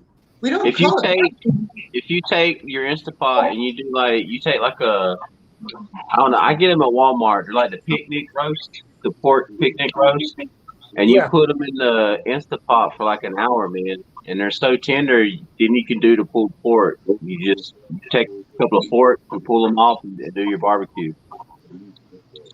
That's not barbecue. Barbecue has to be smoked. Sorry. From Texas? I mean, yes, it's delicious, but it's not barbecue. But I have cooked pork butt in my Instapot. But that's not barbecue. That's not barbecue because it's not smoked. It's got to be smoked. Agree to disagree. Okay. Okay. She can do it most regularly. She can put it in there. You know what? No, I have to say, For I make me, some pork ribs. I know what you're saying. I hear what you're saying, man. I hear what you're saying. It's different when you smoke it on the grill. You're right. You're right. There's something different. Yeah. But I will say this about barbecue. A lot of times it's in the sauce. Yeah, baby. Yep. Gotta have a vinegar base. Gotta have Yeah, that you can vinegar. have these beautiful rings on that, and then put crappy barbecue sauce on it. Oh, Jeremy's walking away. He said, good, because we're from Texas and barbecue to us is mostly brisket. He said, good barbecue doesn't need sauce, which is true. You have a good smoked brisket. It's delicious. Yeah, just like chili has to have beans. Man, it's a good thing I love you guys. Oh man, you don't know what, man? This has been fun. I'm gonna call it a night. Yeah, me too. We're at 4 I'm hours. gonna sit over here for a couple more hours and just watch my jars. But I love all y'all. Thank y'all for helping me, Ghost. Appreciate you, man. Good night, lady. Hey, good night, brother. Thanks for hopping in and hanging out with us. Good night, Dave. Nikki, Alley Cat, Cherokee, everybody in the chat. I love all y'all. Appreciate everybody. Thank you for being gentle while popping my cherry. Yeah, well, you know. I kind of like it rough, but I thought I'd go gentle on you. Y'all could have went like deep, but I appreciate Well, it. I've had a lot of practice. I mean, you know, Nisi and Tribe wore me out last week, so you know. All right, man. I'm probably going to can all day tomorrow. I just want y'all to know that. Yeah, I'm excited. Do it. All right, we want to see what you do next. Absolutely. I'll keep y'all updated. Y'all have a good night. I'll see y'all. We'll I'll see see you y'all next sometime. week. Probably tomorrow. Yeah. Good night. Good night, everybody. Hey, Nikki, y'all got a channel? You got a channel? No, well, technically, my husband set one up for me like 3 or 4 months ago. It was called In Between Prepping, but it was right about the time that all that drama happened. Yeah. What drama? We don't do drama. What are you talking about? I'm just saying. We've it never was had right drama. after I started watching Ghosts, and I wanted a channel, and then I decided, no, I'm just gonna hang out.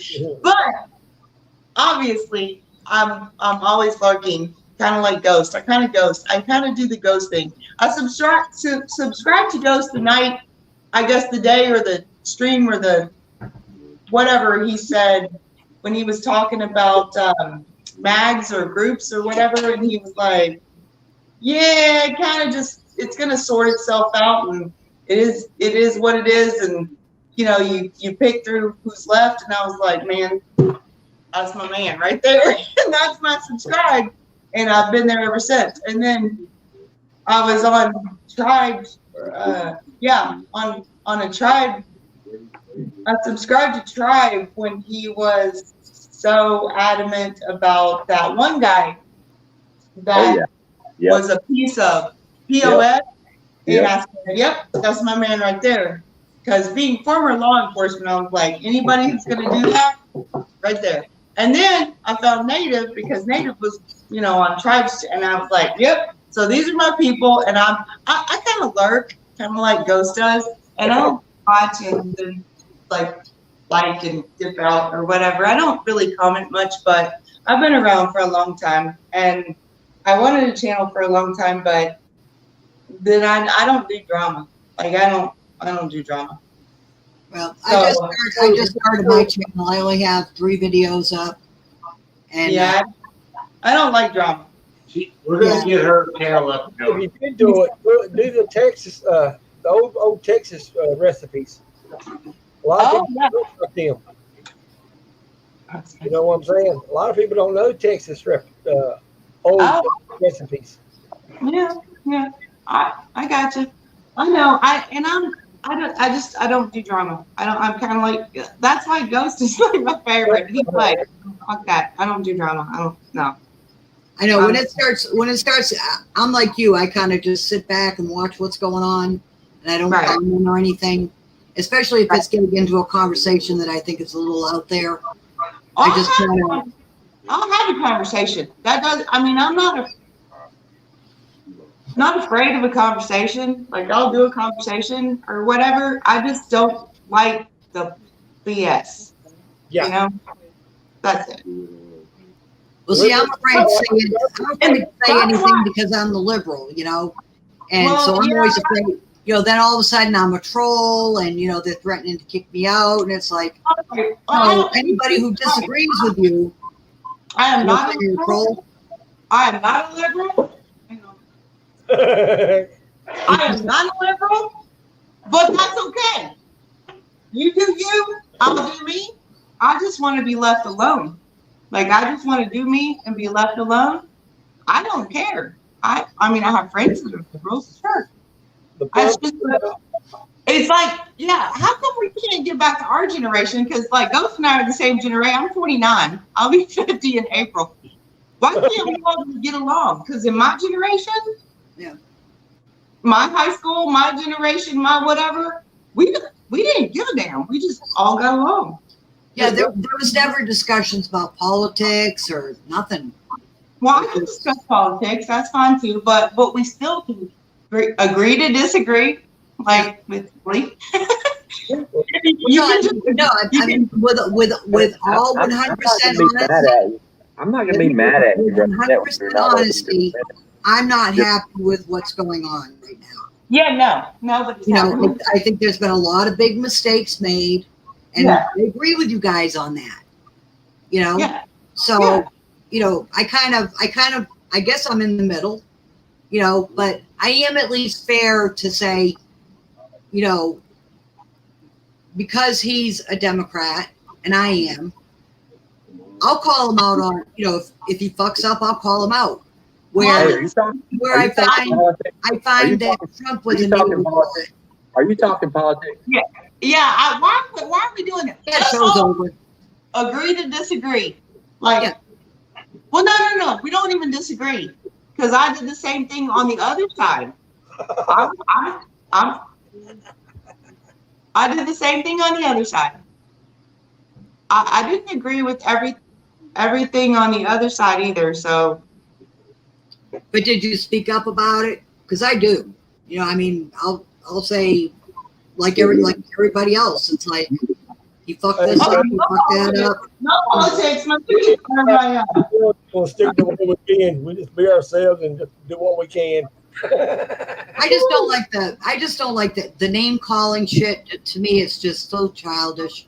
That's like my biggest issue. But I can get on and chit chat, but when I start hearing, knee pads and potty pads and well, I don't do that. That's not me. I'm talking about my rabbit. Look. Hey, Tribe, what do you got going on, brother? He's sitting down. What's up? What's up? I'm getting up the pressure now on the carrot. Uh-oh. Getting there. I love it. He's like a little boy. He's sitting there going, I'm waiting on that damn can to finish. I love it. No, you got 2 things canned tonight though. You did pretty good. Yeah. Yeah. Wait till you get 4. Then you'll be having a field day. Man, it takes a while when you do the meat. It's like 4 hours to do 1 round. Yeah. That's why you do like 2 or 3 rounds and you keep that canner hot and you cut the canning time down. Yeah. Like if you do like load after load after load and you get a system going, you save about a half an hour to 45 minutes every time you do a load. So it actually speeds up. And you'll learn how to keep your jars hot, get the meat hot, get the water hot, put it in the hot. Like literally once you get going, you can be pulling jars out and putting jars right back in and cranking it. Like when you open the lid, when the pressure's down and you open the lid and I've got them cycled, I'll take the lid off. I'll reach over and I'll turn the temperature back on the high. I'll pull the 7 out, put 7 in, put the lid back on, right back to work. Yep. But that's what I'm doing all day. That's what I need to learn to do. How about quail? Like I saw y'all's raw packing chicken. I assume I can do the same thing with the quail. Yeah. Yeah. But I mean, you're talking itty bitty bones. Well, but but I have the jumbo Coturnic's quail. So like you can literally just shove a whole quail. You probably should just shove 2 quail in a quart jar and can them whole. Well, I could fit a lot. I mean, more than 2. Well, we spatchcock them. We don't actually like deep feather. We just skin them and like basically cut the bone out and spatchcock them like you would spatchcock chicken or whatever. And or I could just cut them in half and shove like probably 2 or 3 quail in. The only problem is you got those little bitty bones because during the canning process, those small bones, they turn into like rubber bands. Take the meat. Take it off the bone. Take it off the bone. Right. I would bone it. I would just do the meat, like for real. I could just do the breast. I guess. I mean, actually, what I would do if I was you, I'd do it both ways. I'd do a couple of jars of each and can it, and then taste it and pull it out and see how it does. Before you start doing a whole bunch. Well, my great grandma, that's what she did. She took it off the bone. Nikki, you said you did 5 rabbits? No. Well, he butchered 5 yesterday, but I boned the back and just the legs, or the back legs of 3, 2.5, and I got 5 jars, and then I just did 3 jars of beans to fill in the space. Yeah. That's what I was wondering was how much actual meat did you get out of it? Yeah, 3 rabbits, almost, not whole rabbits, because I didn't do the front legs, and I think one of the back ones I missed because I thought I did it, but I got 5 jars of like inch pieces for stew or whatever for the rabbit. They're cooling off. Look. That's quite a bit of meat off a rabbit. Yeah. Matter of fact, you can also do. All right, Ghost, I want a rabbit. 2, a male and a female. I want to breed them. I'll have a bunch of them. Where are you? Alabama. I'm telling you, we need to do a transport. Meet me halfway. Meet me halfway. I'm telling you what, they brought my last 2 dogs that were in the rescue. They had been in there for 19 months. Nobody would adopt them. She called me down in Florida and she's like, you got to take them back. And when I heard they transport within 24 hours, those dogs were back in my house down in Florida. When I heard Native lost that 1 rabbit a while back in the storm, I was like, man, God, I wish I was so much closer. I was like, I would just give, like if Ghost and Native and I could trade rabbits, we would have the most. I'm gonna have to go. You want me to grab a rabbit? I'll go grab a rabbit or two and show you. I've got rabbits of all different. I have like 4. Wait, where are you at? Texas. I have Oh hell. 4 different size litters right now. Oh, it's ridiculous. And I have the most beautiful gray, solid gray rabbits. The mom is Californian, and the dad is part Rex, and I don't know. My husband keeps up with the rabbits. He's the one that does that whole thing with the Rex and this and that, whatever. But he's dark. He's a dark color, I guess. Kind of, but he's like black and brown. Yeah. And the babies are all either black or gray, and they're the prettiest steel colored gray. Oh, they're gorgeous. I'll go get one. I'll be back. Okay. I'll be back. What goes to the weather now? What? How you liking your weather now? I love it. I'll move back up here. Shit, it dropped down to 45 degrees here yesterday. I ain't put my windows down in a week and a half.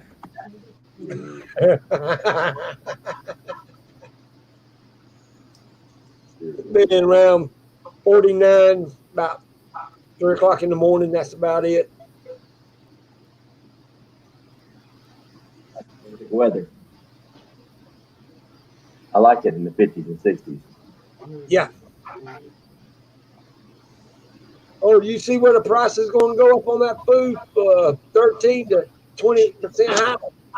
It's going to go higher than that. That's the way I'm looking at it. If they say 13, count on 25.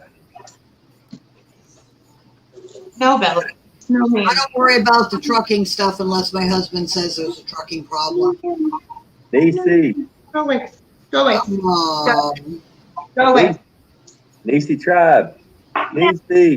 Look at the rabbit. Oh my goodness. Wow. Oh, yeah, I can see the Rex in him.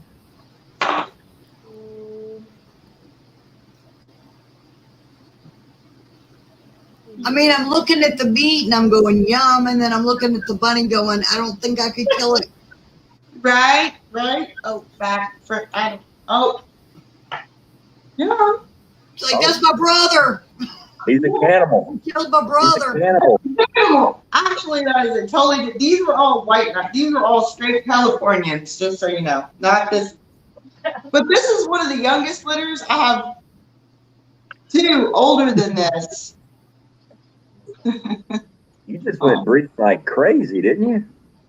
Man, yes, they breed like crazy. Yes. I mean, you went breeding like crazy. Well, I was kind of hamstrung. I only had 1 rabbit that I could breed. I had to wait 4 months before I could breed the rest. But well, we did that too. When we first got our rabbits, and it wasn't long before you did the same thing, we got a pair, and they were both 6 weeks old. So we had to wait and wait and wait and wait until we could breed our first ones. But then once you get them, and then we got another pair that were actually 1 year old from somebody in the neighborhood that were just trying to get rid of them.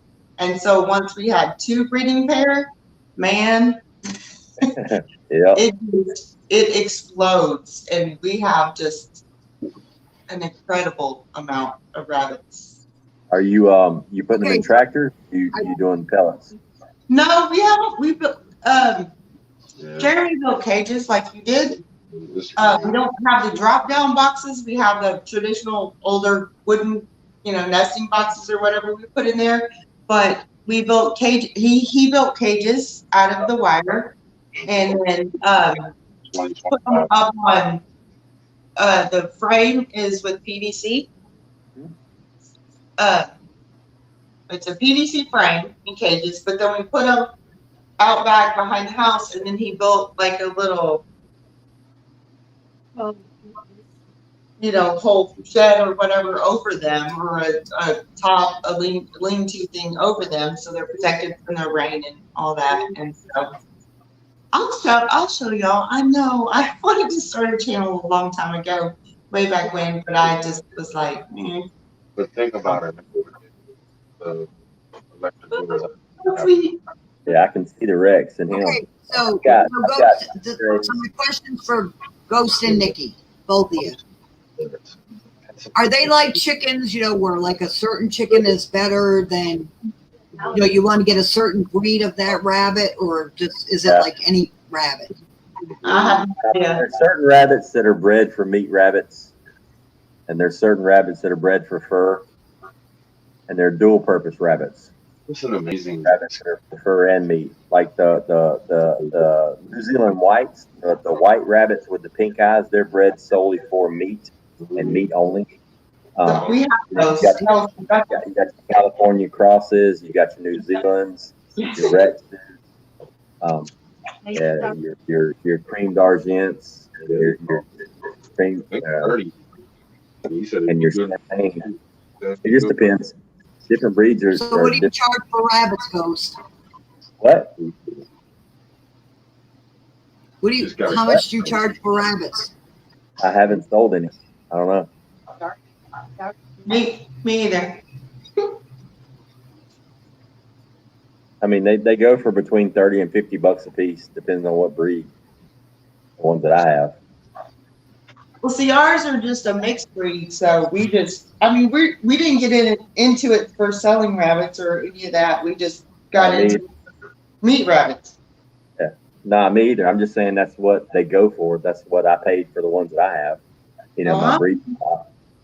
I mean, I got mine at really good discount, but that's what they go for at the auction.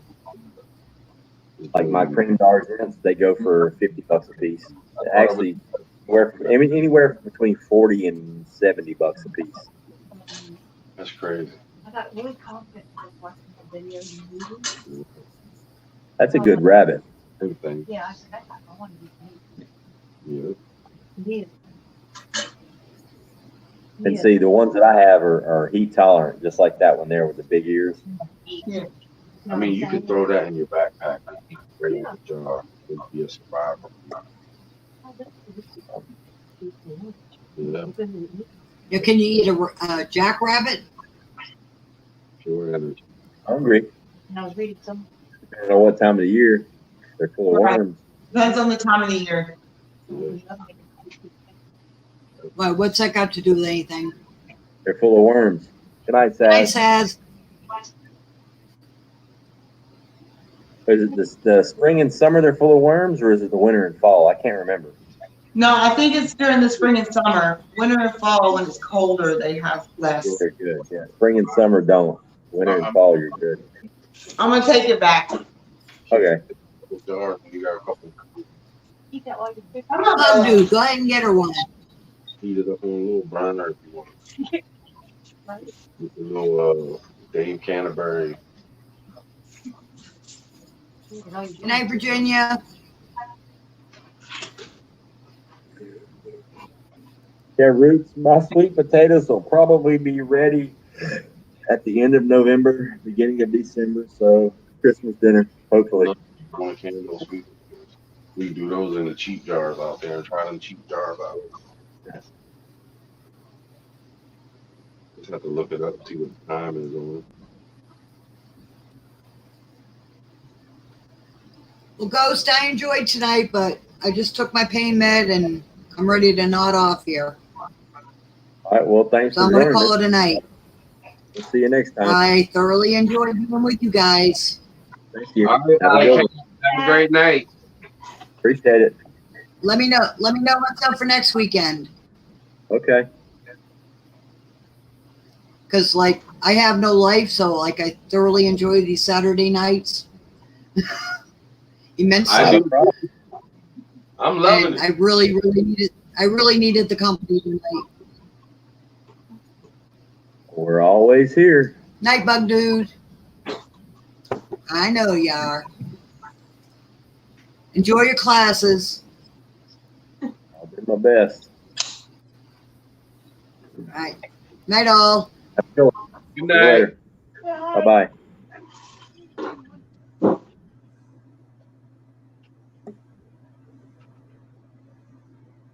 He's having fun with that beer. I'm drinking coffee. No, I'm thinking about trying to do like Cody and everybody else, just start staying more out in the woods. But the ones that does the cooking area, I'll still send them to you. Watching you. Hey, Niecy. Niecy. I see you got my football team over there. Oh, yeah. Steelers. Yeah, that's mine. Dad, that shit was on sale at the dollar store for 10 cents. Garbage team, garbage team. Whatever. Garbage. Garbage. Have you checked out Survival Living Ghost? Yeah. See what you've been doing? Sitting after that swim, I'm going like, that's a pretty nice area, but I'll be looking at the damn mosquitoes. I'll go through one of them cans, spray cans for mosquitoes.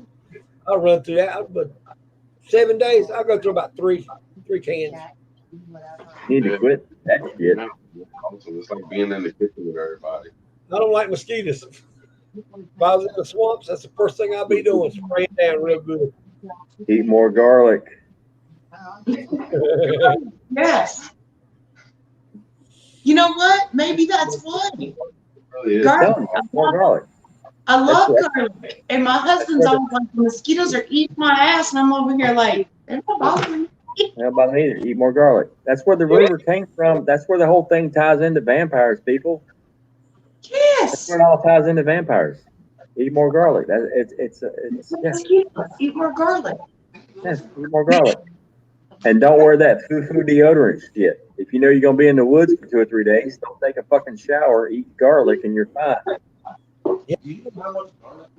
That and dirt, mud. I mean, if you know you're going to be getting eat up with garlics, find you some water and some dirt and just pack some mud on your exposed skin and you're fine. Yeah. Plus, they're attracted to the carbon dioxide. They're attracted to the breath that you're breathing out. That's what brings them in, the carbon dioxide, what your skin expels and what you're breathing out. That is very true. We're just left in the It's a sign. And there's actually a plant that grows. I think it's a weed. I'm not sure what it's called. But you can actually pick off the leaves, rub it in your hands, rub it on you, and they won't touch it. I can't remember what it's called. We don't have none around here in North Carolina. But I know what kind of plant you're talking about. Just eat some garlic, bro. I put garlic in everything. I put garlic in scrambled eggs. I don't give a shit. I love garlic. Hey,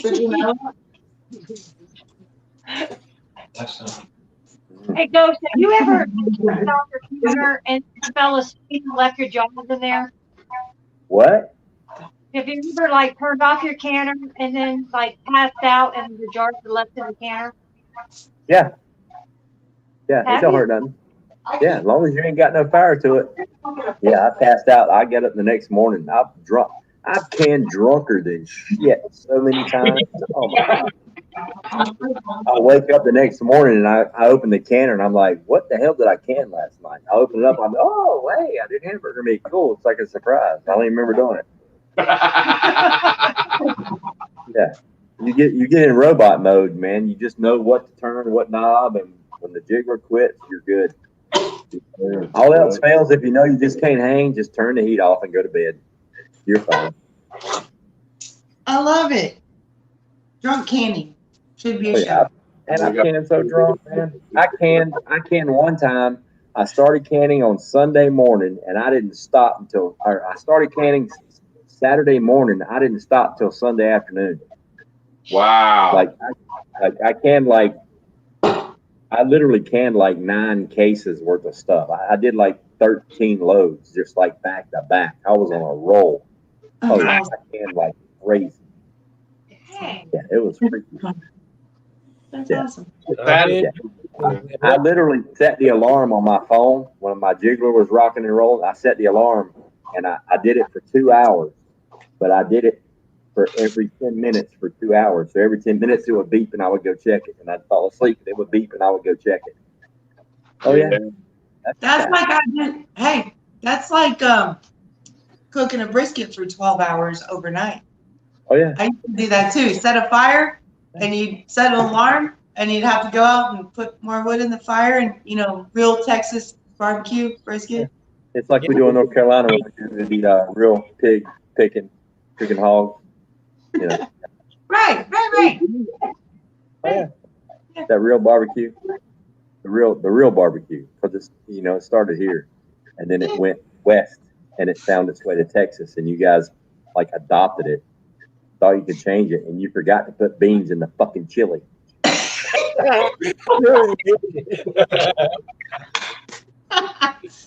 Well, but at least it all started here. All y'all had before we came out there was tacos. That's it. I can be. All you had was burritos and tacos before we came out there. We brought barbecue. We brought the chili. All y'all had was burritos and tacos. That was it. Okay, That's all. man. That's all you had. And fried rice. That was it. That was it. That's all you had.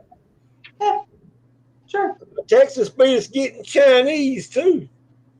This is gonna be awesome. You know, around 1889, y'all got y'all's in 1860. I can't believe this. One day we're all gonna actually have to meet up and we're gonna have like a cookout, throw down, barbecue, whatever. I don't know. You know what? Y'all just all come to my house. We can do it. We'll have a barbecue throwdown. Barbecue. Bigger land. I know it's a long way though. Come on. Hey, Nikki. Yes, sir. That's for you.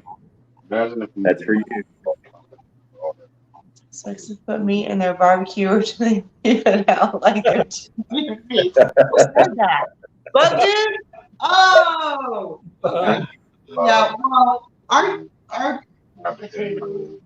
Yeah, well, our primary barbecue is beef, not so much pork. Although I make a mean pulled pork. I'll tell you what, but whatever.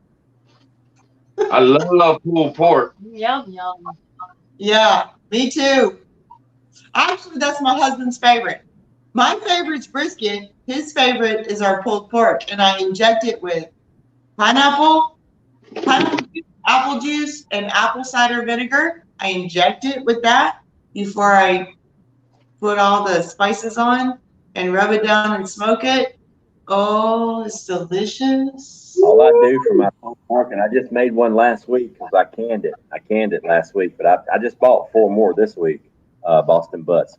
All I do is I put it in my big roaster, and I flip it fat side down, and then I cut my grid pattern across it about 1 inch deep, and I take me one of them little ketchup bottles, them squeeze bottles, the little plastic bottles. I cut the top off.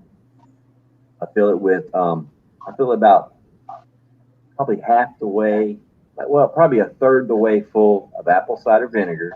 Yeah. And I take molasses or any kind of syrup that you like, or honey, or both, and then about a tablespoonful of red pepper flakes. Oh, yeah. That's really good, and that's what I based it with. That's all I put on it, and it is so good it will make you reach over and slap somebody. I do the syrup and the honey to make the vinegar and the red pepper flakes stick to the meat and stay on the meat without just running off. Because if you just do the vinegar, it just kind of runs off. So if you add a little bit of honey or molasses or syrup to it, it makes it stick to the meat. So it gets, oh yeah, forget about it. It's like beans and chili. It don't get no better. Woo! I like Texas bison. Nikki, have you ever tried that? Texas bison? You tried what? Buffalo steak. You ever tried buffalo steak? No. Actually, I haven't. Buffalo is a little hard to come by, even here. No. That's what you can try for. I go to Angus T-Bone from the Texas Longhorn Restaurant. The guy does it the way it's supposed to be in Texas. That damn thing's about that damn thick, and it's a damn steak all the way through. And I'm like, hot damn. Yeah, I've never seen bison in a restaurant here. Not really. Beef. Not here. Beef all day long, of course. Steak all day long, but not bison or buffalo. I actually have never eaten buffalo ever. Good. It's really, really, really, really good. Elk is good, and fallow, and all kinds of deer, all that venison. Oh man! But I've never eaten bison. Weird. Good. There's a man over in Mount Have carrots. House. That's all he's got. He's got like 50 damn buffaloes. I'll be going like, man, I could get out there and snatch one of them motherfuckers. Well, boys and girls, I'm going to have to shut this thing down. I got to get up in about 4 hours and go drive for a while. I got to go to Charleston. Got to go to a funeral and hang out with some family for the next day or two. So I believe I'm going to have to shut this bad boy down. Tribe, Nisi, y'all got this? You good? Yeah. Sir. 10 minutes and we got carrots. I know you are. I know you are. Oh, they're still canning. Well, I'll see you also then. I'll talk to you later. Nikki, I'm probably gonna go in the basement and pull out a jar of chili with beans and have a big old fat bowl of it, thinking about you tomorrow. That's awesome. That's awesome. Yeah, I'll be like, chili, yeah. Think about Nikki. Ain't chili doesn't have any beans. I got you. I got you. I'm gonna make a video just for you of my chili. That's not chili. That's hot dog topping. That's not chili. That's the stuff you put on a hot dog. Go to any ballpark in America, and that's what they put on your hot dog. Go to a ballpark in Texas. That's what they put on your hot dog. See? It was great hanging out with you, Nikki. It was nice meeting you and stuff. Dude, you know what? You two are the ones that inspired me. Last week, I've had that stupid canner over there, and I'm sitting over there with the pallets and jars for like 3 months. My husband was like, it's almost 3 months. And I was like, shit came up. I had a grandkid's birthday party last week or whatever. And I was like, oh, no, it's Saturday, but it's a grandkid's birthday party. All right. And then I saw you two canning for the first time. I'm like, I'm afraid of this thing, but I'm going to open it and I'm going to do it. And so, whatever. We did it. We did the thing. Yes. Yeah. 3 months. 3 months. Awesome. Tribe, Nisi, tell her how long that canner of yours has been sitting on the shelf. Over 10 years. Oh, shit, mine was only like almost 3 months. 10 years. Nice. Look, they used their canner for the first time. They used their canner. You want to talk about having some balls? All right, Roots has got some balls. Her canner was made in 1927. Yeah, I saw that episode. But here's the thing. It's an All-American. It's still under warranty, no matter how old it is. Tribe and Nisi, they used the canner for the very first time, and the warranty's been expired for 9 fucking years. I wasn't even thinking about a warranty. I was thinking about, that warranty's been gone. If they called in the bar, they would be laughing. They're like, what? You did what? Are you serious? Yes, for real? And everything worked great. Everything worked. The seal was good. The regulator, everything. It's just perfect. You rocked it, bro. You rocked it. I love it. Well, I am going to get off here and go get some rest. Thank you, Nikki, for hanging out in Canada with us. Thank you, Tribe and Nisi. I appreciate it, as always. Thank you, man. Everybody. Thank you. And everybody. Thank you. I can't see chat. I'm new to all this. I have no idea. Got y'all on the phone and on the TV. Look, you don't want to see it because they're talking so much shit about you and not putting beans in your chili. The last thing you want to do is see the chat. Like, you would, for real, probably move out of Texas if you could read the chat right now. Yeah, no, I don't think so, because it's Texas, and there's no way you couldn't drag my ass out of Texas. Like, I don't know. It's pretty ugly. Like if you unsubscribe to me, I really would not get my feelings hurt because they are there. But you better not. But, like, I'm just saying, I've never said that before to anybody, but I know you might get your feelings hurt because apparently you're doing some shit wrong in Texas. Because clearly I'm a snowflake and I get my feelings hurt. I mean, you couldn't drag my ass out of Texas. I mean, come and take it. y'all need to figure out something to do with the beans and the chili because apparently we make bean soup. We make bean soup. They ain't even talking politics anymore. Apparently, the volcano on the Canary Islands heard y'all didn't have beans in your chili, and the motherfucker quit blowing shit out the top. It just stopped blowing up. The volcano just quit and was like, "What? What? Chili? Even we know beans going in Chile, and we're from Spain." Uh-huh. Yeah, it's pretty bad. You might want to look into that. Just saying. Yeah. Yeah. I still love you. Yeah. Love you too. I'll check on it. All right, I'm going to bed, y'all. Good night, everybody in the chat. Thanks for hanging out with us. I appreciate you. Anybody want to say goodbye to the chat? Nikki, Tribes. Peace Bye, out, everyone. Yeah, can't see the chat, but love you guys. Bye, everyone. Even the haters. Thanks, Ghost. I appreciate you, man. Thank you so much, man. Yeah, brother. No problem. Thank you, Nikki, Tribe, DC. Awesome. Good night, y'all. We'll see you later. Y'all have a good one. Nikki. Good night.